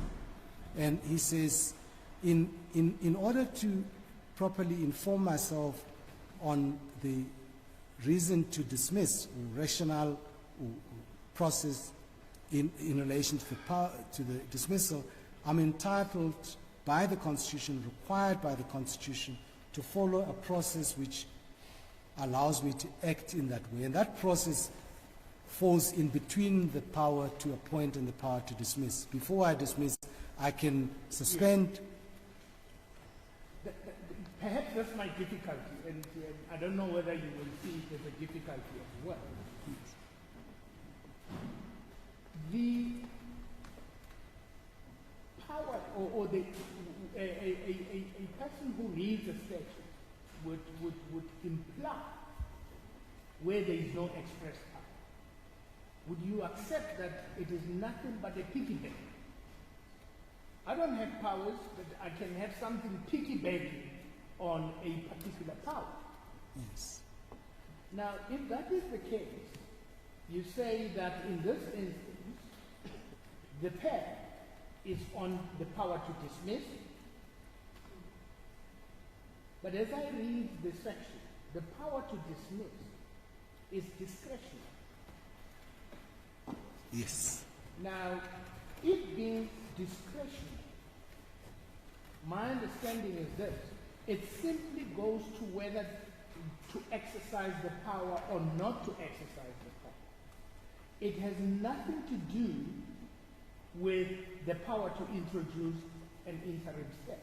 Would you accept it? Well, the discretion, the fact that it's a discretionary power it's an important point in support of our argument, because he's got a wide discretion, but the Constitution tells him that he must exercise it in compliance with Section 1C of the Constitution.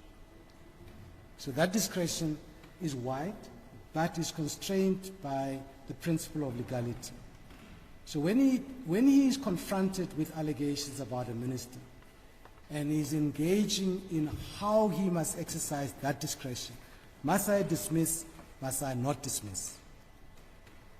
He present to mind is, I will be dismissing because General Mkhwanazi has made allegations against the minister. That's the only reason. And for that, I must speak to Minister Mchunu. He speaks to Minister Mchunu. And Minister Mchunu says, I deny the allegations. Now, the President could call in General Mkhwanazi and say, what is your evidence on this? Because I'm busy considering how to exercise my discretion on the power to dismiss. And General Mkhwanazi can give him all kinds of sources. He might say, he got some of the information from me. Then the President might say, oh, I also want to speak to him. So he can conduct his own investigation. But the President has enormous tools under Section 84, one of which is he can appoint a commission of inquiry. So he can't conduct the investigation himself to inform himself on the exercise of that discretionary power. And so he says, I'll appoint a commission of inquiry which will do the investigation, and the findings that it makes will inform me on how to exercise that discretion. That's one, that's what we've called a necessary power for the proper exercise, a necessary power for the proper exercise of the express power to dismiss. So he needs to have the power to investigate in order to act rationally under the section that gives him the power to dismiss. And that argument will make sense if we know as a matter of fact that the President is en route to a dismissal. No, with respect not. For the very reason that my Lord said, it's a wide discretion. So he could exercise he can say, I considered dismissing, and I've chosen not to dismiss. And the question will be, is that a rational exercise of the power? He could equally say, I've considered to dismiss, and I am dismissing. So what is the express power that we're talking about? May dismiss ministers. Let's leave the may part of it for a moment. Yes. And just identify the power. Dismiss. Dismiss. Yes. Now, I had asked that it seems to me as I read it, the may only introduces a discretion for the President to either dismiss or not dismiss. Quite. But is that a license? And this is probably where I want to understand. Is that a license to introduce an interim step So before exercising the power? Yes. I understand license might not be the proper word, but yes. I accept what my Lord is asking. Does it make it necessary or required for the proper exercise of that power to dismiss to introduce an interim step? Now we say it's made necessary and required because for the proper exercise of the power to dismiss, he must act rationally, both substantively and procedurally. He cannot escape that. That is a constitutional obligation. All right. Now, lastly from my side, if you look at Section 96 Yes. of the Constitution, 96(2), I think it's A or B. Yes.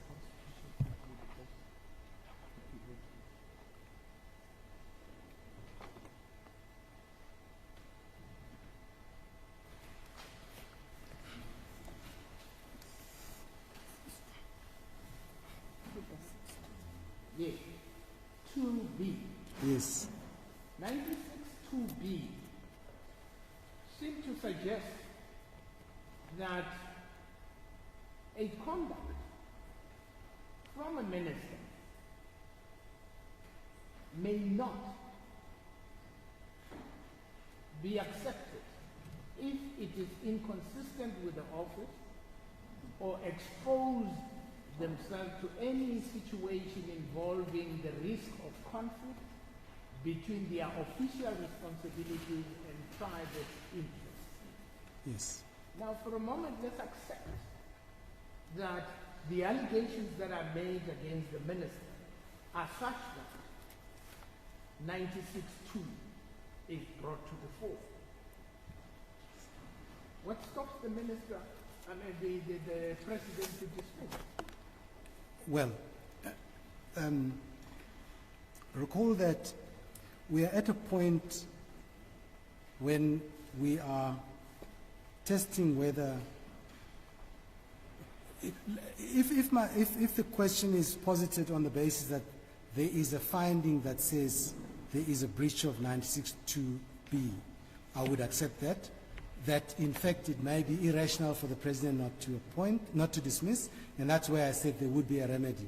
There would be a flood of cases to the court. But we're not there yet. We are at a point where General Mkhwanazi has made allegations. They're just allegations. They're serious, but they're allegations. So we can't make a finding yet that 96(2)(b has been breached. All we have are allegations. The President could act recklessly and dismiss, or he could say, I'm going to comply with the Constitution and follow a rational process. The court can't condemn him for following a rational process. Potentially, he could be challenged for being reckless. But we're not there because the President has chosen to act rationally. So the Constitution can't simultaneously require of the President to act rationally when he exercises executive powers and deprive him of the ability to put in place steps that allow him to follow rational steps to achieving an outcome. The Constitution is not at war with itself. It must be interpreted in harmony. It is saying to the President, you have this power, but you must do it in compliance with this. And he must always, present of mind, always to comply with the Constitution.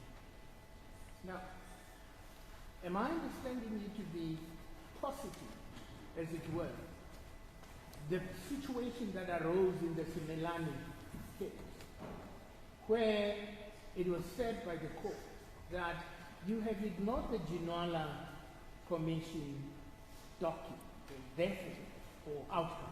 Therefore, your act as the President is irrational. Procedure. Is that what you prosecute? Quite. So you should at least have applied your mind to those. Make sure you find out whether they have a basis or not basis. It doesn't matter that they might have ended up with or without a basis.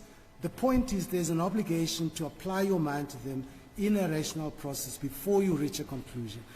In fact, that judgment is precisely support for the proposition that the argument that the recommendations are non-binding. The Ginwala Commission recommendations were non-binding, but it is not about whether they are non-binding. It is the conduct of ignoring them and not acting in light of those findings a proper exercise of executive powers under the Constitution. It's an irrational exercise of powers. And that is the case that there's argued before, but makes it very, very clear about what procedural rationality means, is every step on the way, and you have the three-part test to determine whether there has been a breach of procedural rationality.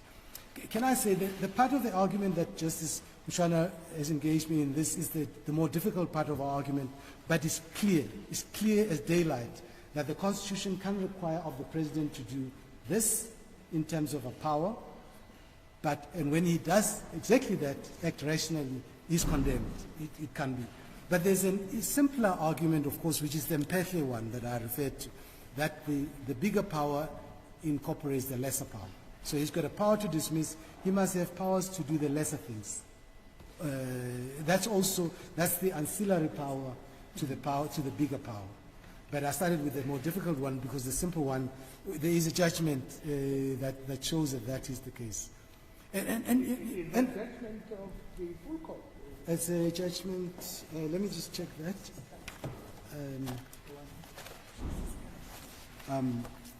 It is no, it is not. It's a judgment of the acting judge president. It's got some weight, Justice, and that's Justice Heath, acting judge president Heath. Yes. Yes. So I'm sure you know what started it. No, I accept. That's why I say it's got some weight. I'm not suggesting that it binds this court. But the other thing that Justice Mchunu referred to, Masitla, it's important that in Masitla the court also said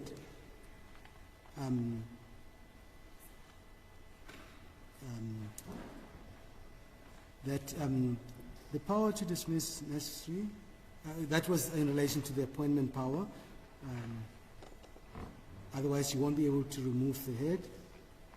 that would indeed lead to an absurdity and severely undermine the constitutional pursuit of the security of this country and its people. That is why the power to dismiss is an essential corollary. So you need it for the stability of the security of the country, that power. You need it, because if he's sitting there and you don't trust him anymore, you can't appoint somebody in his place because you can't dismiss him.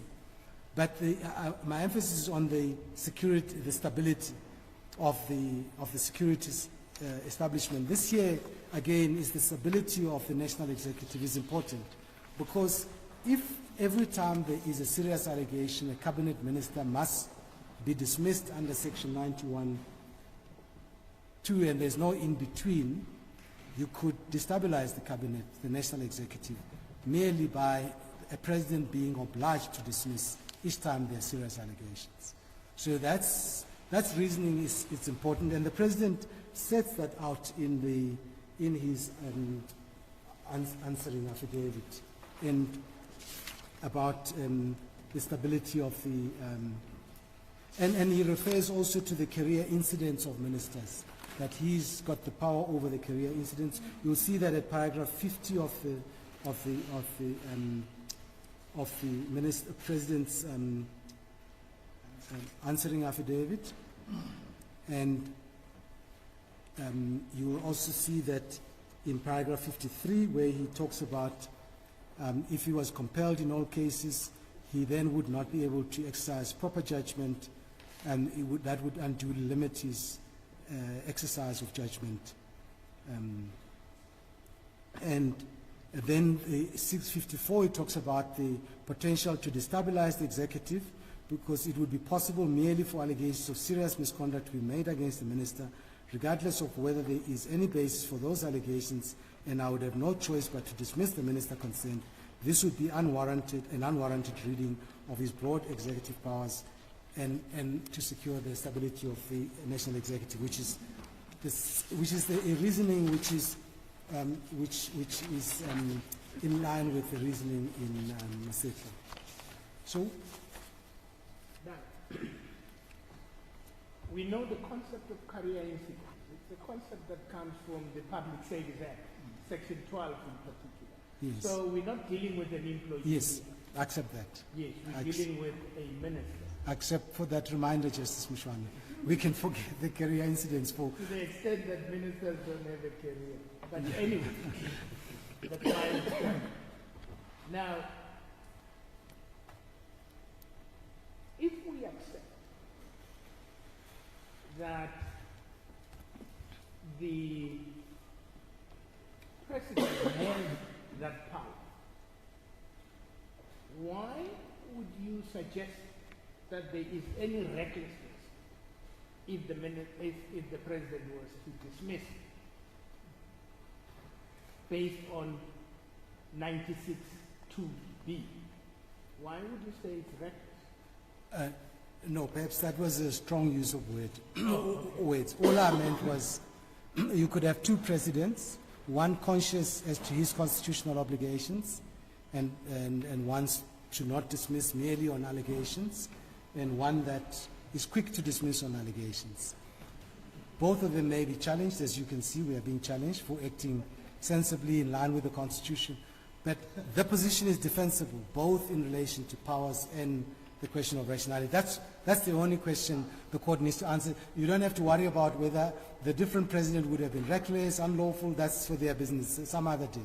Maybe some other day in the future. Hopefully we don't get there. But for present purposes, we submit with great respect that there is a power and there is a rational connection between that.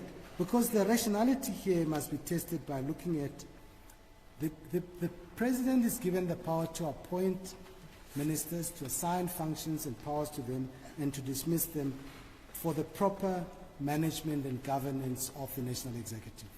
And when he's placing him on special leave, pending an investigation, he's doing precisely that. There's a rational connection to protecting the integrity of cabinet, properly managing it like a CEO and a managing director would do.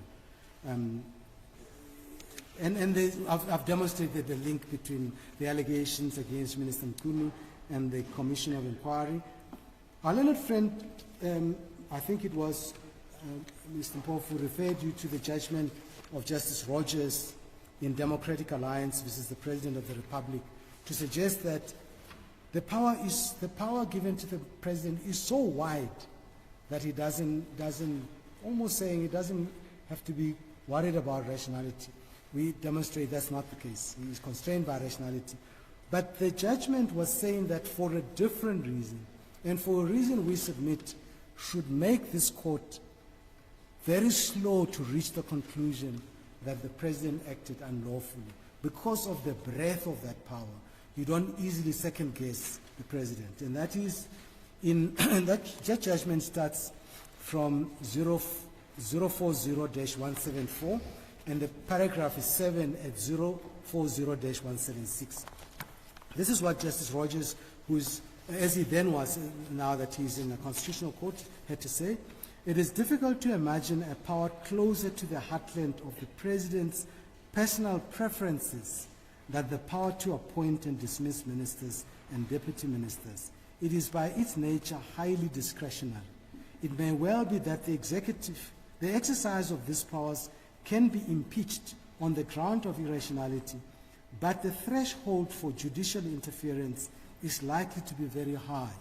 Of course, if bad faith could be properly proved by satisfactory evidence, interference might follow more readily. In general, though, I think it can be said that the primary consequence of decisions to appoint and fire cabinet ministers, which the public or sectors of it regard as bad decisions, is political rather than legal. So he's saying, in fact, he's saying, be slow to interfere here, rather than interfere readily. He's saying the President's preference must be respected. And we say more so when it is within constitutional bounds. Mr. Manu Chair, Section 84.1 refers to powers that the President may have that are necessary for him to exercise. Now that's a term that implies a standard. Now, does the word ancillary make the cut? Does the word auxiliary make the cut? Does the word implied auxiliary, implied ancillary make the cut? When would it be necessary?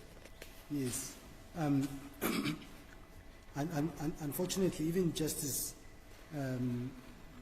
Madanga's judgment does refer to ancillary powers, and he quotes extensively from academic writings which show that you can also have an ancillary power, which is a corollary of the express power. But we would submit that a power makes the cut if it is necessary for the proper exercise of the express power. Because it can't just be for the exercise. The exercise must be proper, in other words, must be lawful in line with the Constitution. But I mean, if it's useful, does it become necessary? No, not useful. Useful would be lesser with weeds. Useful, expedient would not be. In fact, in the judgment dealing with the Minister of Finance, who made regulations about regulations on pre-qualification criteria in the Constitutional Court, I think it's Minister of Finance versus Afribusiness, and also in ESO versus the, in the BATSA judgment on COVID. Both those two judgments discuss the distinction between necessary and expedient. And so if it's useful, it must be not just useful, it must be, they employ a couple of words which are, I think in the Constitutional Court judgment would be around paragraphs 103, 104. The court will get a lot of guidance there on what necessary means. But of course, necessary here is in a different context where you're asking whether the power flows from the express power. And we submit that if it's necessary for the proper exercise of that power, and we submit proper, is constitutional. That's the supreme law of the land. It can't be proper if it is not constitutional. And that is where we part ways with this idea that these are prerogative powers, you can do what you wish. So Section 84 deals with powers of the president as a head of state and head of the national executive. And in the Sarfu judgment, the court deals with the fact that powers as head of state were usually the prerogative powers of that we inherited from the Queen or the King now, and the national executive powers as national executive flow from the Constitution. And you see, the power we are really relying on is a power of him as head of the national executive, when he puts together his team to run the country. So that is a power that's governed by the Constitution. Even any prerogative bows to the Constitution, because Section 2 says the Constitution is the supreme law of the land. So we would submit with respect that the irrationality argument, now I've referred to the reasons, so they try to say he's bound to the reasons that he gave on the 13th of July when he said, I must place you on special leave for the Commission to properly perform its functions. And they say there's no need for the Commission there's no need to put him out for the Commission to perform its functions. But here I'm going to appeal to Justice Mchwanu's labor law context. That's precisely the need. If you're going to investigate my office, I must be out of the way so I don't dissipate information, interfere with witnesses and the like. So it makes perfect sense on proper governance that you would get him out of the way. Okay, so basically what you're saying is that the power to dismiss implies the power to grant leave or place the minister on special leave. Yes. On the way to deciding whether to dismiss or not dismiss, as per Justice Mchwanu's emphasis of the discretion, quite rightly. And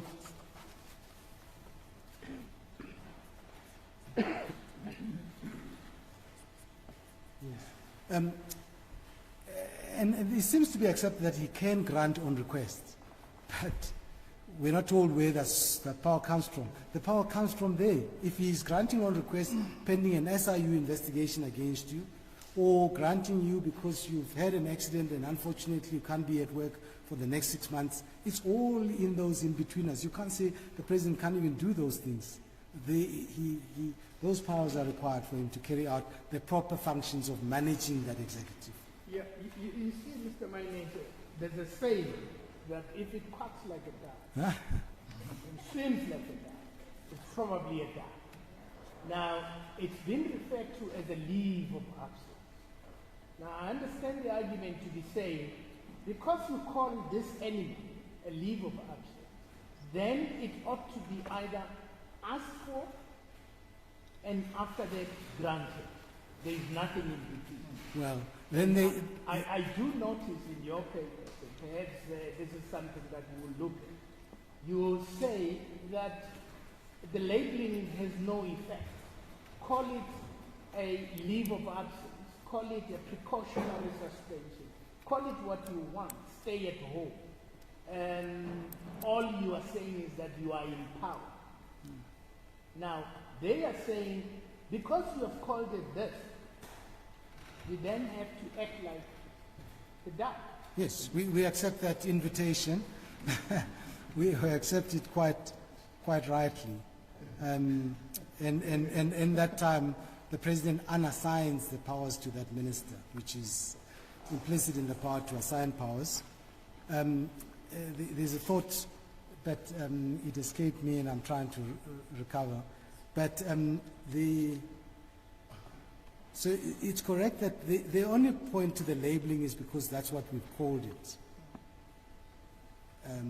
But the effect of it is the same. Here's the point. When they say that you've called it leave of absence, there is no such a thing in law as leave of absence. The only authority they can give you is in labor law. And they tell you repeatedly, this is not a labor case. This case tends or falls on a proper construction of the constitutional provisions and not what the labor law context. And I've abandoned the career incidents on that precisely. So they have no authority for the proposition they make, that in law you cannot impose leave of absence, other than in labor law. They say all in labor law context. Well, I've read the heads, unless my learned friend is going to point to another source, but the cases he mentioned are labor law. But you're not constrained, as my Lord reminded me about stare decisis. You're not bound by those decisions. You're bound to give meaning to the Constitution and its constitutional principles for the interpretation of the Constitution that you asked. To give it life, to give it practical effect, that provision, to enable the President to effectively manage the National Executive and protect the integrity of the National Executive in the public interest, simultaneously complying with his constitutional obligations. Now, I must distinguish Whitfield, because you've heard a lot about, but it can be rational if you've treated Whitfield differently. At the same time, you've been invited to import consistency as part of rationality.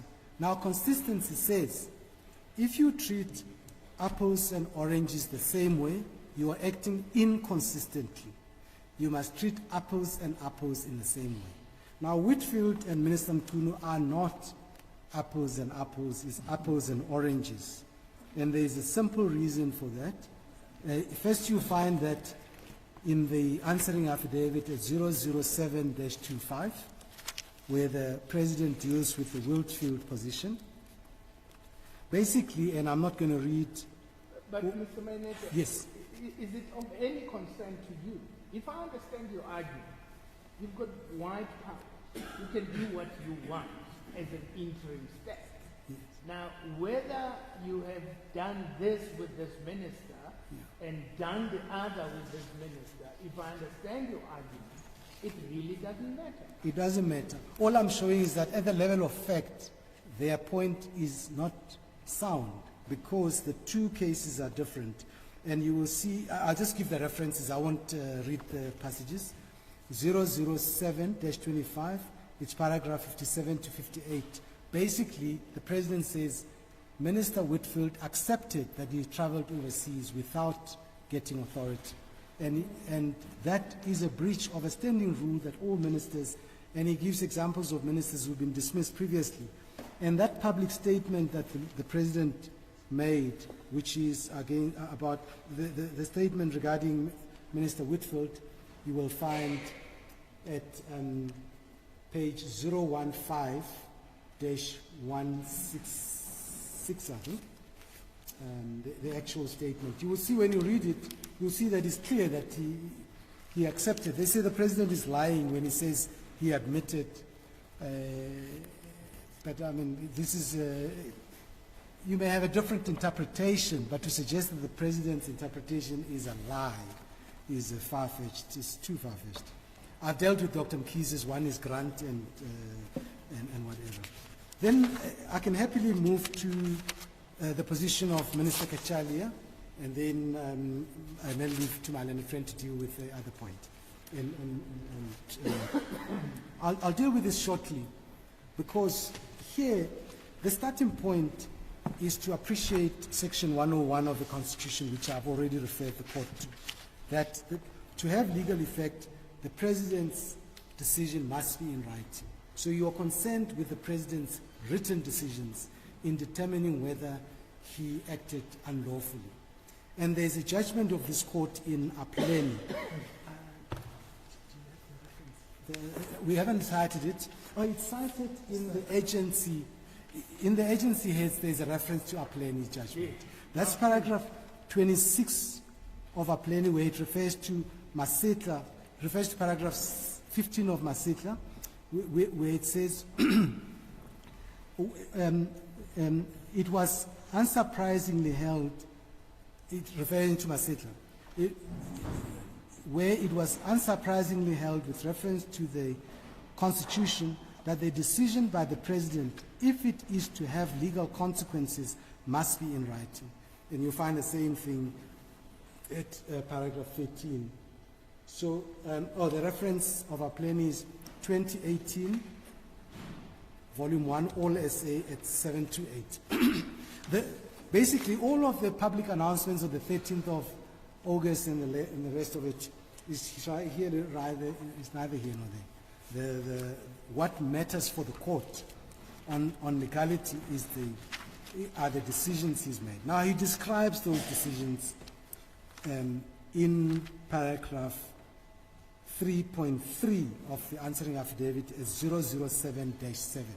When my learned friend was making the argument, he really ignores that sequence that the President describes. And Plascon Evans applies because he's asking for final relief. The President says the decision to appoint the third respondent, Minister Kacheli, as the acting minister, he's mentioning it as one that's been challenged.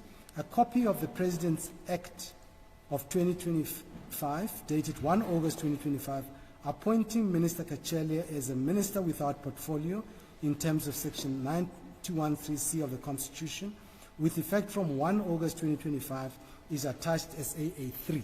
So that's the first decision, and the court will find that it's 007-60. That's the one that says, I'm appointing you as a minister without portfolio. 60. So that's quite clear. That is the basis. You see, 60, you'll find that at that page. And then the second decision, he says, a copy of the President's Act 282 of 2025, appointing Minister Kacheli as the acting Minister of Police and assigning him generally the powers and functions of the Minister of Police with effect from 1 August 2025 in terms of Section 98 of the Constitution is attached as AA4. So he then, having been appointed a cabinet minister, he then assigns him powers on a temporary basis under Section 98 and at AA4. That says, that document says, in terms of Section 98 of the Constitution of the Republic of South Africa, I hereby appoint Mr. Firoz Kacheli as the acting Minister of Police and assign to him generally the powers and functions of the Minister of Police with effect from 1 August 2025. Then he terminates the appointment of Mr. Gwede Mantashe as acting Minister of Police in terms of that act is hereby terminated. So he removes the then acting minister and he puts Minister Kacheli. He's acting because he's not given assigned the powers on a permanent basis, but temporary, pending the outcome of the inquiry and the decision on Minister Mchunu. Then he says, say again in that paragraph, President's Act 282 of 2005 must be read with a letter to Minister Kacheli dated 1 August 2025, informing him of the acting appointment and assignment of powers and functions, also dated 1 August, that is AA5, and is at page 62. And you see that letter says, Dear Mr. Kacheli, appointment as acting Minister of Police. This serves to inform you that I have, in terms of Section 98 of the Constitution of the Republic, appointed you as acting Minister of Police and assigning you generally the powers and functions of the Minister of Police until further notice. You'll recall, until further notice you'll find in the document placing Minister Mchunu on special leave. So all until further notice is all temporary. They argue that you can't have a minister without portfolio. That's the first attack. This whole concept of acting minister, where does it come from? Yes, is it there in the Constitution? It's 98. It doesn't use the concept acting minister in 98. But that is an acting minister. So another minister is absent. In your state, somebody acts in your position. It's only in relation to the president where there is a specific provision dealing with acting president. But, well, who would, the Constitution must regulate the president because there's no one above him who will give him the powers. But the ministers are different. The president can say, you're going to act there for 2 months because the other minister is traveling to China for 2 months. So when it is used in AA5, it's actually a term of art. One can say that. Because there is nothing in the Constitution that says a minister would be acting. Yes. When I read these papers, I asked myself, where does the Hollywood style come Yes. But what Yes, my lord, yes, indeed. My lord is correct to wonder where it comes from, but at least that term of art has content in the document itself, because the document tells you that he is assigned powers under Section 98. So it's temporary powers, because you know that that's what the section says. Yes. Yes. You are a minister or not a minister. And if you are a minister, you get assigned functions by the president. And if the functions relate to police, probably you will be called the minister of police. That's the function you will be assigned. Yes. Now the acting, I don't know whether there's any legal implication to the attached. No, there isn't, for this reason.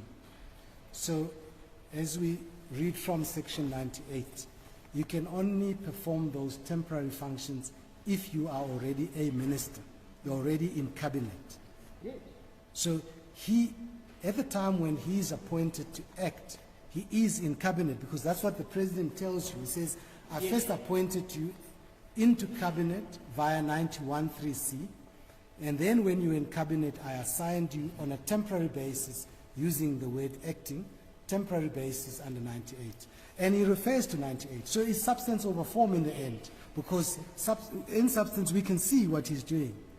He's saying there is, I've taken Mantashe out, Minister Mantashe, and Minister Mchunu is on special leave. There's a lacuna in the police, and we can't leave it headless. So I'm assigning you those powers until further notice, which is temporary. So in other words, if I understand your argument, you are saying that, was it on the 13th of July? The 13th, when? Yeah, when he said... When he said that I'm appointing so and so, in terms of 91(3)(c or 93(c. At that point, Minister Kachalia became a cabinet member. Not on the 13th of July. On the 13th of whatever July. date, I don't Yes, remember. the reason for this is that the only time there was an effective appointment of Minister Kachalia under the Constitution is when he's produced this presidential acts in writing. Yeah, you are now a when was minister. On the 1st of August. Sorry. Oh, yes, yeah. He signed 31 July, effective 1 August. And there is a good reason why he couldn't do it on the 13th of July, because Section 96(1) says members of the cabinet and deputy ministers must, 96(2)(a), members of the cabinet and deputy ministers may not undertake any other paid work. On the 13th of July, Professor Kachalia was a professor at the Mandela Institute at Wits, so he couldn't be a cabinet minister. So when he was making a public announcement, and this maybe English is not the mother of his tongue, when he was making the announcement, he was really saying, I'm going to appoint. He wasn't saying, he couldn't have said, constitutionally speaking, he has appointed. And you can pose it differently. Could Minister Kachalia on the 13th of July rock up on cabinet and say, I'm entitled to attend a cabinet meeting? He couldn't. Or to insist that he must be sworn in as a cabinet member? He couldn't. Firstly, he's disqualified by 96(2)(a), and there is no appointment in writing. As Uplady makes clear, you cannot have a decision of the president which has legal consequences under the Constitution unless it is reduced to writing. So that's why the argument about the unlawfulness of the 13th of July decision in respect of Minister Kachalia is really a nothing. It's a nothing in law, because there's no decision of the 13th of July appointing Minister Kachalia under our Constitution. So the 13th of July, Minister Kachalia was not appointed, and not only was he not appointed, he was not appointable. Absolutely. Precisely, my lord. I couldn't have said it any better than that. And then we know that on your case, on the 31st of July, Minister Kachalia was appointed. Yes. And he was also appointable. He was appointable. He's finished his term. And he only got assigned duties on the 1st of August. Quite. Yes. Now, so that's perfectly logically constitutional. He can appoint from outside, you're a cabinet member, he can assign you functions under 98. The issue they raise is you can't have, on the 31st, you can't have a lawful appointment of Minister Kachele because he's without portfolio. And they say there's no concept in our constitution without portfolio. Now we've given you academic writing which says, and that's Mari, you can look at it, it starts from 038, the more important section is 038-255 under the heading allocating portfolios, transferring functions under Final Constitution Section 97 and temporary assignment of functions under Final Constitution Section 98. He says the assignment of powers and functions is generally understood to be an allocation of portfolios. Now, the only question is, does the Constitution in Section 91(2) set a sequence of events or contemporaneous events that must happen at the same time?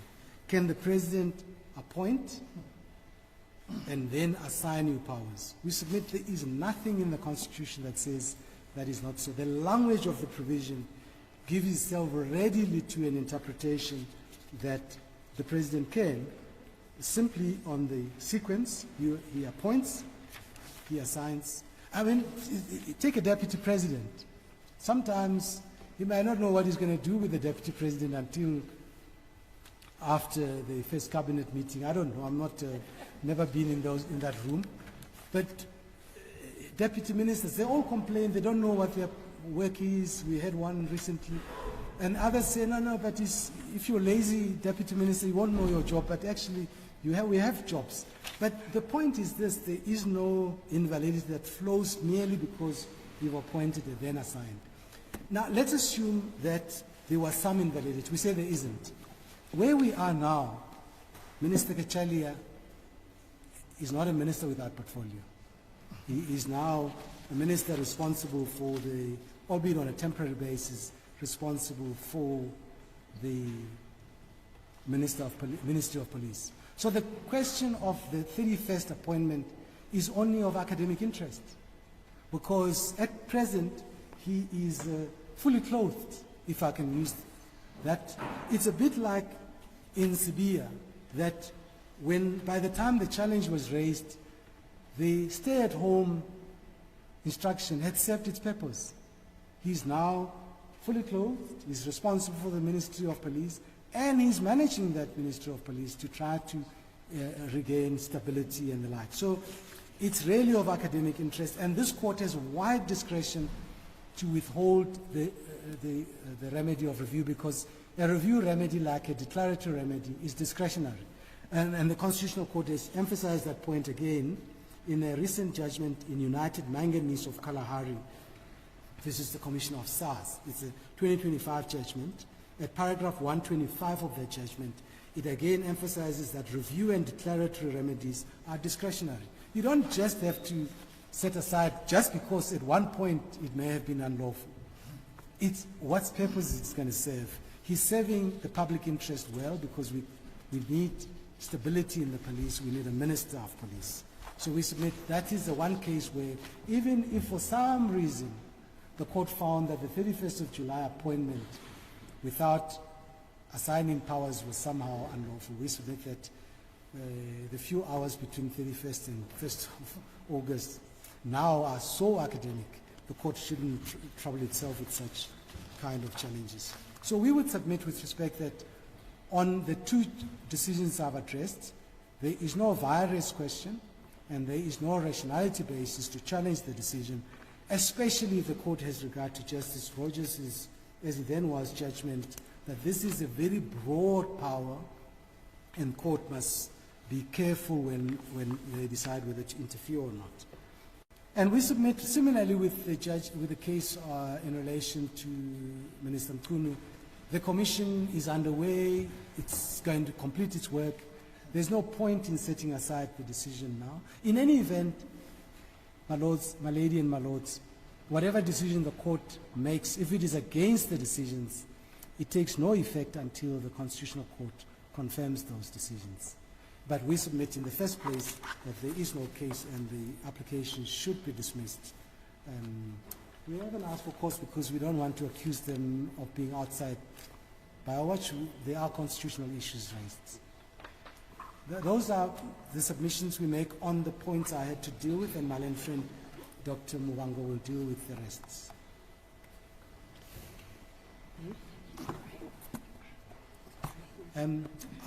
There's a whisper about body Sorry, break. can you just take a 5 minutes? Yes, break? yes. That's the call, please. Hold on, Jen.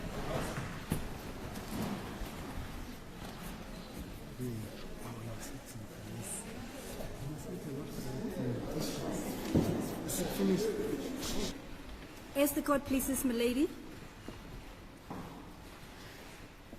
As was announced, I will be dealing with 3 topics. The first is...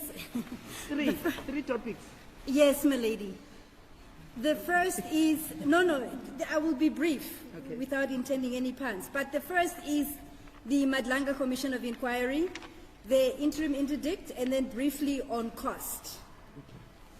With respect to, and we filed comprehensive heads of argument, so every time I commence a new topic, I will point out where it is that we deal with that in heads of argument. I'm mindful of the late hour in the day, so I will do my best.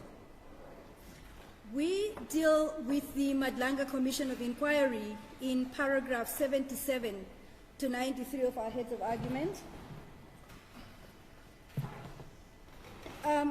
The applicants challenged the Madlanga Commission of Inquiry on a number of grounds, and I will respond to each of those ones without announcing them up front in the list. The one relates to the general attributes, is what we characterize it to be. And my learned friend for the second applicant relies on academic articles to suggest that, as I understood it at least, commissions of inquiry ought not to be because of their shortcomings.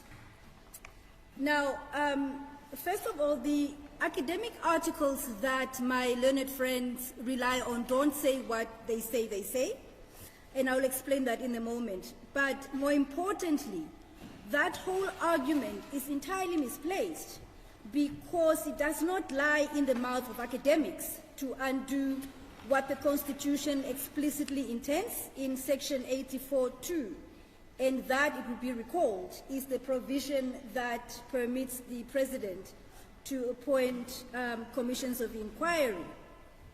But for completeness, the article by Michael Bishop does not reject commissions of inquiry on the basis of their general flaws.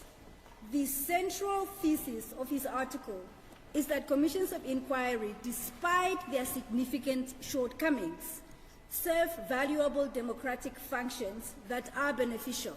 I note that my learned friend did accept that on one level. And so he concludes his article by referring to, in a section called an accidental good. And what he says there is that there is a place for commissions of inquiry in the sense that they enable accountability. So that's all I will say about Michael Bishop, the submission being that he does not reject them, actually. He embraces them, notwithstanding their shortcomings. The second article relied on is that by Grant Hull. It is titled Reconceiving Commissions of Inquiry, Reconceiving Commissions of Inquiry.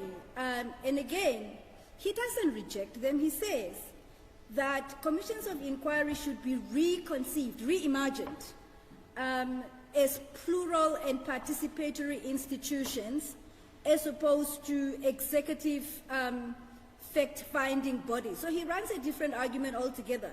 But at no point does he say commissions of inquiries as institutions or tools should be done away with. But in any event, even if he did argue that, it doesn't matter, because he cannot undo what Section 8(4) of the Constitution gives. So that's the first basis. The second reason for which the second basis for assailing the Madlanga Commission of Inquiry by the applicants is duration. I didn't see that pushed hard during oral argument, but it is dealt with nonetheless in heads. And it is, well, it was actually mentioned by my learned friend, Mr. Mpofu. But look, how long the Madlanga Commission of Inquiry is going to take is quite frankly speculative. There is nothing before this court whatsoever that tells us that the Madlanga Commission is, as a matter of fact, going to take long. And as it stands, the Madlanga Commission, the president, it was in the affidavit that has been withdrawn, but we are here now, he's anticipating a report on the 17th of December, and this is a matter of public record, which is 3 months after it commenced. And the final report is anticipated, as it is set out in the terms, on the 17th of March next year. There is nothing to the contrary, and there is nothing that the court could consider to find anything otherwise. So that's the second reason. The third reason has to do with cost. It was argued or suggested by my learned friends of the applicants that the decision to appoint such a commission is irrational because it is a waste of public funds. A pile of reasons were provided. This is both in the founding papers and in heads of argument. I won't go there. There is no need. But this argument is actually at war with itself. It's really the nub of my response. It is at war with itself because on the applicant's own recognition, the allegations under investigation are serious and far-reaching. So it would be difficult to conceive of a moment where on the one hand one accepts that allegations are far-reaching and serious and something ought to be done, yet on the other say that the expenditure utilized to yield that result is wasteful. The fourth basis of attack is premised on institutional bias.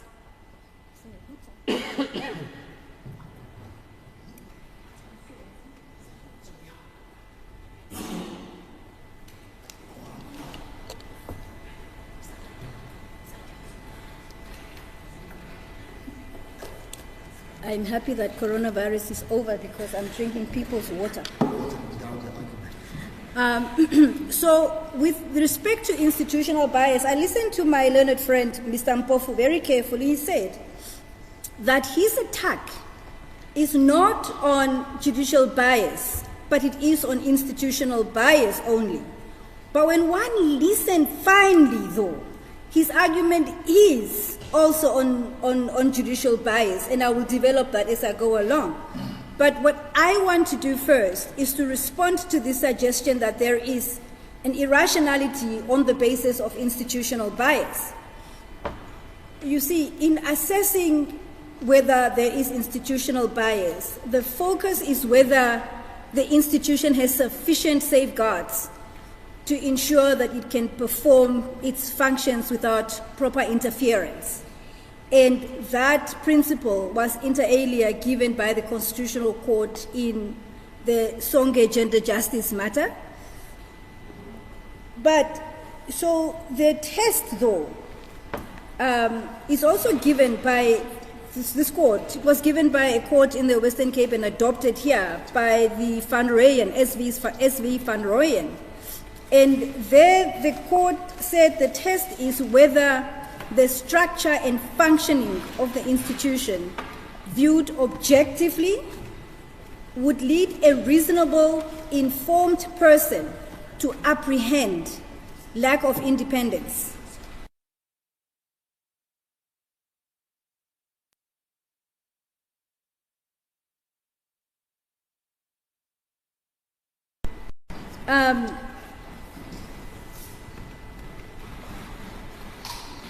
I did not understand, and this is why we argue that there is a suggestion of inherent bias. Because as we understood the argument pertaining to the Madlanga Commission as far as institutional bias is concerned, it constantly meandered to the identity of Justice Madlanga, not as a person, but as a judge. So that's why the two, in this case, are interrelated, at least as far as my learned friends or the applicants run the argument. Now, the test for judicial bias, which would be well known, is, again, it's similar. It is whether a reasonable, objective, and informed person would, on the correct facts, reasonably apprehend that the judicial officer has not or will not bring an impartial mind to bear on the matter. That comes from SARFU. The test continues. It says that suspicion of bias must be on reasonable grounds and not on speculation or unfounded allegations. So there is then there are two, it's a double reasonableness requirement. The first is that the apprehension itself must be reasonable. And the second is that it must be held by a reasonable person. Now, it is also not open to the person claiming judicial bias to assert it without more. The law requires that regard be had to cogent evidence. So that's the brief, those are the brief legal principles, but it must be borne in mind that judicial officers are presumed to be impartial, and this presumption is not easily displaced. So what then of the applicant's claim?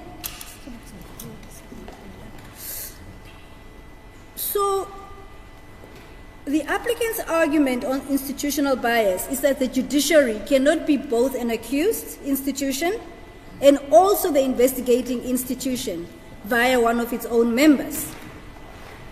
This, as we understand it, as I said before, taints the Commission. But in applying the Van Rooyen test, which is similar to that given by SARFU, it is clear that the reasonable observer would know that the allegations by General Mkhwanazi are of the existence of, to use loose language, rotten apples within the judiciary. He didn't suggest that everyone in the judiciary is a corrupt person or is a rotten apple. I'd rather stick to that. So the contention that the Madlanga Commission is institutionally biased because General Mkhwanazi's allegations include members of the judiciary is actually fundamentally problematic. For the further reason also, my lords and my lady, that judges investigate each other all the time. They do. And this is as a matter of legislative arrangement. Court referred earlier to the Magistrates Act. I will start with Section 8, actually, of the JSC Act, the Judicial Services Commission Act. Deals with the establishment and composition of the Judicial Conduct Committee. And the mandate of that committee, which is in Section 10, is to receive, consider, and deal with complaints against judges. Parliament says that's what judges must do with each other. That committee is made up of judges only. It is chaired by the Chief Justice, and its members are the Deputy Justice and 4 other judges. So judges investigate each other all the time. Now, the composition of the Magistrates Commission, the commission is established by Section 2 of the Magistrates Act, includes members of the judiciary. The majority of them are actually members of the judiciary, and Section 3 of that act tells you that. The mandate of the Magistrates Commission includes the investigation of complaints against magistrates. Section 6, capital B of that act tells you that. So if the applicant's contention on institutional bias is correct, then even the Judicial Conduct Committee and the Magistrates Commission would be disqualified by institutional bias. and then calls into question what then of the legitimacy of the pieces of legislation that sanction those bodies. So, my lords and my lady, as a matter of legal principle, the applicants are required to put up cogent evidence that demonstrate institutional bias, as well as judicial bias, and they have not done this. So, where does that leave us? What remains then in the absence of cogent evidence is this. The Madlanga Commission is headed by a judge. He enjoys all the structural protection for institutional independence, for example, all the benefits, financial security and security of tenure. Secondly, there is no evidence that Justice Madlanga is implicated in any allegation, any of the allegations that were made by General Mkhwanazi. Third, on the applicant's own version, which was repeated here, Justice Madlanga has impeccable credibility as a person and as a judge. So he's not being indicted at all. So this is actually the perception a reasonable observer would have, knowing all the facts about judicial independence, including the training of judges, which is that they dispassionately sift through facts. This must mean that the applicants accept that Justice Madlanga will evaluate facts and make findings dispassionately and independently of the executive that appointed him, and also that he would do so independently of the colleagues in the judiciary that may be implicated from evidence rendered before him at the Commission. Lastly, the selection, my learned friend for the second applicant spent some time setting out the selection process that led to the identification of Justice Madlanga, and I thought it would be good to actually clarify that with reference to the papers before court. The proposition is that the selection process which identified Justice Madlanga was independent, based on the Chief Justice's advice rather than executive hand-picking. This sets it apart from the case that my learned friend referred to in the Western Cape. And she did that in reference to paragraph 51 of her heads of argument. But what my learned friend didn't do is to tell us what is quoted in paragraph 52 of her heads of argument. The quotation that she read to us in paragraph 51 continues in paragraph 52. I'm looking at her heads of argument.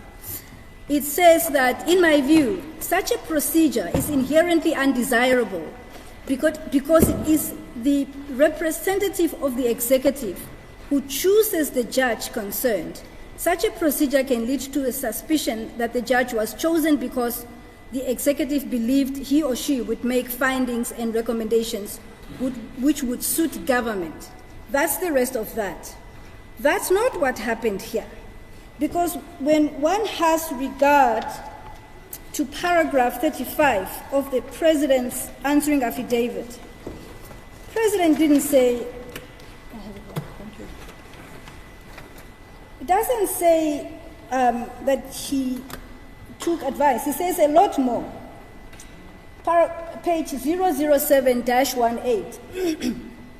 My decision as to the composition of the Commission of Inquiry was made in consultation and on the advice of the Chief Justice, and thereafter discussion with Justice Madlanga. It doesn't end there. Having considered the allegations made and the seriousness thereof, I considered it appropriate to approach the Chief Justice as the head of the judiciary in the Apex Court with a view to ensuring a thorough and credible investigation.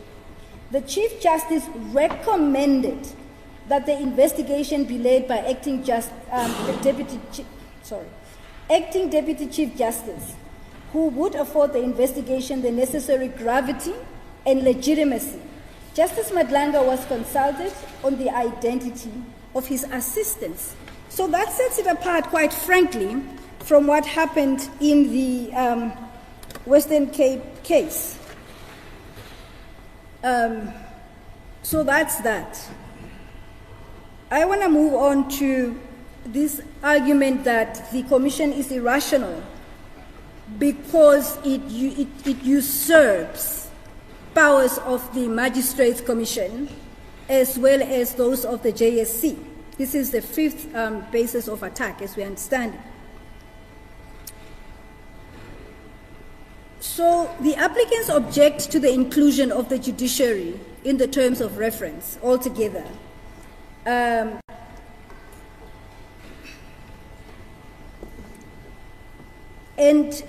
We understand the objection to be based on the assertion that the JSC and the Magistrates Commission have exclusive jurisdiction over members of the judiciary respectively.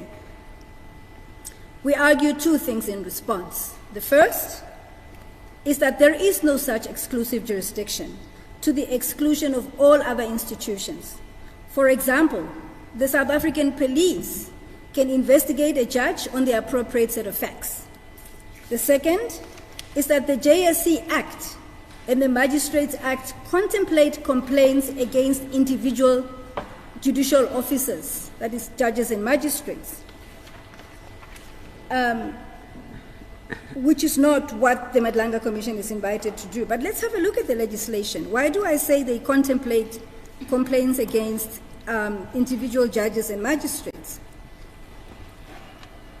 Section 6, capital A of the Magistrates Act requires the minister to establish a formal public complaint system for reporting concerns about magistrates' conduct.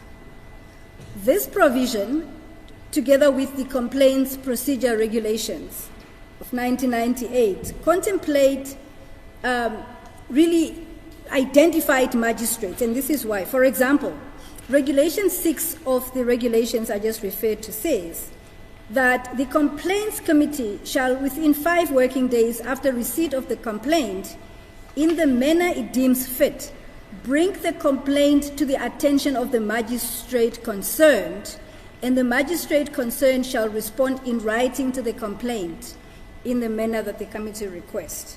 So it's not as universal as what would be happening before the Madlanga Commission. In any event, it was mentioned earlier that the terms of reference contemplate the referral by Justice Madlanga of conduct that comes before him that implicates individual judges to the relevant bodies. So there is no usurping of any powers at all. So that's on the magistrates. What of the judges?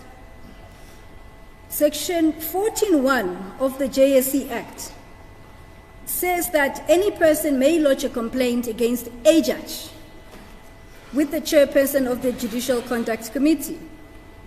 And then Section 16 discusses what happens if the complaints warrant impeachment. That necessarily contemplates an identified person. So, my lords and my lady, these provisions demonstrate that the complaints contemplated by the JSC Act and the Magistrates Act are against judges, as I have said at the risk of repeating myself. And the JCC and the Magistrates Commission's jurisdictions are triggered respectively once complaints against judges are laid with those bodies. Until complaints are not laid with those bodies, their jurisdiction is not triggered. This is the scheme of the legislation. So what is Justice Madlanga doing? The Madlanga Commission investigates systemic allegations that stemmed from General Mkhwanazi's allegations, which include criminality and collusion. So I have made the point on that, on the usurpation of powers. So that concludes the submissions on the Madlanga Commission. Interim interdict. So the starting point for this, on this subject, must be with Alta. The outer principle requires that when courts consider granting interim interdicts, to restrain the exercise, let me just go back again. The outer principle requires that when courts consider granting interim interdicts, to restrain the exercise, that require the restraint of exercise of statutory and public powers, to apply the traditional test with weighted caution. So don't be quick to apply the traditional test if what is at stake is a curtailing of the exercise of public power, constitutional, statutory power or public power. This, the court tells us, ensures the separation of powers. OUTA does permit courts to grant interim interdicts, but only in exceptional circumstances. And so exceptional circumstances are actually qualified. There are those cases where there is a clear violation of fundamental rights. In addition to OUTA itself, I argue this way on the authority of the Constitutional Court's decision in ESCO. The citation is as follows: 2023, 4 SA, 325, Concord, as I said, and I would like to draw the court's attention to paragraphs 299 to 302. So exceptional circumstances are qualified. There is a direct link between them and clear violations of fundamental rights. So in asking for an interdict, the applicants want to restrain the president's powers to appoint commissions of inquiry in terms of Section 842 of the Constitution, as well as the Commissions Act.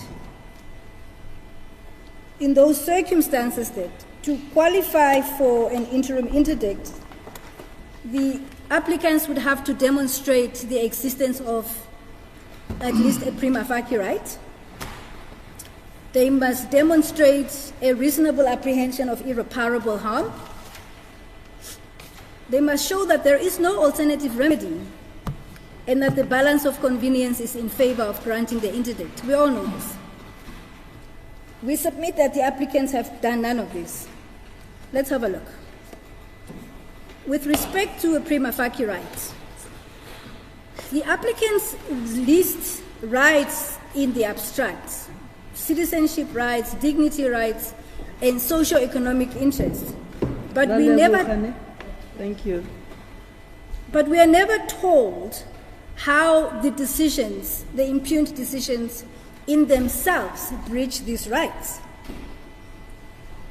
Now, at the risk of stating the obvious, this court is not seized with General Mkhwanazi's allegations. It is seized with the decisions taken by the president to address those allegations in the interest of the public and to ensure the protection of constitutional rights. That's quite the opposite.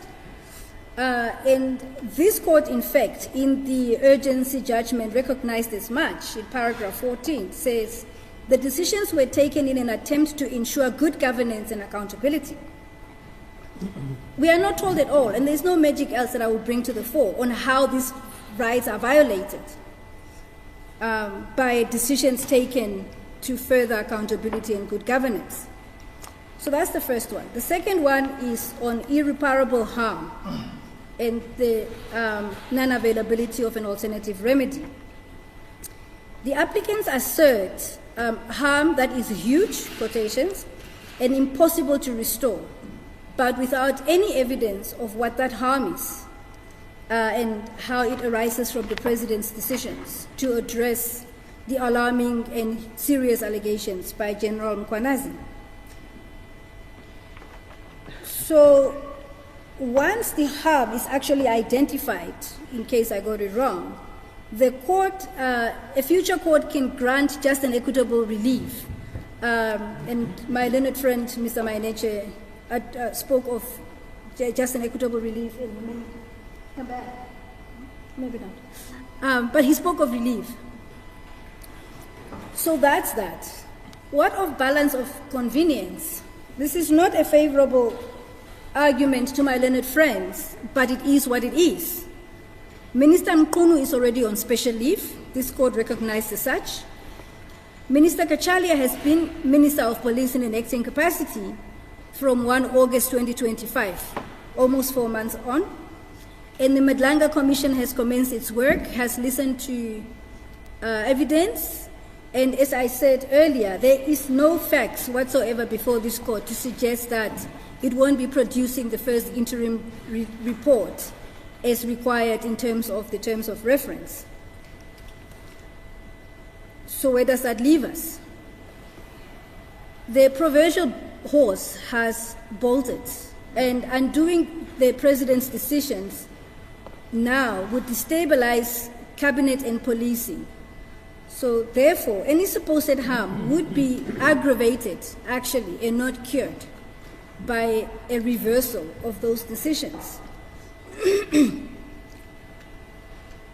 So I have done the Madlanga Commission, the interim interdict. I am now moving on to cost. We deal with this in paragraphs 110 to 116 of our heads of argument, and I'll be brief. The applicants request a punitive cost order against the president, but that's without a warrant, we submit. Such cost cases are truly reprehensible, reserved for reprehensible conduct that deserve the court's rebuke. And this is not one of those cases. I refer the court to 2 cases, actually. One is ex parte Minister of Home Affairs, and I believe that's in our heads, actually. And the other is the Public Protector versus SARB, and that's a 2019 9 SA 253. The point of me referring the court to those 2 cases is that they set out the circumstances under which a party could request a punitive cost order against a government official, personally or otherwise. I don't need to. But whatever those principles that are set out in those cases, that warranted cost orders in those cases, especially the public protector case, the president's conduct was the exact opposite. He provided a full, frank, and open disclosure on his reasons for each impugned decision. We spent all of today going back and forth through these justifications. He complied. It will be recalled that this matter started in June in the wrong court. Never mind the tight timelines. He complied with every one of the timelines that was given to him in good faith. And the Constitutional Court actually upheld his objection on jurisdiction. So that is to say that the president was not a bad faith litigant. And on that basis, he ought not to be saddled with cost, personal or otherwise. So those are the submissions in brief, as I'm mindful of the time of day. Thank you. Yes.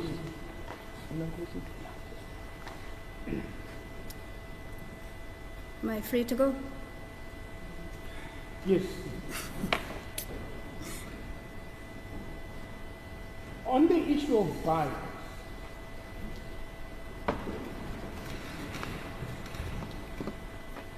would it be possible for any of the 2 applicants to appear before Madlanga Commission and seek for a recusal? Please, can you repeat the question, my lord? Would it be possible for the 2 applicants that are before us to appear before the Madlanga Commission and seek for the recusal of Yes, absolutely. DCJ Madlanga? Absolutely, yes, provided that they meet the test for recusal. Yes. My answer beyond that would be speculative, but there is nothing before me, before you, or anywhere that I'm aware of that would disbar them from doing that.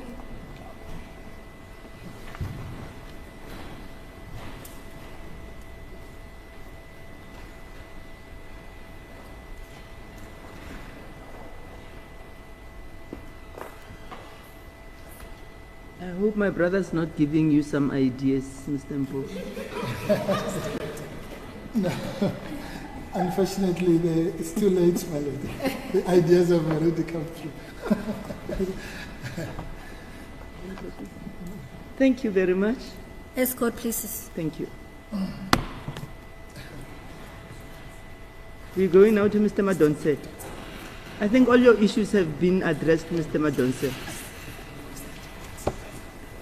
I think it is possible for me to say, my lady and my lords, yes, I am. Oh, sorry.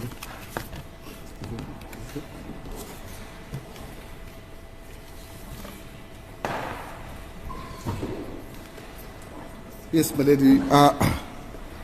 And for that reason, my lady and my lords, I hope I will be forgiven if I resort to the legendary advantages of brevity in making the submissions that we make, because we are only here on a narrow issue, a pointed issue, and that is the leave of absence decision, whether it's lawful or not.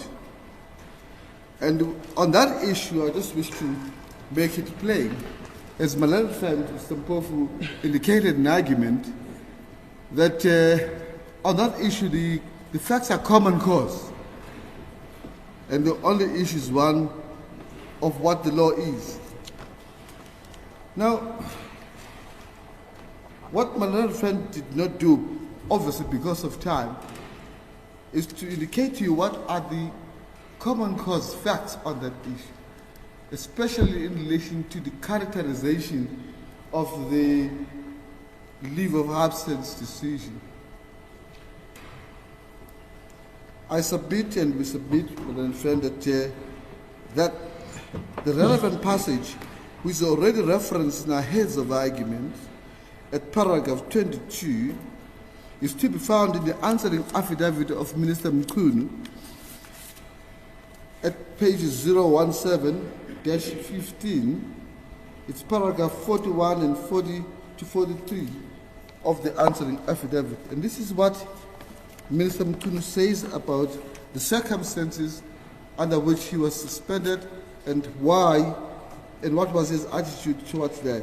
Can I just read for the record that paragraph, because it's important.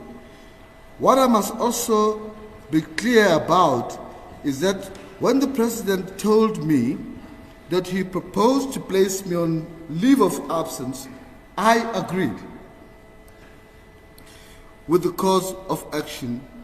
It is therefore incorrect for the applicants to insinuate that I was coercively placed on leave, that is, involuntarily or against my will. The truth is that I am in agreement with the President's decision to place me on what the applicants characterize as precautionary suspension, and this characterization, my lord and my lady and my lords, you would have realized was made in the Constitutional Court proceedings in Bundle B, and it's obviously also quoted in full in the heads of argument in paragraph 20, where Dr. Shope characterized the decision as fancy phrase for suspension with pay.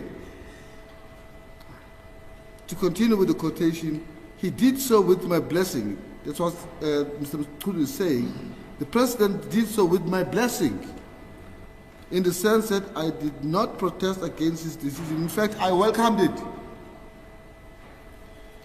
I require leave of absence in order to focus my time and energy into dealing with Lieutenant General Mkhwane's allegations. And then he goes on. In paragraph 42, he says, in any event, in the present case, I accepted a proposition by the President that going on special leave, once the allegations made against me by General Mkhwanazi were still being interrogated by the Madanga Commission, was the right thing to do. So, my lady and my lord, it is thus clear that the footing on which the leave of absence decision is to be approached by this court is on an acceptance that it was not coerced. In fact, it was voluntary, and it was not imposed. So what the applicants have done about this characterization of it as an imposed it should enter into linguistic gymnastics about whether it was imposed or whether it was granted or it was requested. That, in our submission, is slavery to form whilst ignoring substance.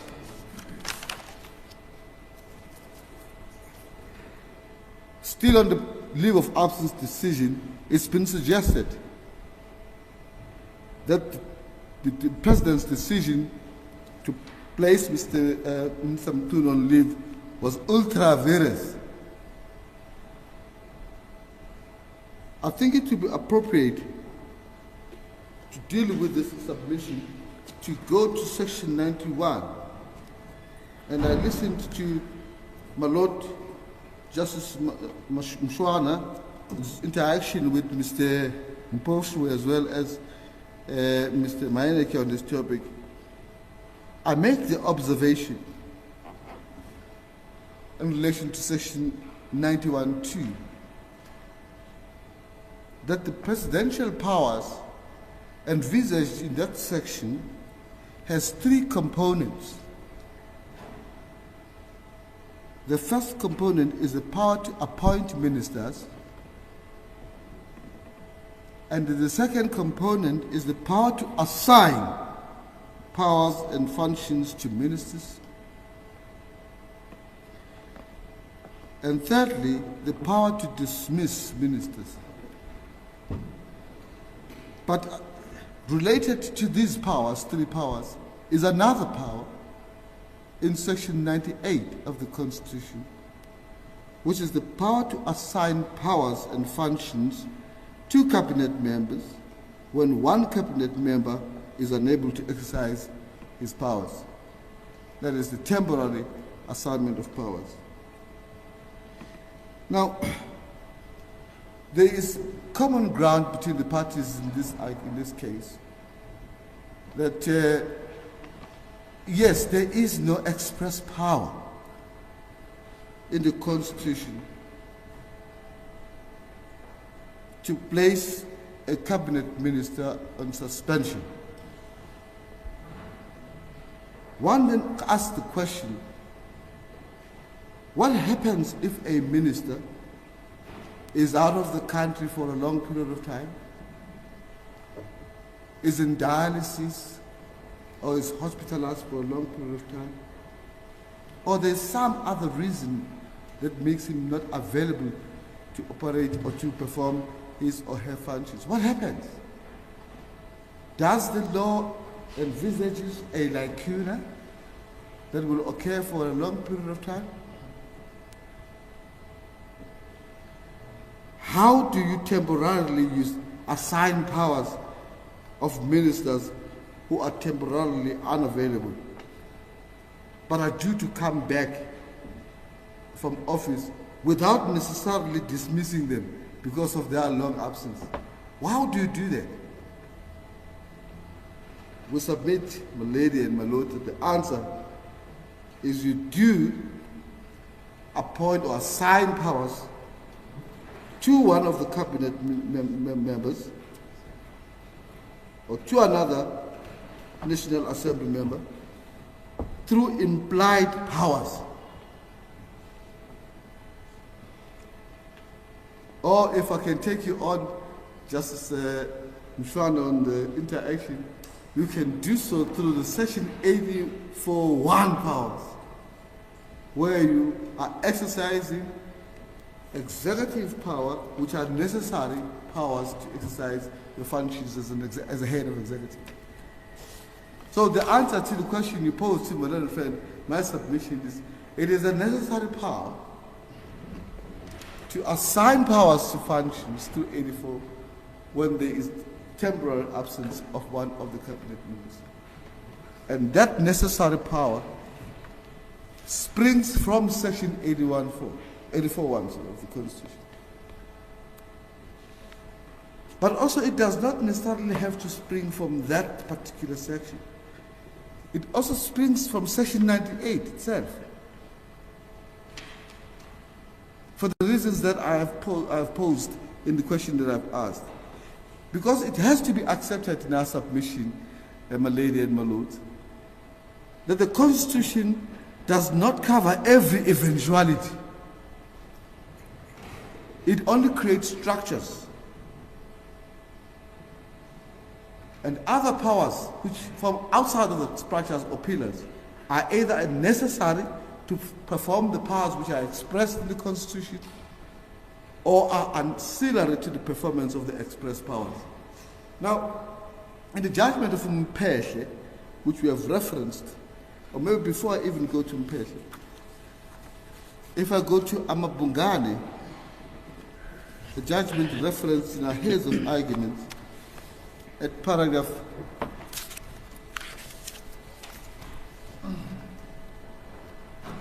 37 of the heads of argument, the Constitutional Court, referencing Baxter, said the powers may be presumed to have been impliedly conferred because they constitute a logical or necessary consequence.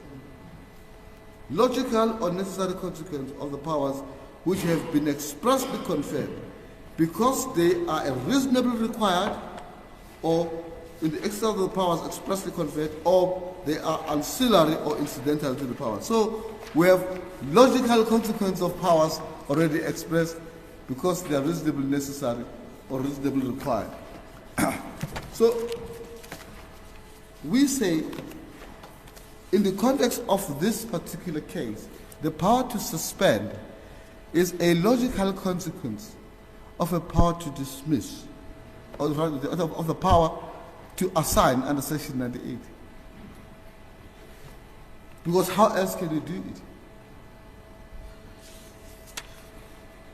It is also because if the power to assign is there, there's also, by implication, a power to reassign. But the other reason why the power is intravenous, the power to suspend is intravenous, is because of the effect of the judgment in uMkhonto. uMkhonto is on point. The principle underpinning the judgment in uMkhonto is that if the provision, an express provision, provides more, that includes the less. And the similar considerations or similar academic support exists for this proposition in closer, and we've referenced it in our head, right? So those are the submissions we have on various. On rationality, my learned friend Mr. Mayaniki has addressed it thoroughly. I don't want to steal the thunder of Mr. Mayaniki on that aspect, but let me say one or two things about that. After the dramatic media briefing by Lieutenant General Mkhwanazi on 6 July, implicating, amongst others, Mr. Mchunu, the President was placed in an invidious position to make a Hobson's choice, either to outrightly reject Lieutenant Mkhwanazi's allegations, serious as they were, in which case he would have been doomed, because there would have been clamor on him, or to simply accept the allegations against Mkhwanazi and dismiss Mr. Mchunu. He could have done that. That was one of the choices he had. He would have been damned for that. Because Mr. Mchunu could easily have come to this court and challenged it on rationality, including procedural rationality. He did the right thing. He took a middle ground, and a cautious one at that. He said, I will suspend the minister whilst I'm allowing the commission to investigate the facts underpinning the allegations.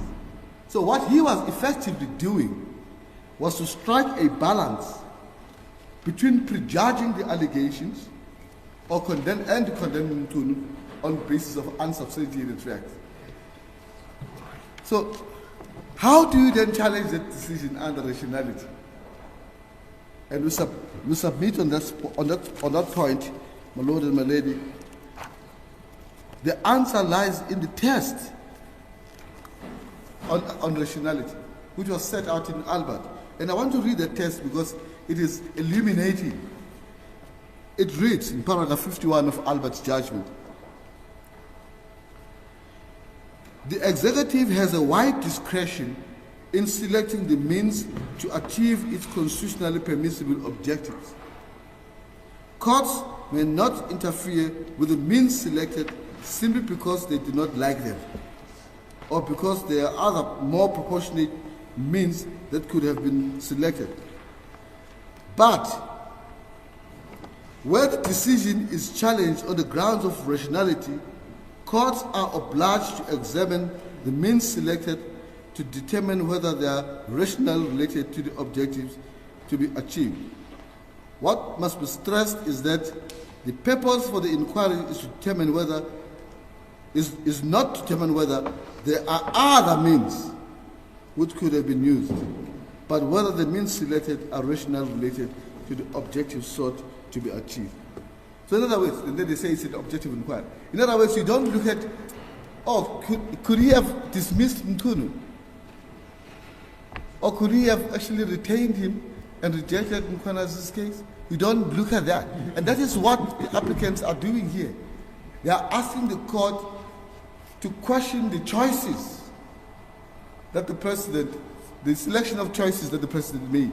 If he had a range of equally competent options available to him, he would not even be susceptible to challenge, even under Party, even under a more exacting standard Party.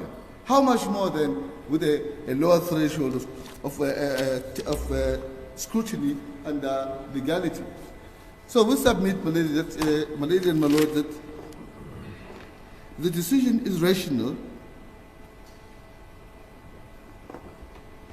and it is not sustainable to challenge it under the principle of legality.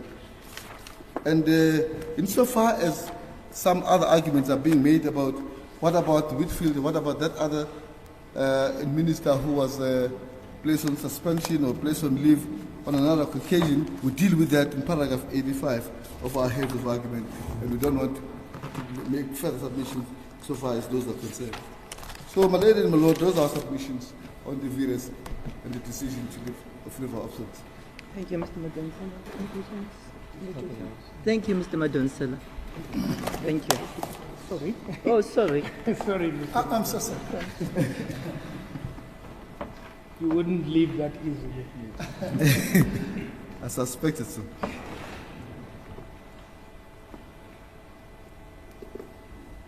Let me understand the position of the second respondent.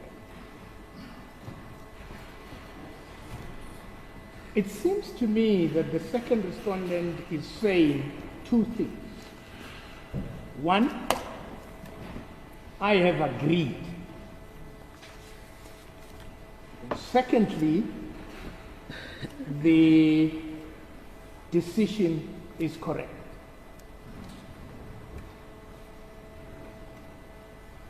Now, if one looks at the agreement part of it, it seems to have some benefits. Sorry? It seems to have some benefits Yes. for the minister. One, you remain a cabinet member or a cabinet minister, if I may call it, with probably benefits that flow. I don't know what those benefits are. But if the decision is unlawful, the agreement is of no consequence. So do you agree? Yes. If it is unlawful for various arguments. Yes. Yes. And probably it may be equated to what I may call volenti non fit in iure. Yes, sir. We accept that if it is bad on virus, the agreement will not save it. Okay. And the reason why we addressed the characterization of the suspension decision, such as we have done, is to debunk the notion that it was coerced. Yes. Which So- I understood to be some form of a basis for impugning it. So even if it was coerced, let's say we factually come to that conclusion that you were coerced,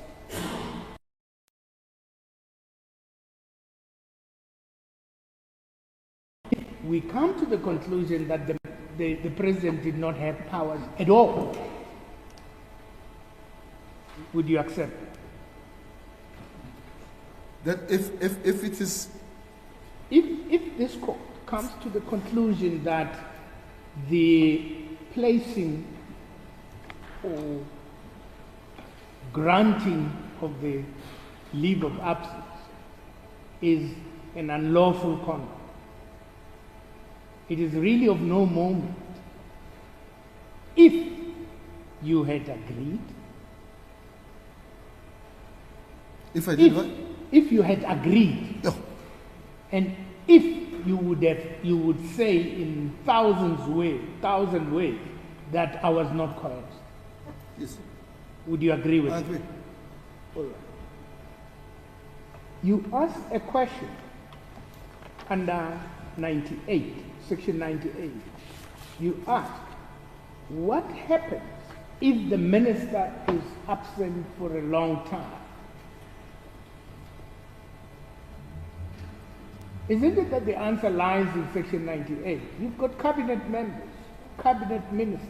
You can assign the functions to those cabinet ministers. Yes, you can. So there is no problem. Yes, but insofar as it relates to leave of absence decision, it doesn't matter who else gets into the position after that. The point of our submission is that the fact that he is placed on leave pursuant to a Section 38 power cannot be vitiated by the fact that he appointed somebody else, someone else, who's not a cabinet member. Yeah, because I see 98 actually not of any use to the second responder, because it happens because of your physical absence. Yes. Now that's the power that the president can exercise. No, it is of use to the second respondent to the extent that it is a foundation for an ancillary or reasonably required power. Well, let's get to the last part. Well, I'm sorry, my lord, if I may just finish that answer. Oh, We invoke that 98 power to embellish or to establish the argument that there is a necessary power, or a logically necessary or reasonably required power to place a person or minister on special leave. What happens thereafter is something else. It cannot append yeah. the leave of absence But the decision. power that we are dealing with, that we're grappling to get its legality, is the power to place yourselves on the leave of absence. Yes.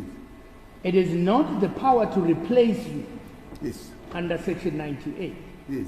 That's what we're grappling with. Yes. But for a moment, let's move to the one aspect that I had around rationality, particularly using the Albut judgment.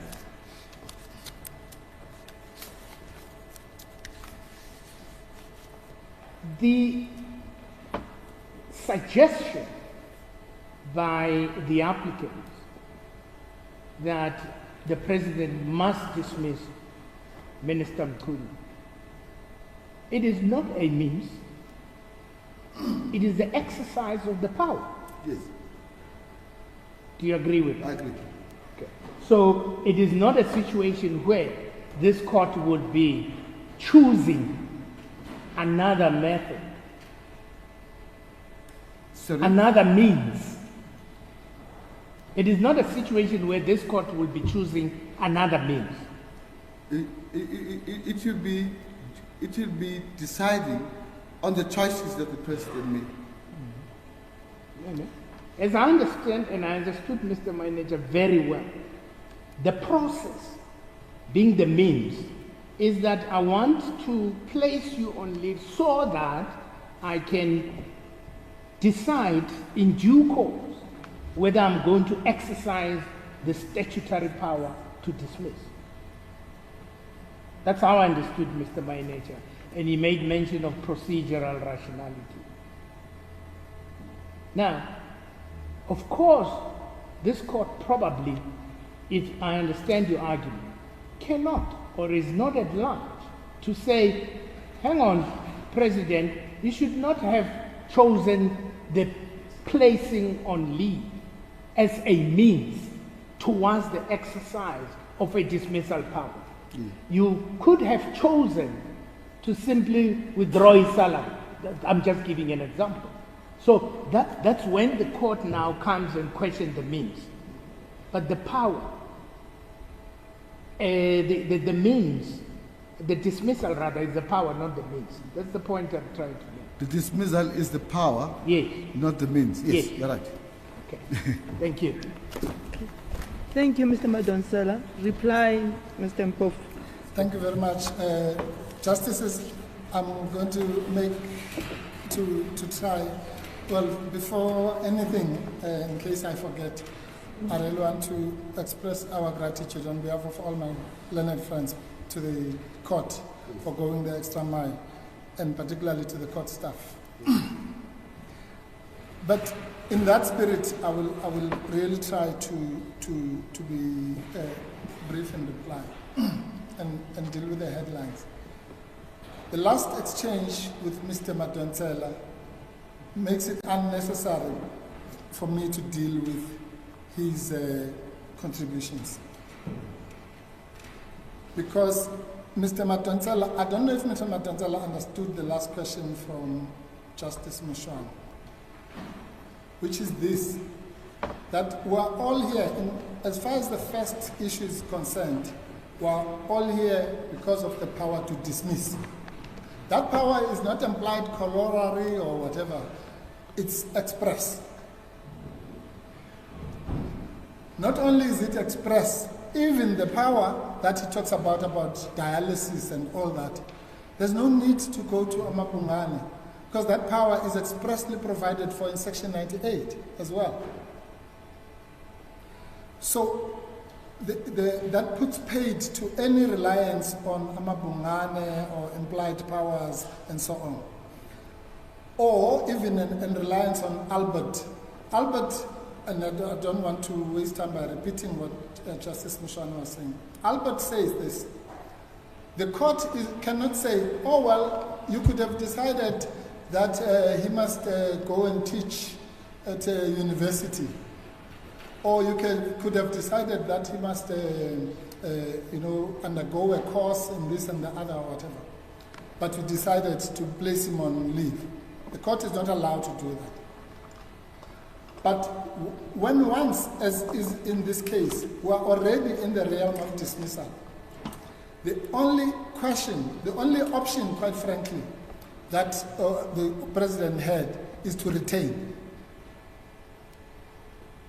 And that is not what we are talking about here. We are already within the area of dismissal.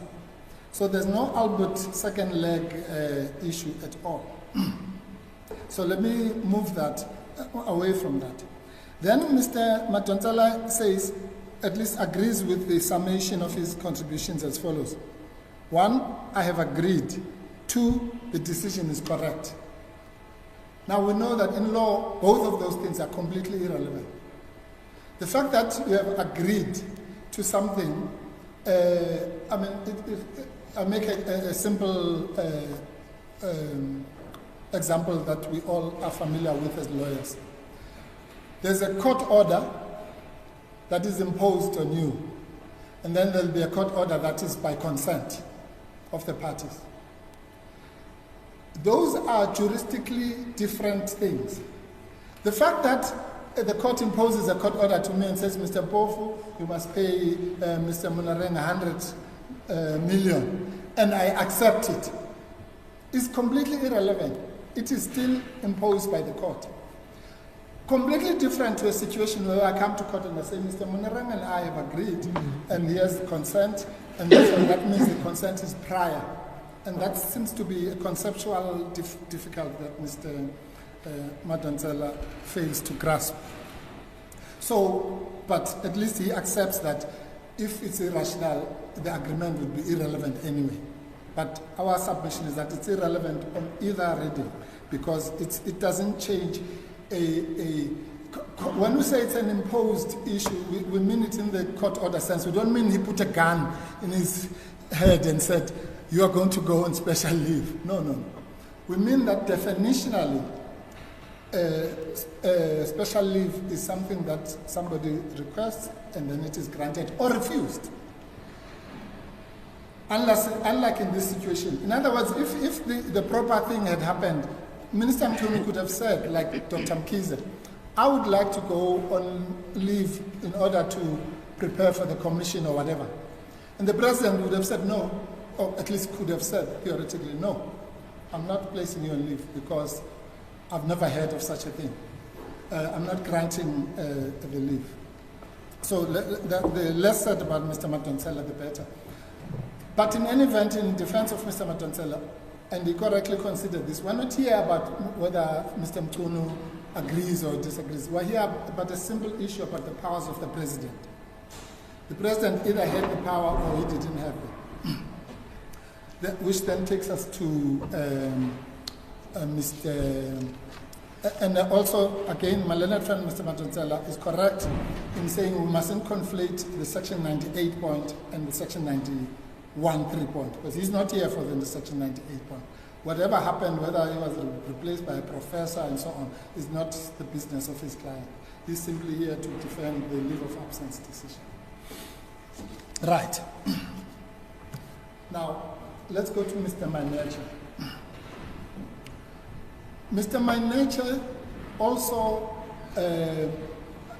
I think he, in his case, in his defense, he did understand the question, but it was just too difficult. Because the question is very simple, which was posed to him. What is it that is the link between these two things? And let me do this just as a shortcut, and I hope the court will forgive me, because it kills two birds with one stone. I want to say boldly to this court that in the context of this discussion, the necessity test in Amabungane and in Section 84 is just another side of the coin of the rationality test. So we don't have to do it twice. It would be inconceivable for something not to be rationally linked but still be necessary. I think that everybody accepts as logically. So if we collapse the tests, the two tests, for the sake of shorthand, then the only question Mr. Maineche has to answer, which he skillfully dodged, is whether the placement, granting, whatever you call it, on leave of absence is necessary in the legal sense. And Justice Labeskachne tried to pose this question as well. Something cannot be necessary. Mr. Maineche says, well, if it's likely to influence. No. That can't be the test. It must be something that's legally necessary. The test is very clear. As I say, whether you take it from 84.1 or you take it from Amabungane. Once we can demonstrate, as we have done, and I won't go back, we did that in the morning. Once we can demonstrate that in the case of a minister, and this is very important, it is not necessary to go through an inquiry, like you would, for example, for a functionary. Then that's the end of it. And the shortcut, Justice, is as follows. You have to distinguish between the cases of Masetla, Simelane, Corruption Watch, all those cases which were about functionaries to the present case. Because it would be foolhardy of me to stand here in front of you and say, in the case of Mr. Smelane, in the case of Mr. Masekla, and in the case of all those people, it was not necessary to place them on suspension, for example, pending their inquiry. Just like Mr. Chauke currently. Mr. Chauke is the DPP for Gauteng. Mr. Chauke cannot come here like I'm doing now and say, where's the power and all that. Let's assume it was not expressed. Because all the Mr. Maneche or his representative, his replacement would say, is that no, but the power is necessary because you are susceptible, like Mr. Masekla and all these people, to disciplinary inquiries and so on. The reason why in 31 years of democracy, we have never had a minister placed on so-called leave of absence is exactly because it's not necessary. We've had cabinet reshuffles, we've had dismissals, we've had all sorts of things, starting from President Mandela. President Mandela dismissed Deputy Minister Winnie Madikizela-Mandela. President Mbeki dismissed Deputy Minister Rutledge Madlala. Apart from the reshuffles, I'm putting the reshuffles aside. President Zuma dismissed Minister Gauteng and so on. And up to Mr. Whitfield. Mr. Matansala says, which is startling, he has a Hobson choice because Mr. Mchunu could have come to this court and do what? He would come. All those people who have been dismissed presidentially, maybe according to Mr. Matansala, they didn't have money to come to court. No, they did. But they knew that they are not entitled, like Mr. Masekla, Mr. Smelane, and all the other people, to a Audi, which takes us. So that's the end of the debate on necessity, stroke, rationality. And the virus point, I don't want to revisit that because that's a definitional issue. Can you place somebody on leave or not? And it matters not that whether it's in the employment situation or in the non-employment situation. Leave is leave. And the case of East London Municipality, the 1946 AD case, is not a labor case. It's actually, it's a depressing case. It's about some leave about the native and all the language of those years. But the issue was that even when you take statutory leave or constitutional leave, if there's such a thing, leave by definition is something that is requested and granted. That's it, definitionally. So on that, it's an easy ultra-virus point. Either we're right or wrong, and the cases are very clear. So let's then move to the nub of the issue that was raised by this court with Ms. Kofa. A very, very interesting question. Actually, this case, wherever it's going to end, hopefully will deal with this issue that was raised by Justice Mchunu. What of procedural irrationality? Because of course Ms. Kofa is correct that procedural irrationality is a species of rationality. We all know it's either substantive rationality or procedural. But that's, for a constitutional lawyer, that is a very exciting question because remember that in Masekla,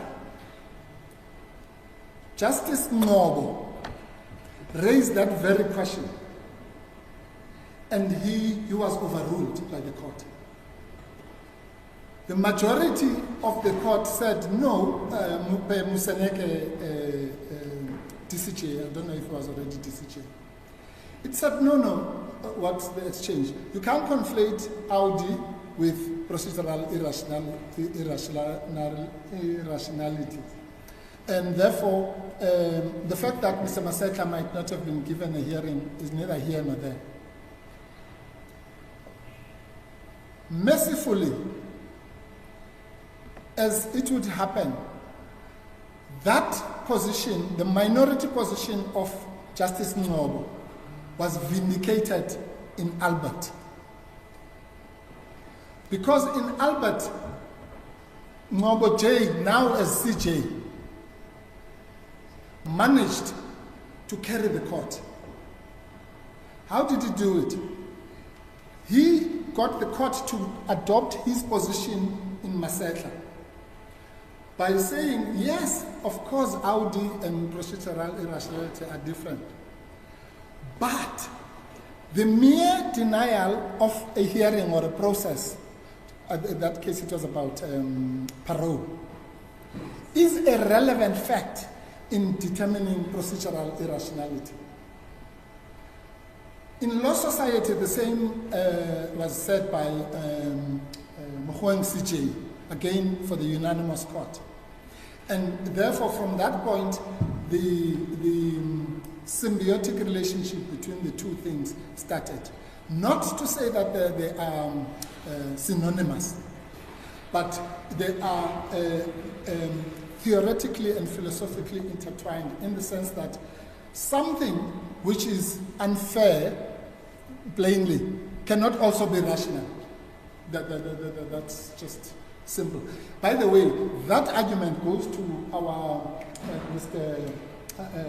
My learned friend Ms. Muvangwa's argument. Because it says that you can't say that something, well, I'm not sure between the two of them. So you can't say that the process was biased, let's say, for argument's sake, and then in the same breath say it was rational. You can't. So it's the same principle that comes from Albert and law society. Because the rule of law is the rule of law. The rule nemo iudex is the rule of law. The rule Audi is a rule of law. So a breach of the nemo iudex principle is by necessary implication, ipso facto, as lawyers would say, irrational in that sense. Not that you are conflating the rules of natural justice with procedural irrationality. I just wanted to, it's a very, very interesting concept because it portrays exactly what we're saying is wrong with this. Which takes us back to square one. But let me pause on that because rightfully everyone is concentrating on the first decision because it's the one that cascaded all the other decisions. Let's now go to Mr. So my summary on the first one is that A, it's ultra-virus, but it fails the necessity test in any event, whether it's precautionary suspension, whatever you call it. Now, with the Kachalia decision, my little friend, Mr. Manager, also is obfuscating. Let us say, for argument's sake, so that we save time, that he is correct, that forget everything. Forget the 13th of July announcement, forget the answering affidavit in the Constitutional Court, forget everything. All you have to do, according to him, is look at the presidential acts in AA3, AA4, and AA5. The point we're making, Justices, is that even if you do that, I mean, surely that's wrong, by the way, but let's indulge him. Even if you do that, you are then caught up in the following quagmire. Remember that what they do surreptitiously, if I may add, is to transform a decision that was made using, let's call it, a one-stage theory. So what was the one-stage theory? It says, I'm appointing you as acting minister in terms of 91(3)(c), full stop. When that is pointed out to them in the letter of demand and in the founding affidavit, they realize, no, This will never work. Let us invent a two-stage theory. The two-stage theory is called minister without portfolio. So let us say, no, we appoint him as a minister without portfolio. Why? We already know where we're going. We want him to be minister of police. But let's pretend we don't know that, and appoint him as minister without portfolio. And then, an hour later, Minister Mchunu has been suspended. Where can we look in the cabinet? Professor Kachalia. I mean, anybody who believes that will believe anything.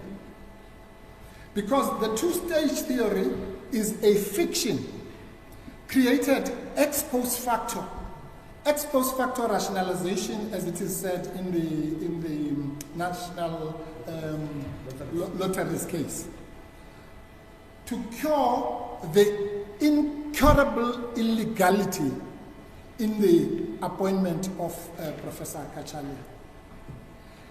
And then, as I say, it gets messed up. I'm sorry to use that language, but it gets spoiled. I suppose it's in the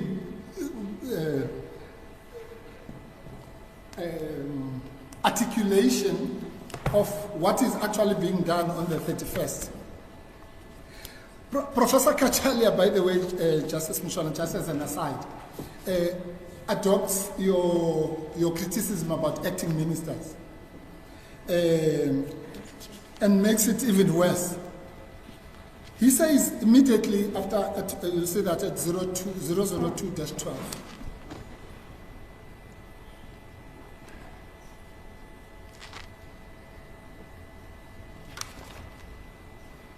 that would be his press statement.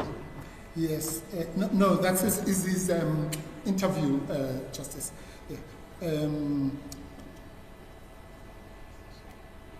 No, I'm sorry, 002-13, paragraph 40.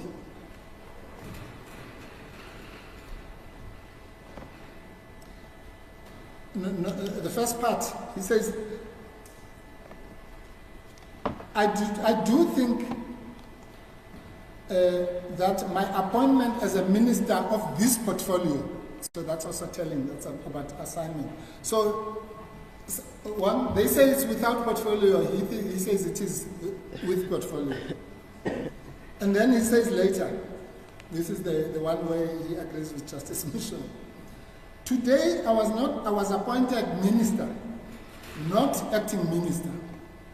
The idea of an acting appointment is not provided for in the Constitution, he says. Well, technically, he's correct, and so is Justice Mchunu. But we know, and I agree with my learned friends on this, I think it was Mr. Matonse. We know that there is, whatever you can call it, but there is a dispensation in Section 98 where if a minister is temporarily absent, you put a replacement acting minister, as it is known. And I agree that it's different from, with the president, it's prescribed in Section 90, and deputy president. Actually, it even says who you must appoint. And in the case of Sope,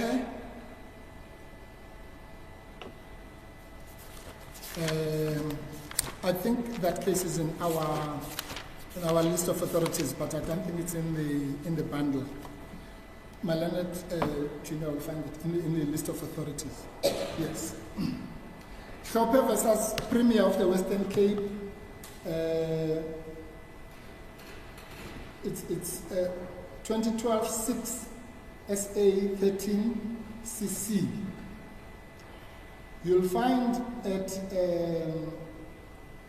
it's a Constitutional Court decision. I'll ask my learned friend to find it to save time. But let me paraphrase to save time. So that is about acting judges, but it's about acting, or what Justice Mchunu calls Hollywood. So but in that case it's about acting judges. And you will find that the Constitutional Court in that case, in articulating the concept of acting, in other words, whether an acting judge should be treated the same as a judge and so on, lists the different constitutional forms of acting. And one of them is Section 98. You'll find it. Yes. It's footnote 30, 36. The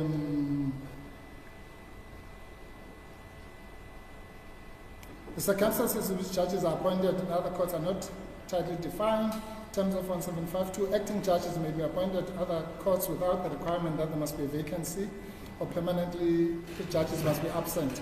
They suggest the consideration other than post vacancies or physical absences of appointed judges might justify the appointment of acting judges. So in other words, they were contrasting this kind of acting to the one we're talking about. That to have an acting judge, you don't have to have a judge who's sick or on dialysis or all those things. And then one of the examples that was suggested of the other kind was Section 98. So let us say the Constitutional Court is prepared not to quibble about whether the word acting appears in the Constitution, because it doesn't. But it is understood that that's what happens when a minister is temporarily being replaced. Now, Justice, I'm sorry, Mr. Professor Kachalia does not, as I say, he sits between two stools. If Section 91.3 does not fit him for obvious reasons, but Section 98 also doesn't fit him for obvious reasons. So you have to create this sham called Minister Without Portfolio in order to bridge that conceptual gap. Now, sorry. Our law is not that blind to those kinds of shenanigans. And the principle, which was set up in the old case that we all know of Dadu, is in our heads of argument.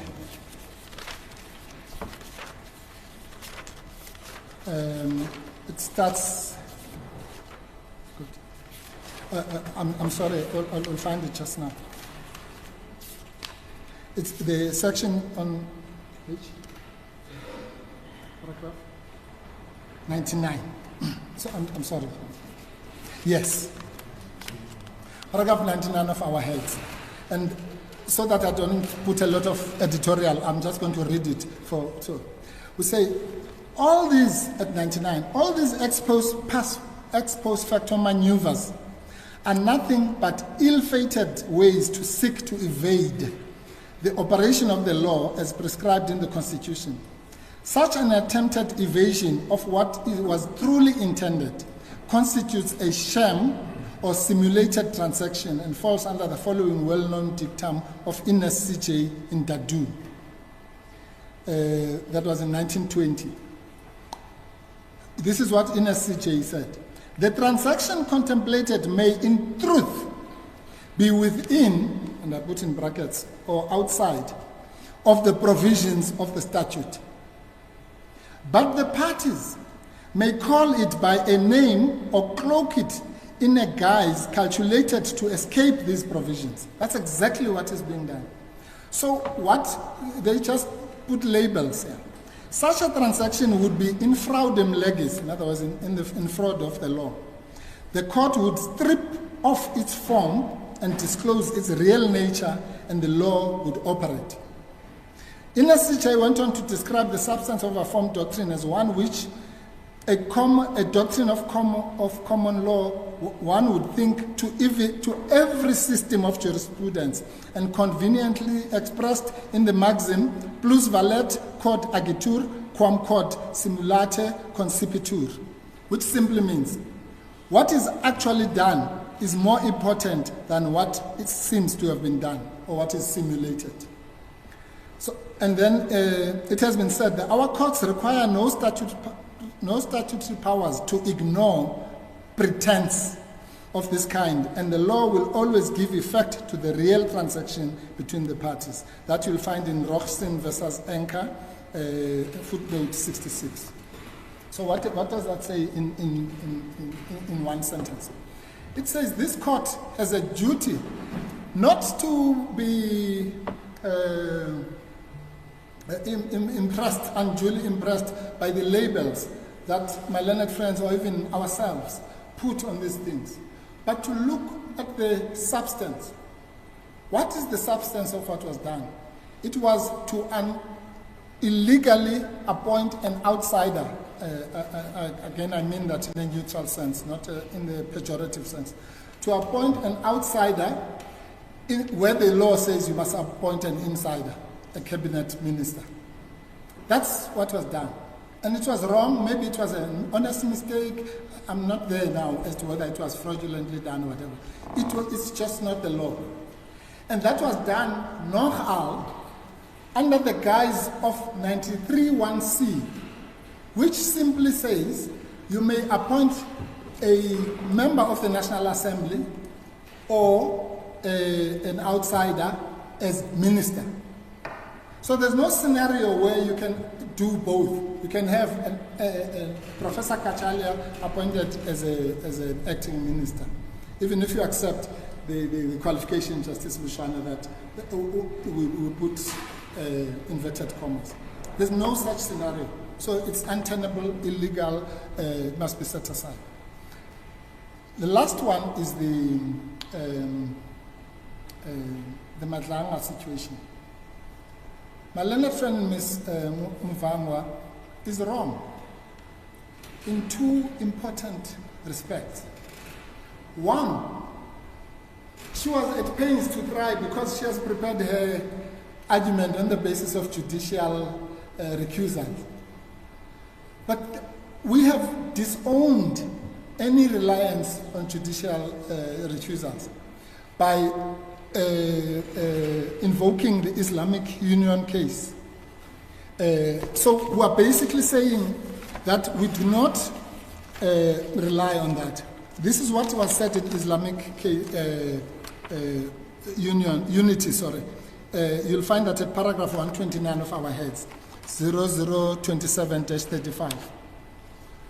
It says the opposite of what she's arguing. It says the present matter does not concern the recusal of a presiding officer. That's why we put that in their heads, so that Ms. Mvangwa doesn't make the mistake she just made. It says the applicant asserts that bias at a structural level, in as much as the applicant raises the issue of a relationship of influence and dependency between the chairperson of the CCC, whatever that is in ICASA, and other individual members. The argument was that the decision maker, the CCC itself, is inevitably biased as a result of institutional factors rather than an individual member being biased by virtue of personal traits. So she's wrong with that, clearly. I don't even want to entertain that. What is the legal effect of that? The legal effect of that is that she's wrong about the double reasonableness test. Because the double reasonable test applies to judges sitting qua judges, not as a judge sitting as some administrator in a commission. The double reasonable test and even the presumption of impartiality attaches to judges sitting as such. So that's the end of those arguments. But she's also wrong because, and maybe let me, because again it's another legal. So there's no answer, quite frankly, to the issue of institutional bias, if that was the answer. Of course, she's right that the JCC, this is something I happen to know a little bit about. The JCC and the JSC, when people sit in those institutions, they're not sitting as judges as such. The whole idea of creating something called the Judicial Service Commission, not just in this country and in many countries, is exactly to insulate that body from, is to create its independence, not in the judicial sense. It's institutional separation. And that is why that body, in terms of Section 178(1), is carefully calibrated to have so many parliamentarians, so many judges, so many advocates, attorneys, and so on, so that nobody is a dominant factor in the JSC. So when something is being referred to the JSC, Mr. Madonsela and I happened to sit there at some stage, and we sat in something called the small JSC. What is the small JSC? The small JSC is the JSC without the politicians. So the politicians are automatically recused from sitting to, for example, to determine whether a judge should be impeached or not. Why? Because when it goes to Parliament, they are going to be there, so they can't make the same decision twice. And so that's the issue of virus. So the Chief Justice was right that these matters, which are being referred now wrongly to the Madlanga Commission,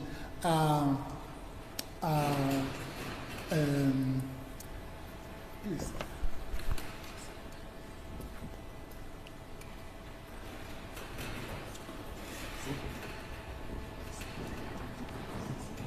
Sorry, there's a point which doesn't belong to what I'm talking about, so that I don't forget it. I'm just packing it with my learned friend. Okay. Let's finish with Ms. Muvang. I don't have to deal, okay, well I will. But on the issue of interim relief, she's wrong again on the law. Outer there's nothing to do with this.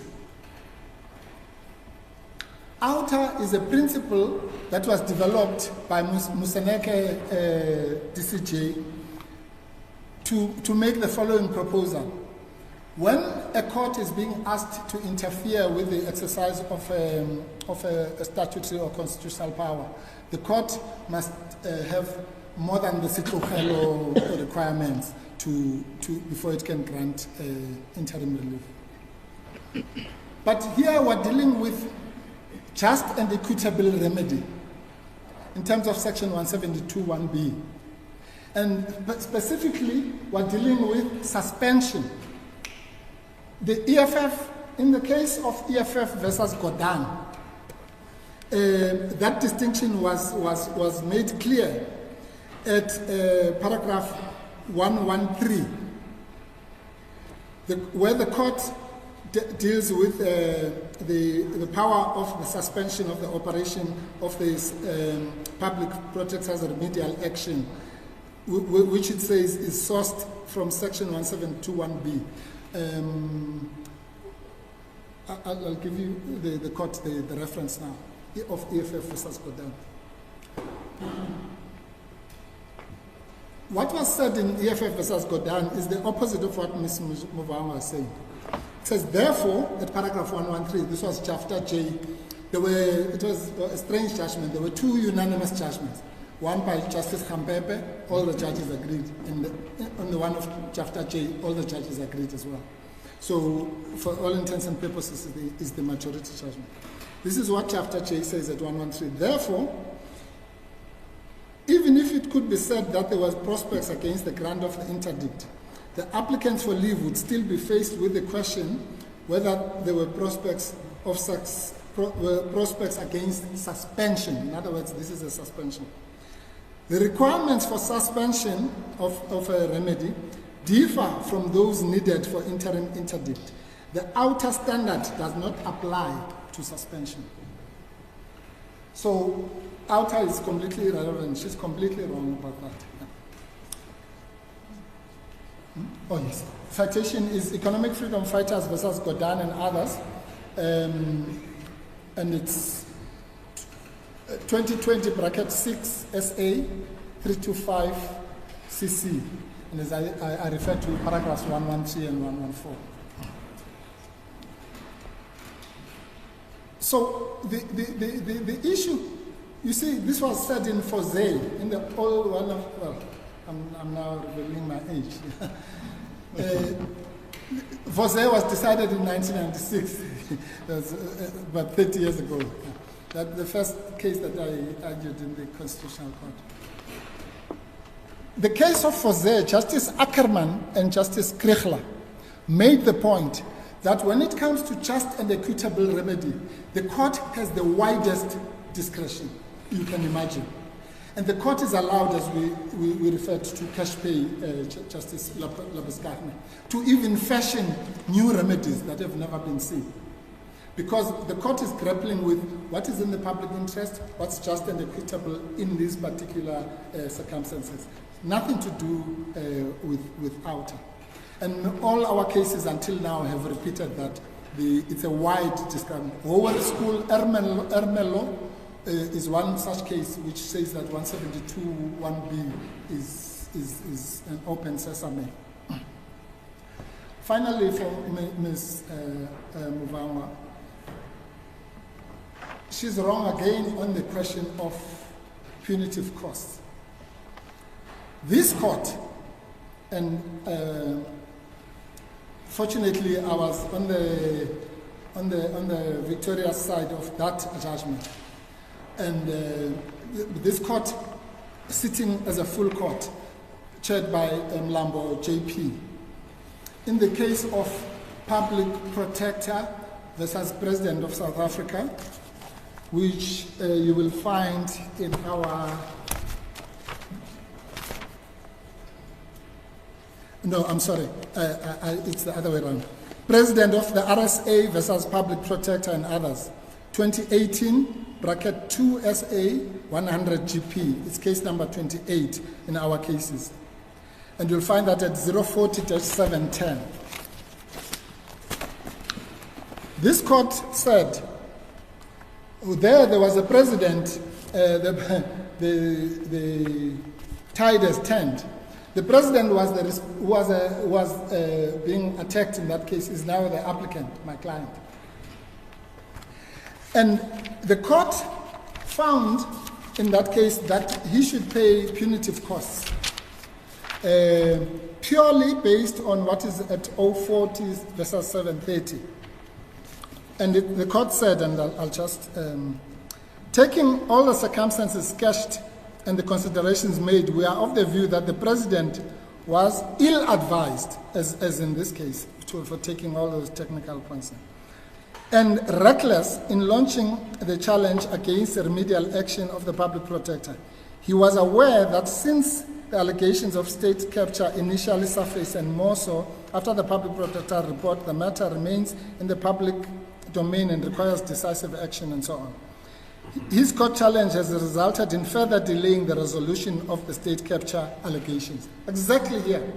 These shenanigans of the past 4 months have resulted in delaying the inevitable discussion of the merits here.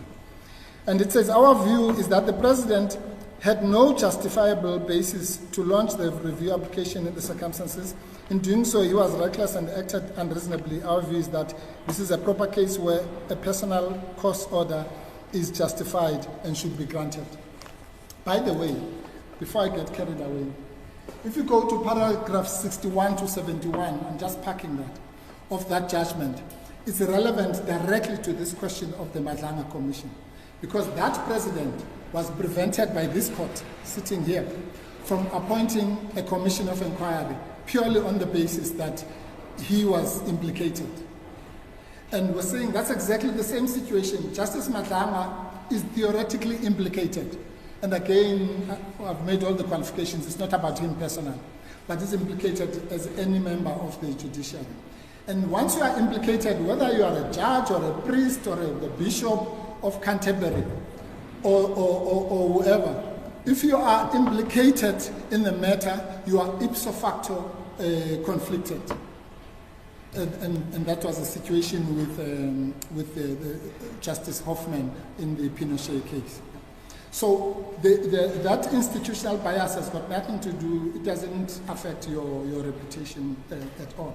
And the president, in that case, it was said this was a serious matter because we were arguing that the president, although the Constitution gives him the power in terms of Section 84(2)(j), the sole power to appoint a commission, we all know that. But in this case, simply because he's implicated and his son was also implicated, in this case is the brothers and sisters, his son was also implicated, ipso facto was disqualified, automatically disqualified from participation. And that's exactly, again, I'm trying to save time, that's the expression which was used by one of the lords in Pinochet, that it's an automatic disqualification by mere fact of, I'm sorry, I know it's late, but... we hope you are wrapping up now. If the court will just, yes, please. I almost said we're already here now. I think it's 10:40 something. Sorry, Justices, I really don't want to waste time.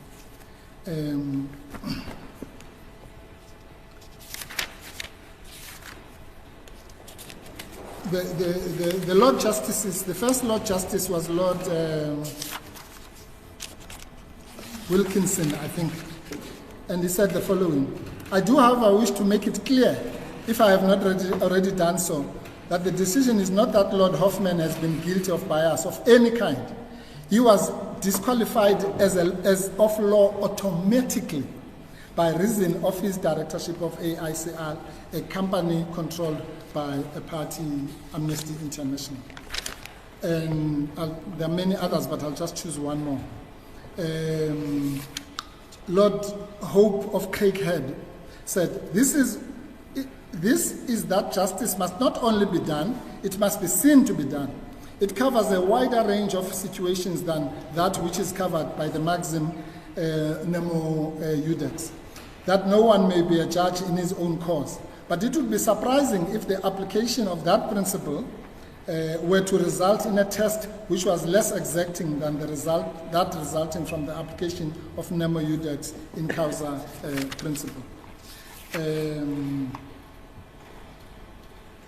And then all the others are to the same effect, that there's no suggestion of actual bias, but it's automatic disqualification. But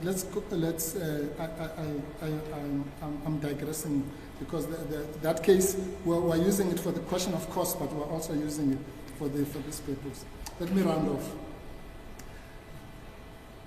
One of the grounds which we've relied on, the justices will have noticed, is, and it's related to this question of cost as well, is the president's refusal or failure to answer simple questions put to him, which could have prevented us being here.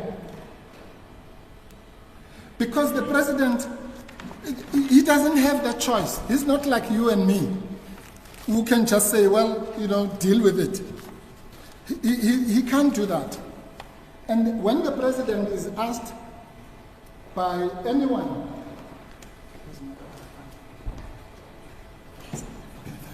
let alone a former president who is concerned about, or who knows that these things are not done, and the questions are put to him as they were done in 002-15.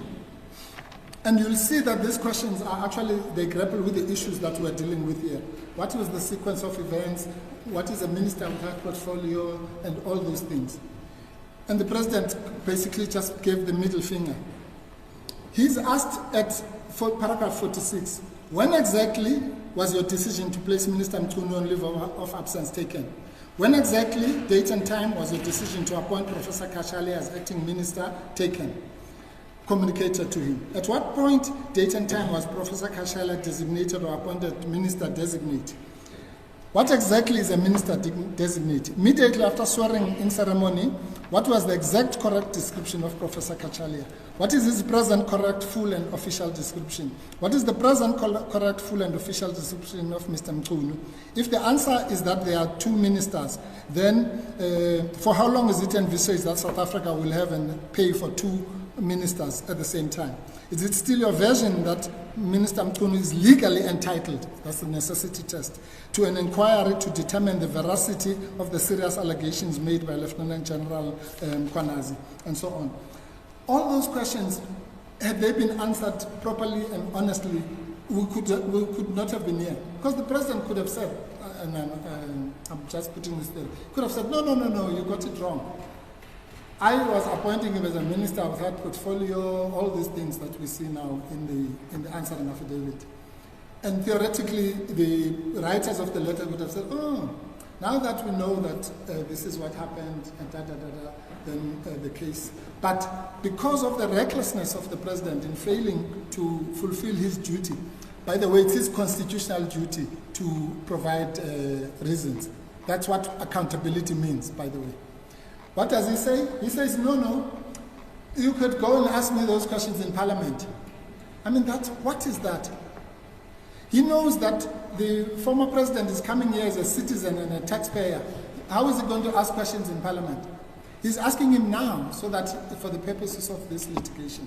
So that all goes to not only a constitution, that's irrational, by the way, on its own, the refusal, or the failure or refusal to give reasons. But even if you want to be lenient on that, at the very least, it's reckless and should attract punitive costs. I have attempted to not to deal, if the court will just allow me just to look at my notes, so that in my summary, I just see that I've not, oh yes, sorry, I have to do this. It goes back to this question of necessity. If you go to the two EFF cases, EFF 1, known in constitutional laws, EFF 1 and EFF 2. In EFF 1, the principle of Section 96, the point that Justice Mushwana was raising with my learned friend, is contained in paragraph 9 of EFF 1. That is, EFF 1 is the Nkandla judgment.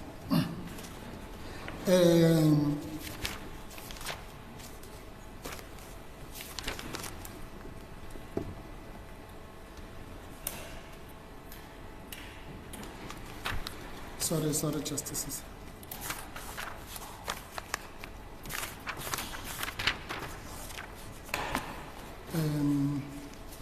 Maybe my learned friend will.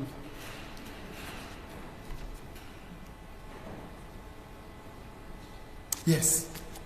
Paragraph 9 of EFF 1 deals with that issue of Section 96 2B that we raised, Justice. And this is a very important thing. It says, Justice Mchunu for the majority, for the court, says also the mere fact that of the President allowing non-security features about whose construction he was reportedly aware. Remember, we say here the President was also aware of the shenanigans of Minister Mchunu, to be built at his private residence at government expense, exposed him to, quote, a situation involving the risk of a conflict between his official responsibilities and private interests. The potential conflict lies here, says Justice.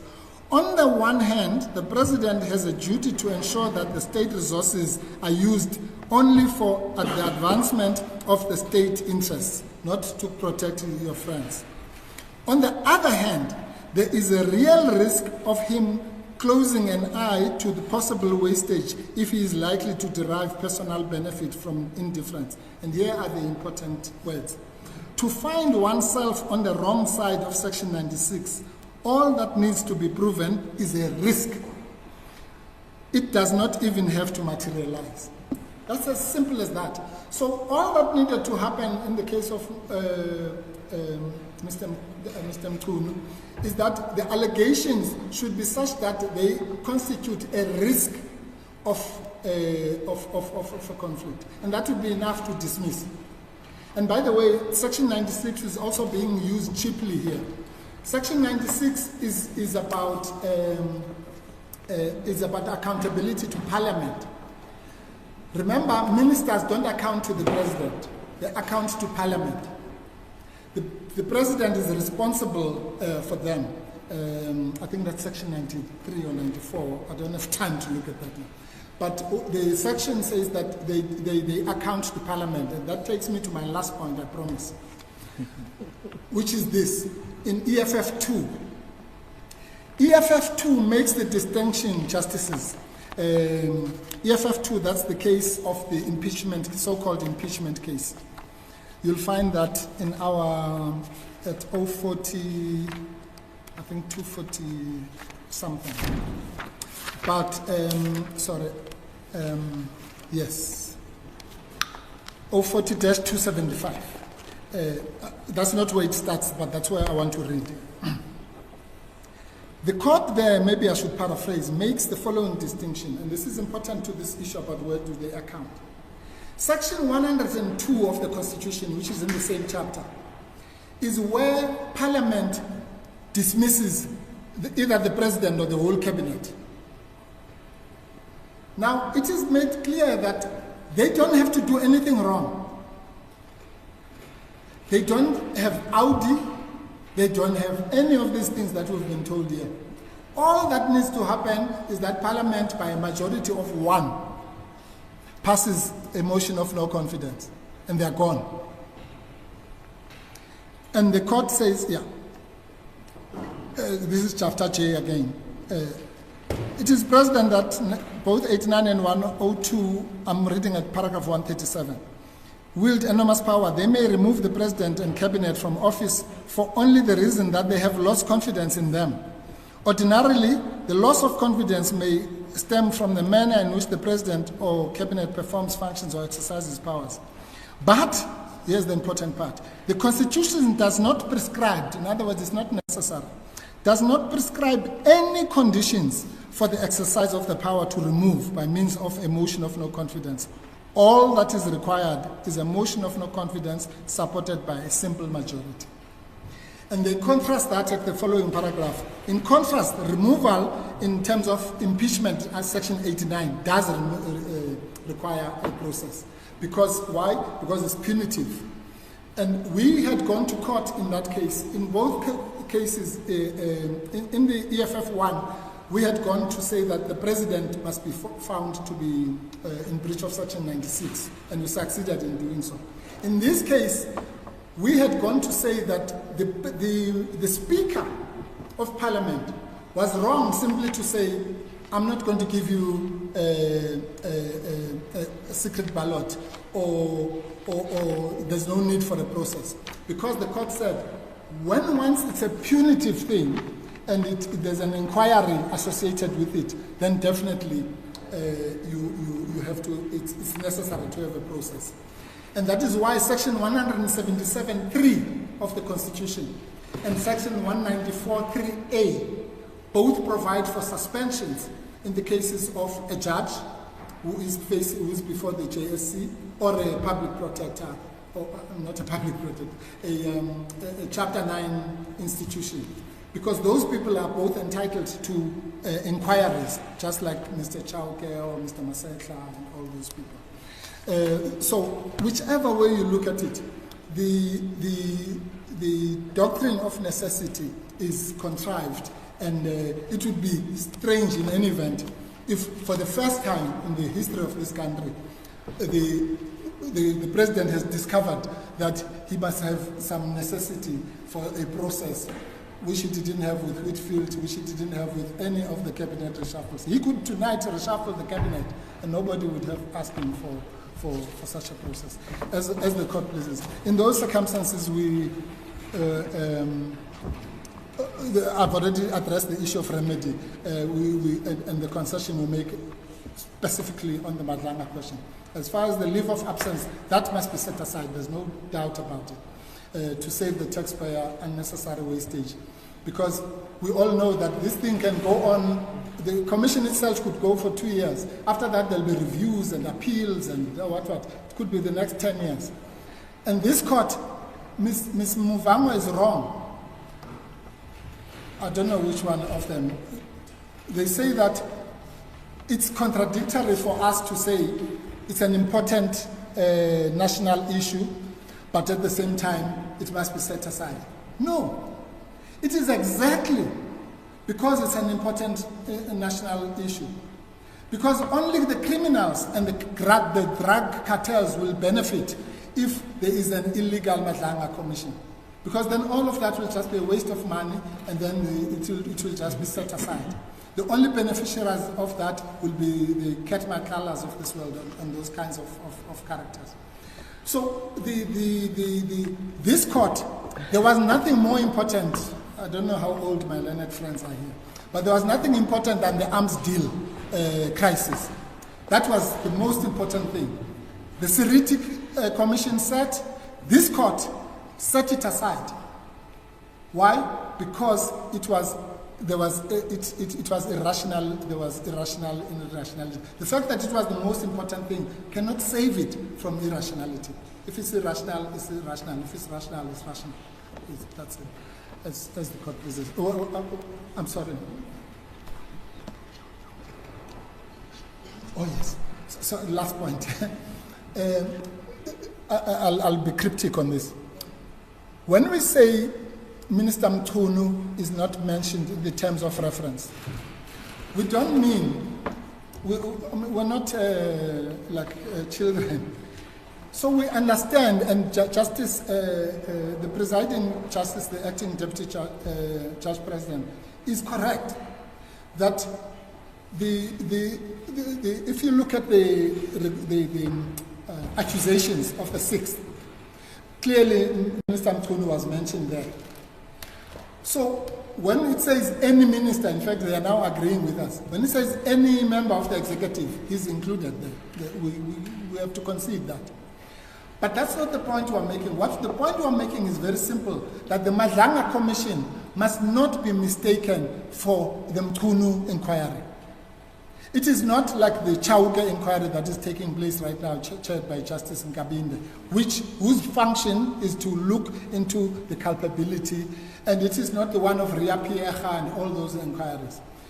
It is an inquiry that may or may not make recommendations about Minister Mchunu for certain steps to be taken or not.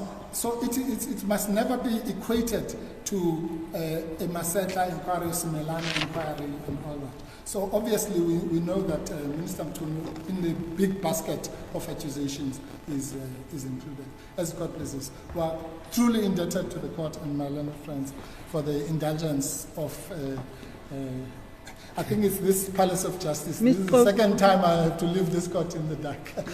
I see Ms. Trova is preparing herself as well. Are you going to? Oh yes. No, I forgot to say that You've covered both applicants.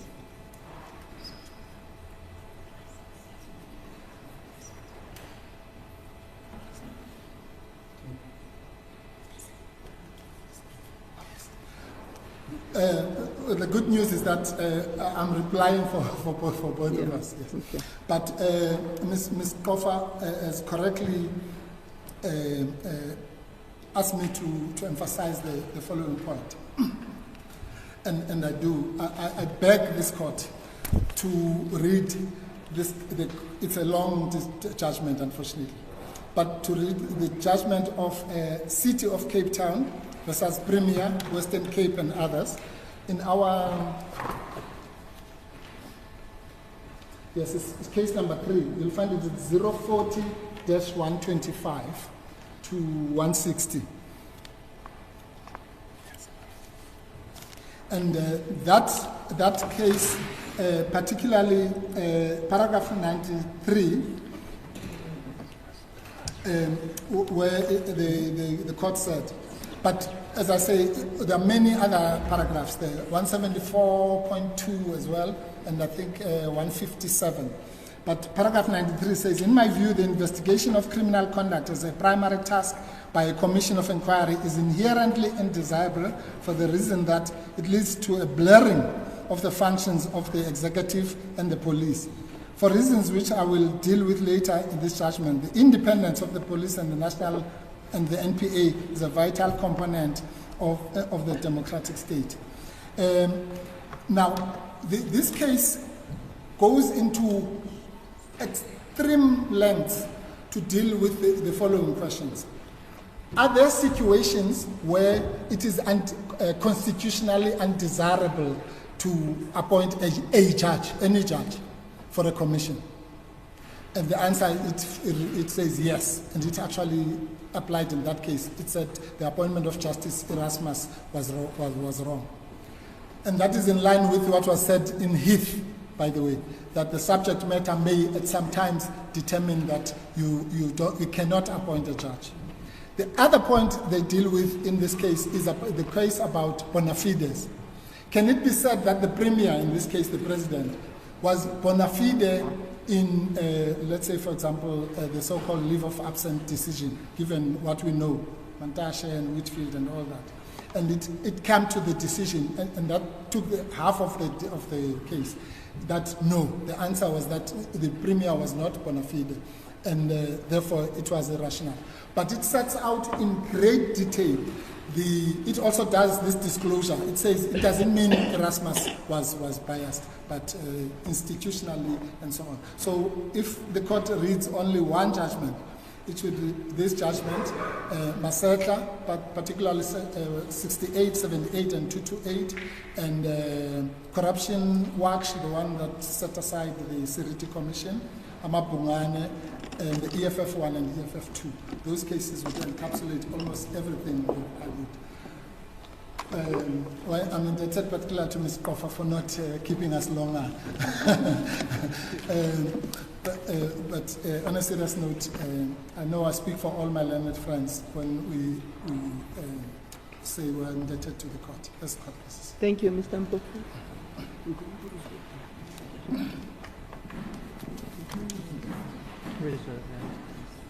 Okay, thank you, Mr. Mpofu.